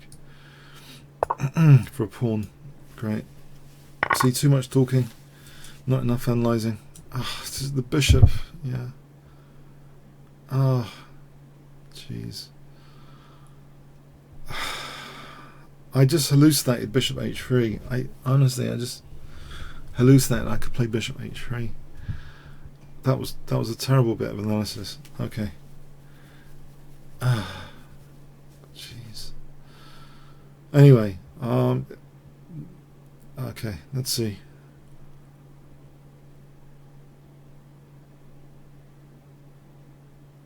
So this is reminiscent of the recent rapid game between Magnus Carlsen playing white and there was someone that sacrificed the knight on f4 unsoundly and lost. I was actually analysing the game earlier this morning.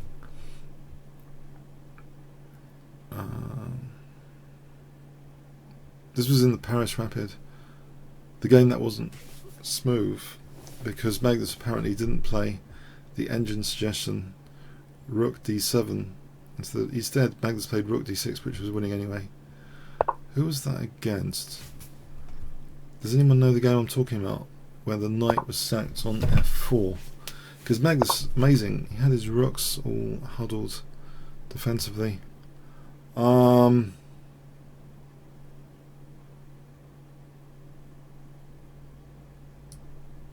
Yeah, I have to try and get the troops around g4 here to try and have a chance. Not Maxim the Grave. It wasn't Maxim the Grave.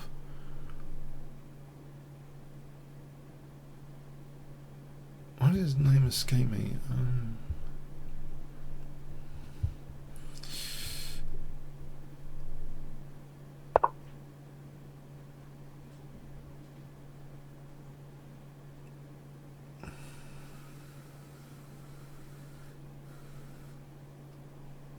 I should probably build up more here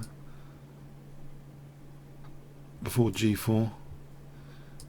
Although I'm not entirely sure. Probably I should be playing quickly as well.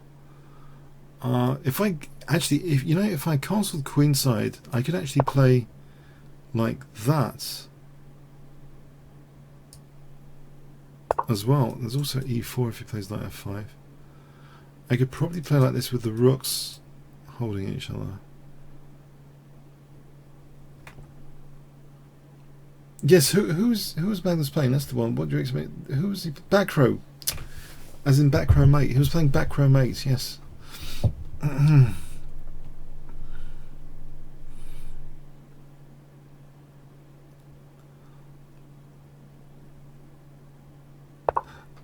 I'll tell you what was quite amusing was Radio Jean going on about Anishkiri rather cruelly, saying you know, Vanishkiri because he vanished from the top 10. I thought that was quite amusing there. Vanishkiri, oh dear. I think he does a lot of preparation before those Radio John sessions. Yeah, they're very well scripted. So okay, yeah. I haven't got much compensation yet. How annoying. Not enough compensation. No? Do I play G3 or don't? I'm going to lose on time. Whatever happens, I'm going to lose on time here at this rate.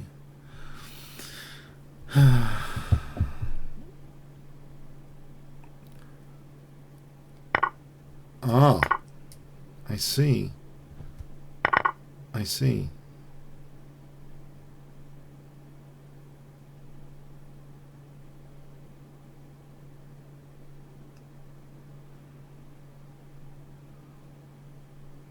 Now, if his king was here, and I have this position, ideally, before playing f3 there, I think ideally the bishop needs to be here. So that f3 is much better. So, something to bear in mind. I want to come into a pawn move. Bit of preparation. Okay.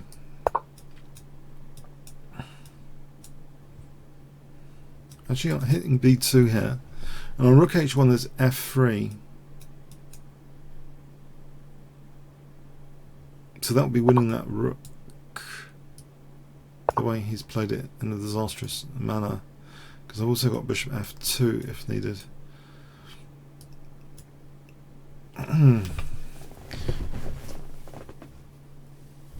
Bishop f2 gives me two connected pass pawns. The rook is pretty good, as long as I don't lose it to something silly. The check.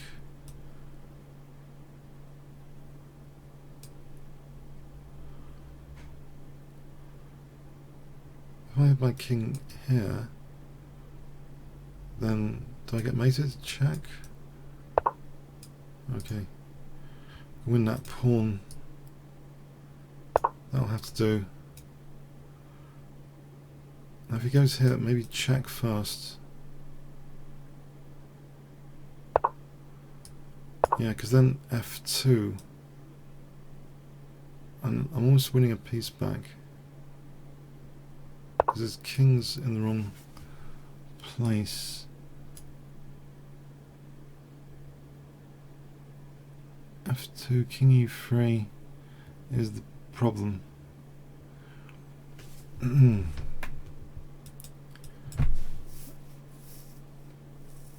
there's g3 there. Why don't I just go with this a pawn? Because I'm running out of time. That decisions. I don't know. I'll try this. I don't know. Maybe this is the way to go. I have no idea. I've only got like 1 minute 27. I can't find I can't do a perfect decision. It's imperfect information. King e3, g3 looks as though it's threatening rook g1, f1. If king e2, rook f1, that seems sufficient. If he sacks the knight, fine. So g3, okay. No, rook g1. Nope, he's holding everything. Okay, king off light square. I was trying to wait for him to do that, and then he's got his king there. He can play there, holding everything. Can the king go over here? No, it can't. Can I grab pass pawn over here? Nope.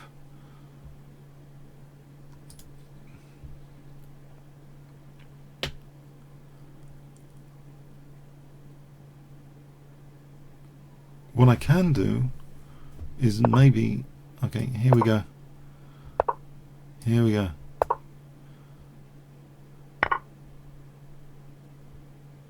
And I lose both pawns. Oh, that was clever.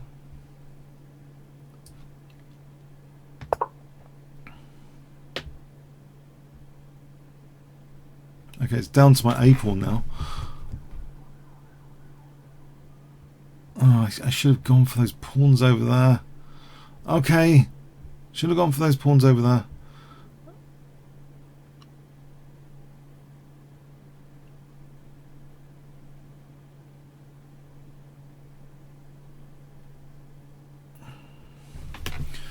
The problem with this one, okay, there's probably this one. Got to be careful about this one. There's only 2 squares away.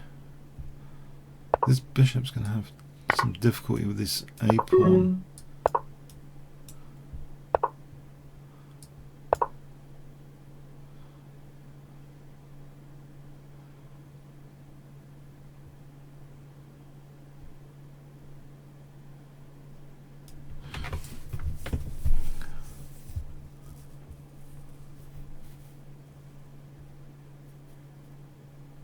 I can ignore this. Can I? Bishop e5, I just take.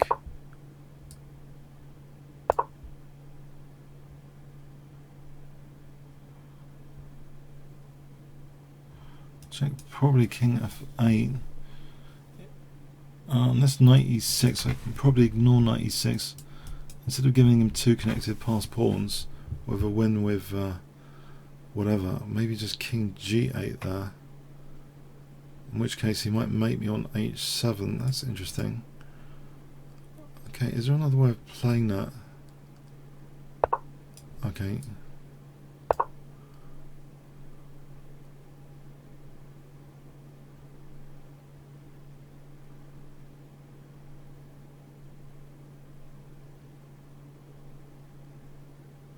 Well, both of these guys are struggling with the A pawn here.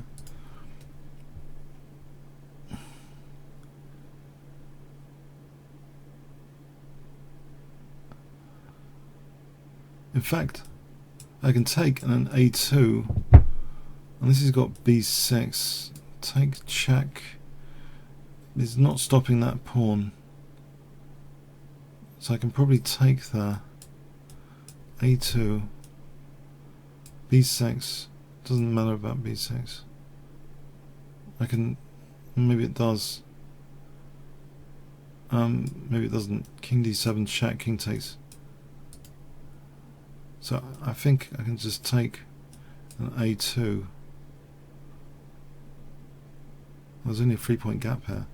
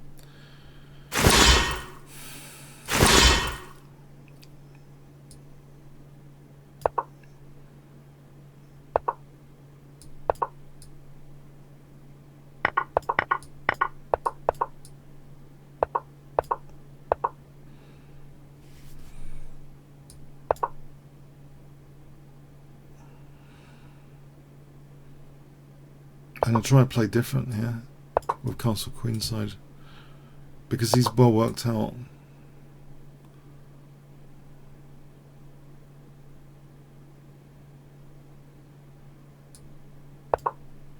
Maybe there's e5 as an additional bonus. Knight e5, knight takes because of bishop f7.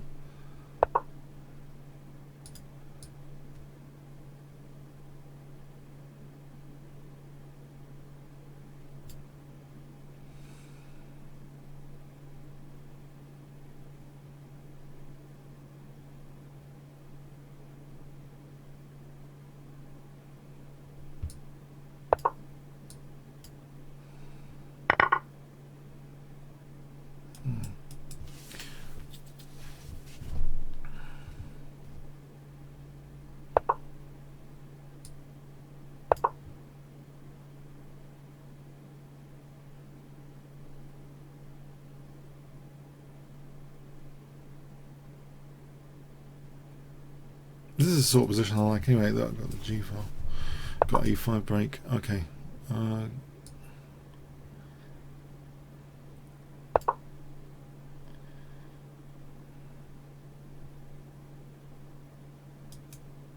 Castle's queenside. Right, maybe this needs preparation.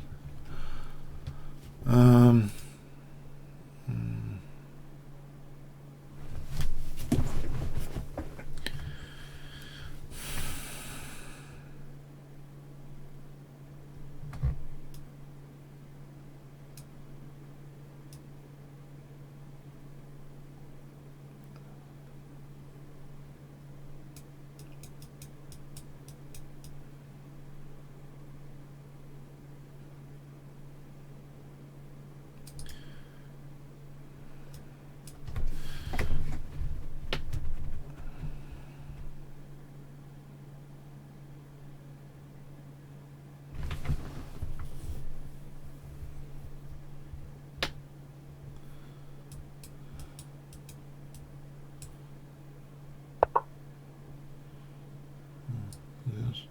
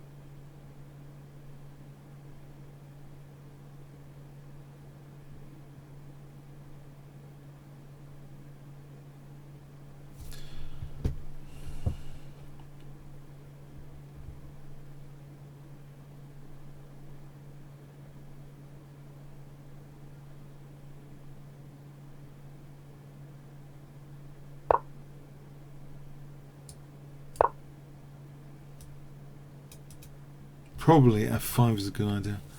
Coming to think about it, I'm just wondering how to break this down. I'm wondering F5. No. Gives up the E5 square.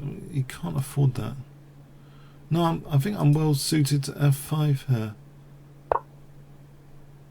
I hope. The bishop's on that diagonal.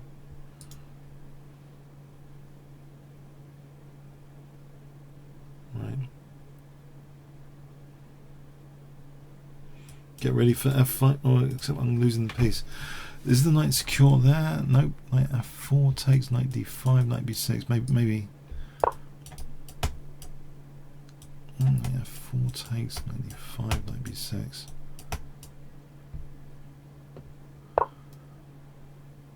Knight F4 here.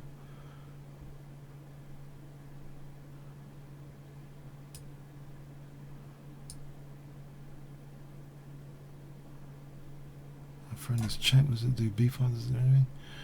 So I'm going to take E5.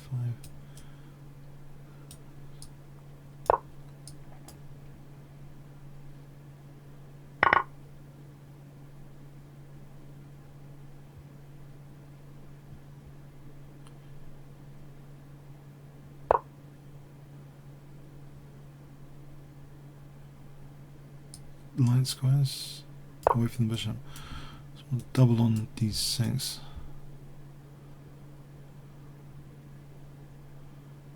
Now entry point on G2.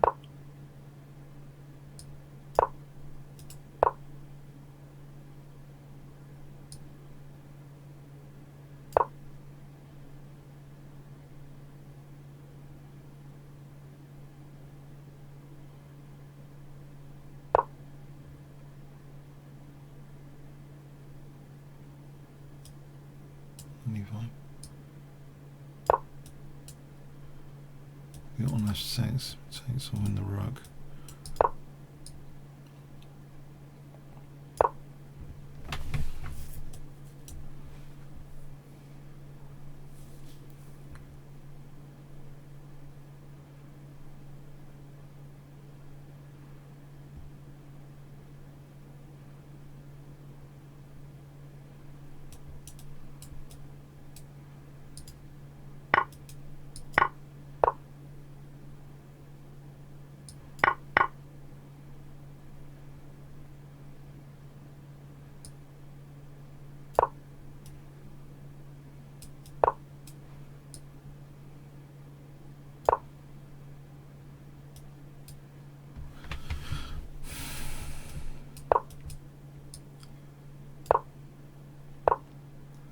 On double.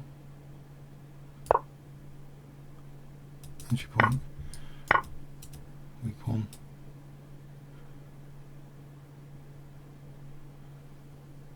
And switch the rooks.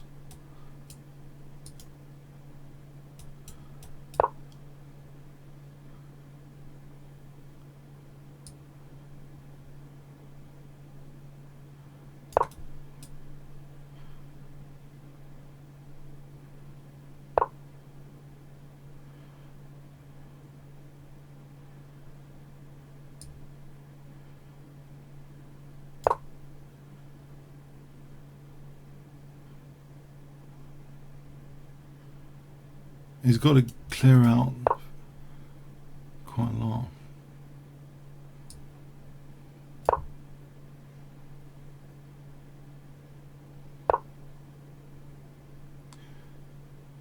Yes.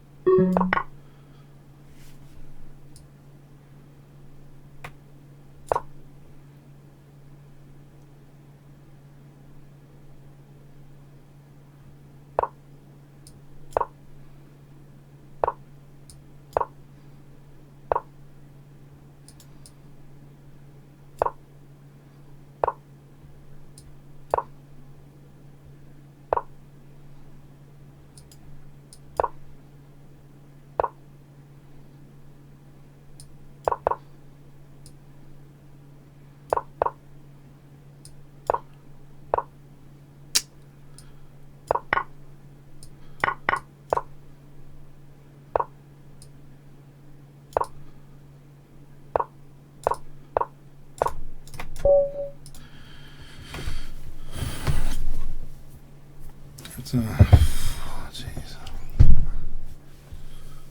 Think about there's two games in the Bronstein Botvinnik match which have that weird kind of imbalance in the Sicilian. The double pawns the queens off, unpleasant to try and grind that. Because black's always got the dark square, menace, bishop.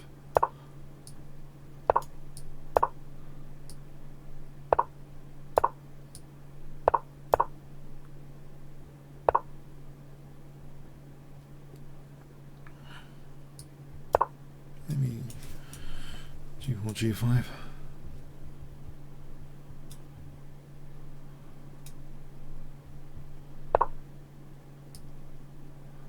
He's got D5 and D4. I've got to stabilise centre somehow. 92 first. G4, D5, D5, D4. No, this bishop is also in the way. And this diagonal's vulnerable. This bishop can drop here then. Let's cover D5. Okay, cover D5, G4, like G3, like F5. takes. There's this G file business. So this looks okay as long as D5 is not too pliable.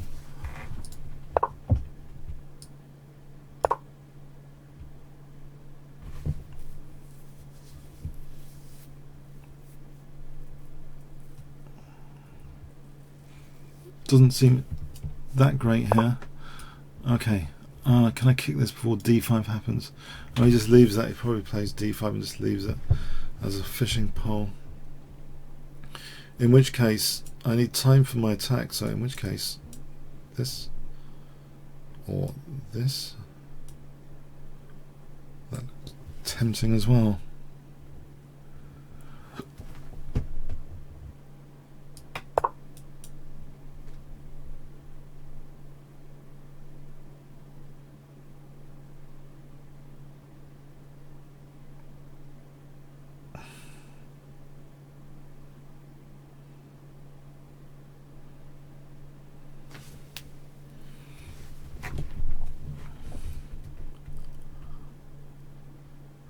Which is more tempting though?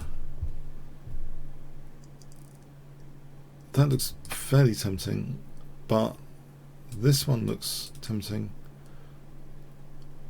But I think with this one, the rook's saying, hey, what about me? It's, on the other hand, the G file could open up. On the other hand, I don't know, the knight, is it really? Yeah, it might even be threatening. Okay, no, I don't know. G5 looks just, hang on, knight h5, G takes, G6, and he's got a blockade. That's the concern about G5 here. That has to be the main concern. Black creating a blockade position with knight h5, pesky knight h5, and G6. In which case, knight g3 helps, not knight f5, but it helps g5 without knight h5. This is the sort of thing I do routinely in King's Engine Simish as white. I forgot about it. That's a good idea. Knight g3 and g5, just in case. On the other hand, the knight holds d4 here, and in this position, the way he's played it, isn't he like losing that centre pawn? But I don't know, there might be counterplay here with bishop f5, then he's on c2. So I don't want any of this nonsense with blockades or bishops pointing at c2. I want to stop all the nonsense. So the thing is there time actually for knight g3 and g5 or not?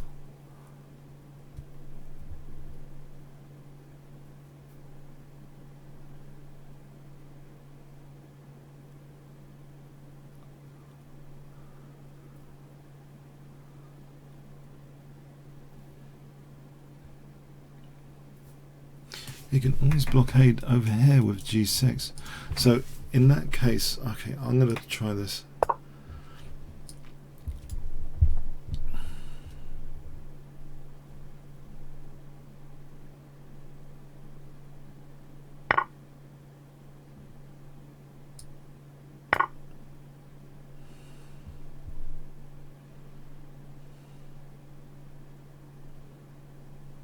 Well, the blockade doesn't last long now. His piece down. Surely I just rip him to shreds. Or not. h5, bishop g5, rook g1. What is he doing here? He hasn't got bishop g5. In fact, this diagonal could be tasty. Let's see. h5. What does he do there?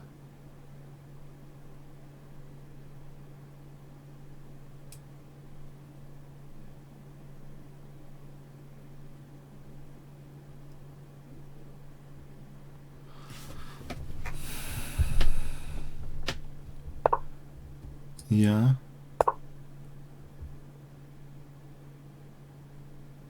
The thing is, okay, you might get this diagonal as well. Just thinking that would have been good with the pawn there with h7. but he gets onto that diagonal the way I've played it. What is that about? Can I not just I don't see the point. There's no I don't see the point.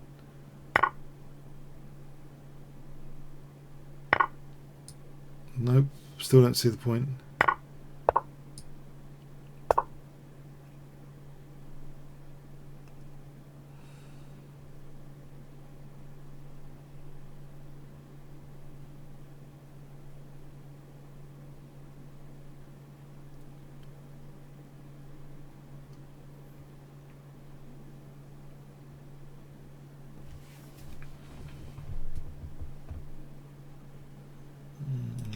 Knight d5 stops bishop f6. Let's get a tempo there. Or not. Maybe. Possibly.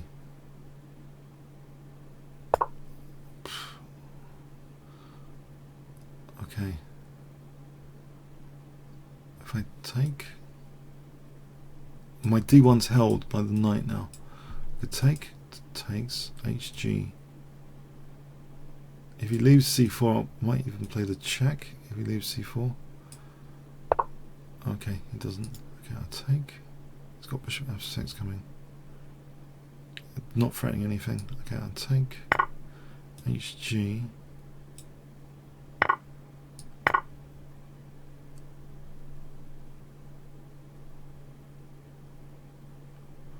Isn't there just queen takes here? Is that so bad? Any rook d1 is check, winning the rook on d1.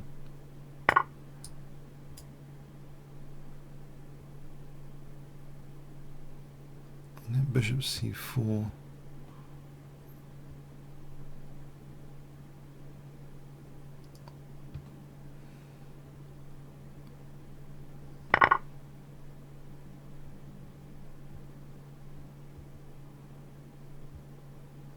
H7. This is going to be good. In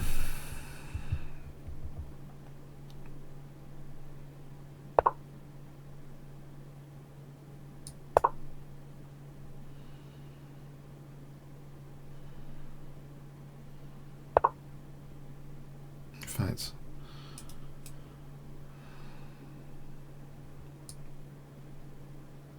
takes. Alright, let's just hold this knight for a moment instead of being clever. Too clever, maybe. Then b3 simple or bishop h6. Less simple because he takes on h7, check. I win the bishop. It's fairly simple, surely.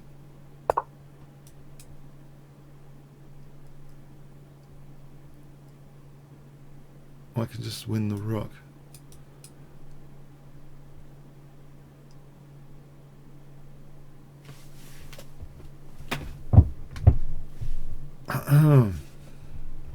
So the threat is bishop g7 to unblock the pawn. If he takes here, I'm winning the rook or the bishop. Okay. It's 3 pieces up time. But he's got c4, and there's bishop f6, finishing it, surely.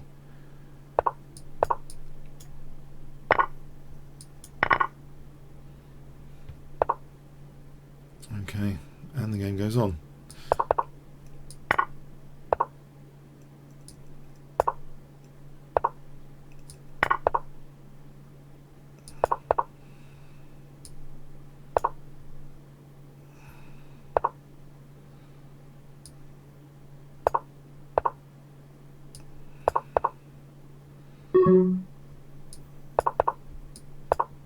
Try and keep the checks going, otherwise it'll be a stalemate.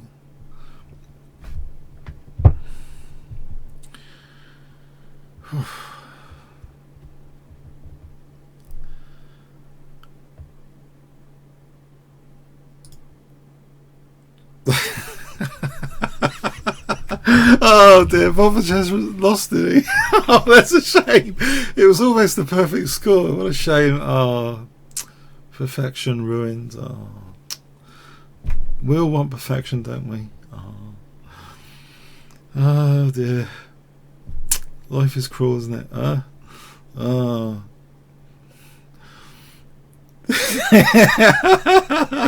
there's only 10 minutes left. Oh, I don't think anyone can catch now. Okay, but anyway, no, it's not funny. Oh.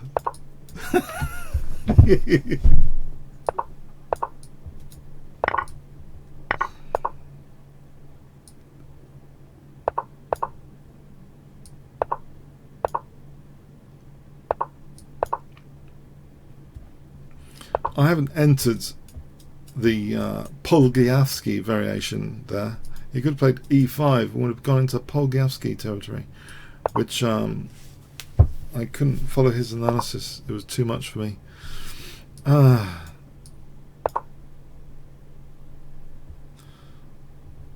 Actually, this reminds me of the time I think Roy's destroyed me in Sicilian.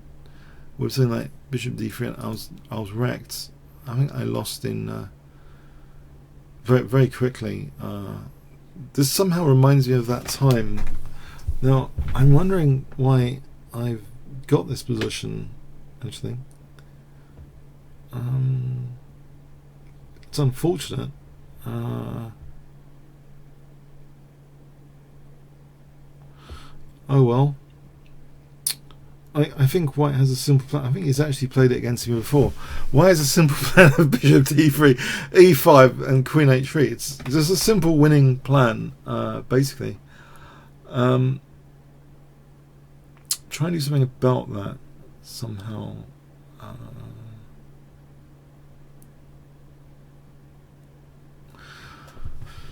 Maybe a knight c5. Okay. To be able to take on d3. Oh, I don't know. It's too much. Oh,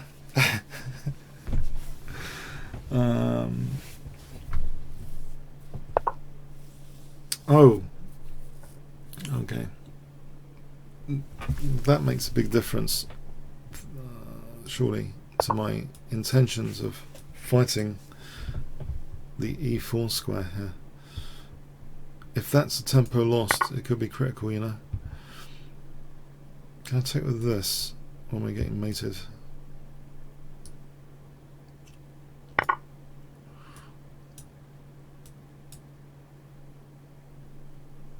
I'm finding it hard to visualize now, thankfully, getting mated on h7 the way he's played it. I can do this and put pressure on e4.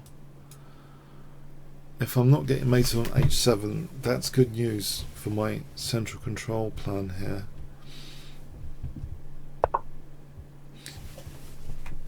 Back to being mated on h7 now. Okay.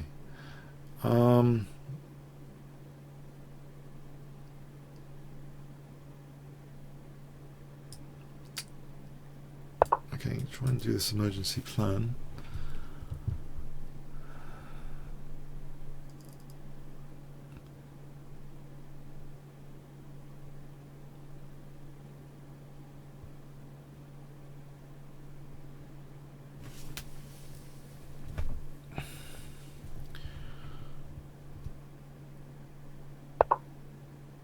Yep.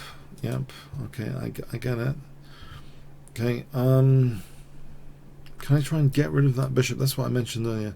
The possibility of getting rid of this bishop could help.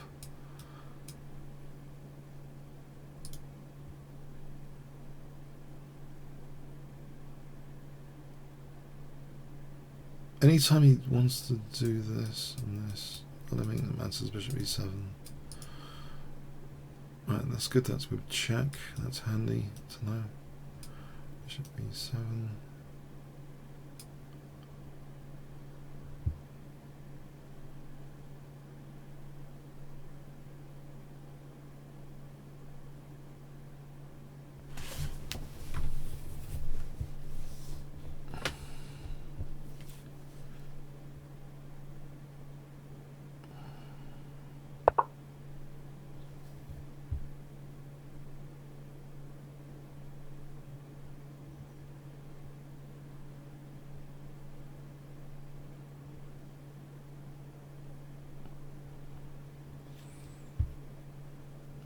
Maybe I should just take it now. I'm just wondering, do I take it now? It could be sacking it on h7 if I'm not careful. Probably I should take it now before it sacks on h7. It's still, I know I've strengthened his e4 and the c file. I'll try and weaken it again.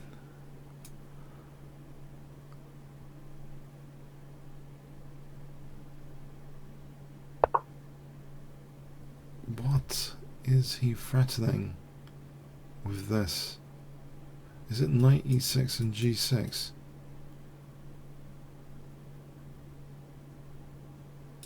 Uh-huh.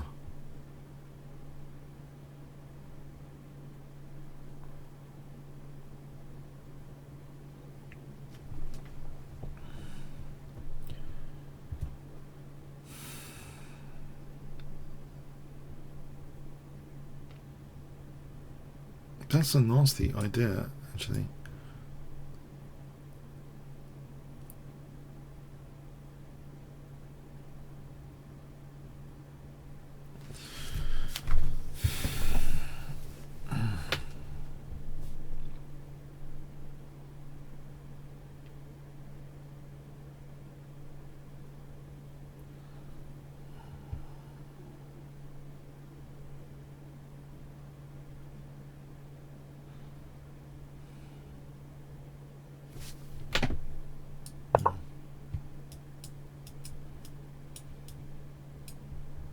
The thing is, it's got a rook with g7 support.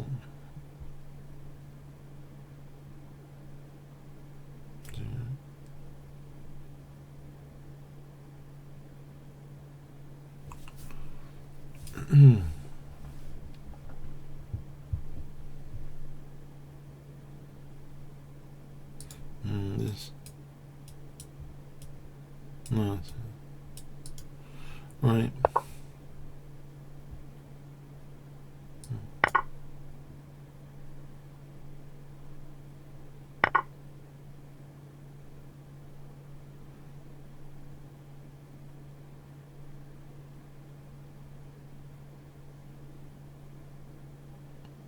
Yeah. Yeah.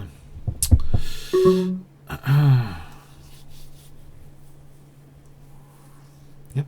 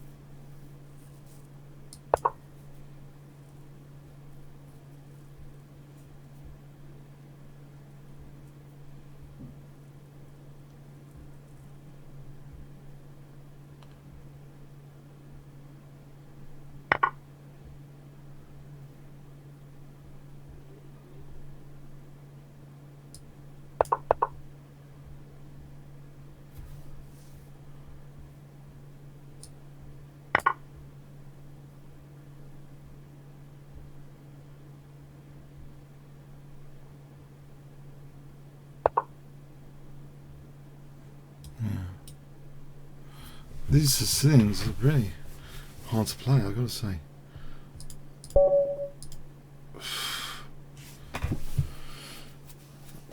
Oh well.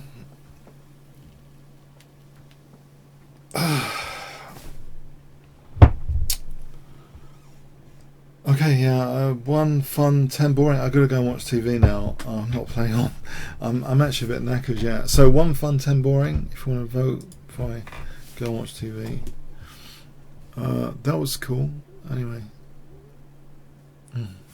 Oh yeah. If you want to see past archives, I did actually win a tournament yesterday as well. So only $5 a month if you want to subscribe to the Twitch channel, Kingscrusher Twitch channel. Only $5, cheap. Okay, so yeah. I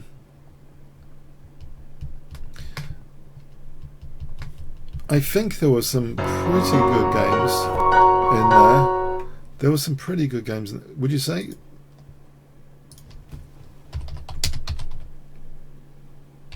There were some pretty good games in there.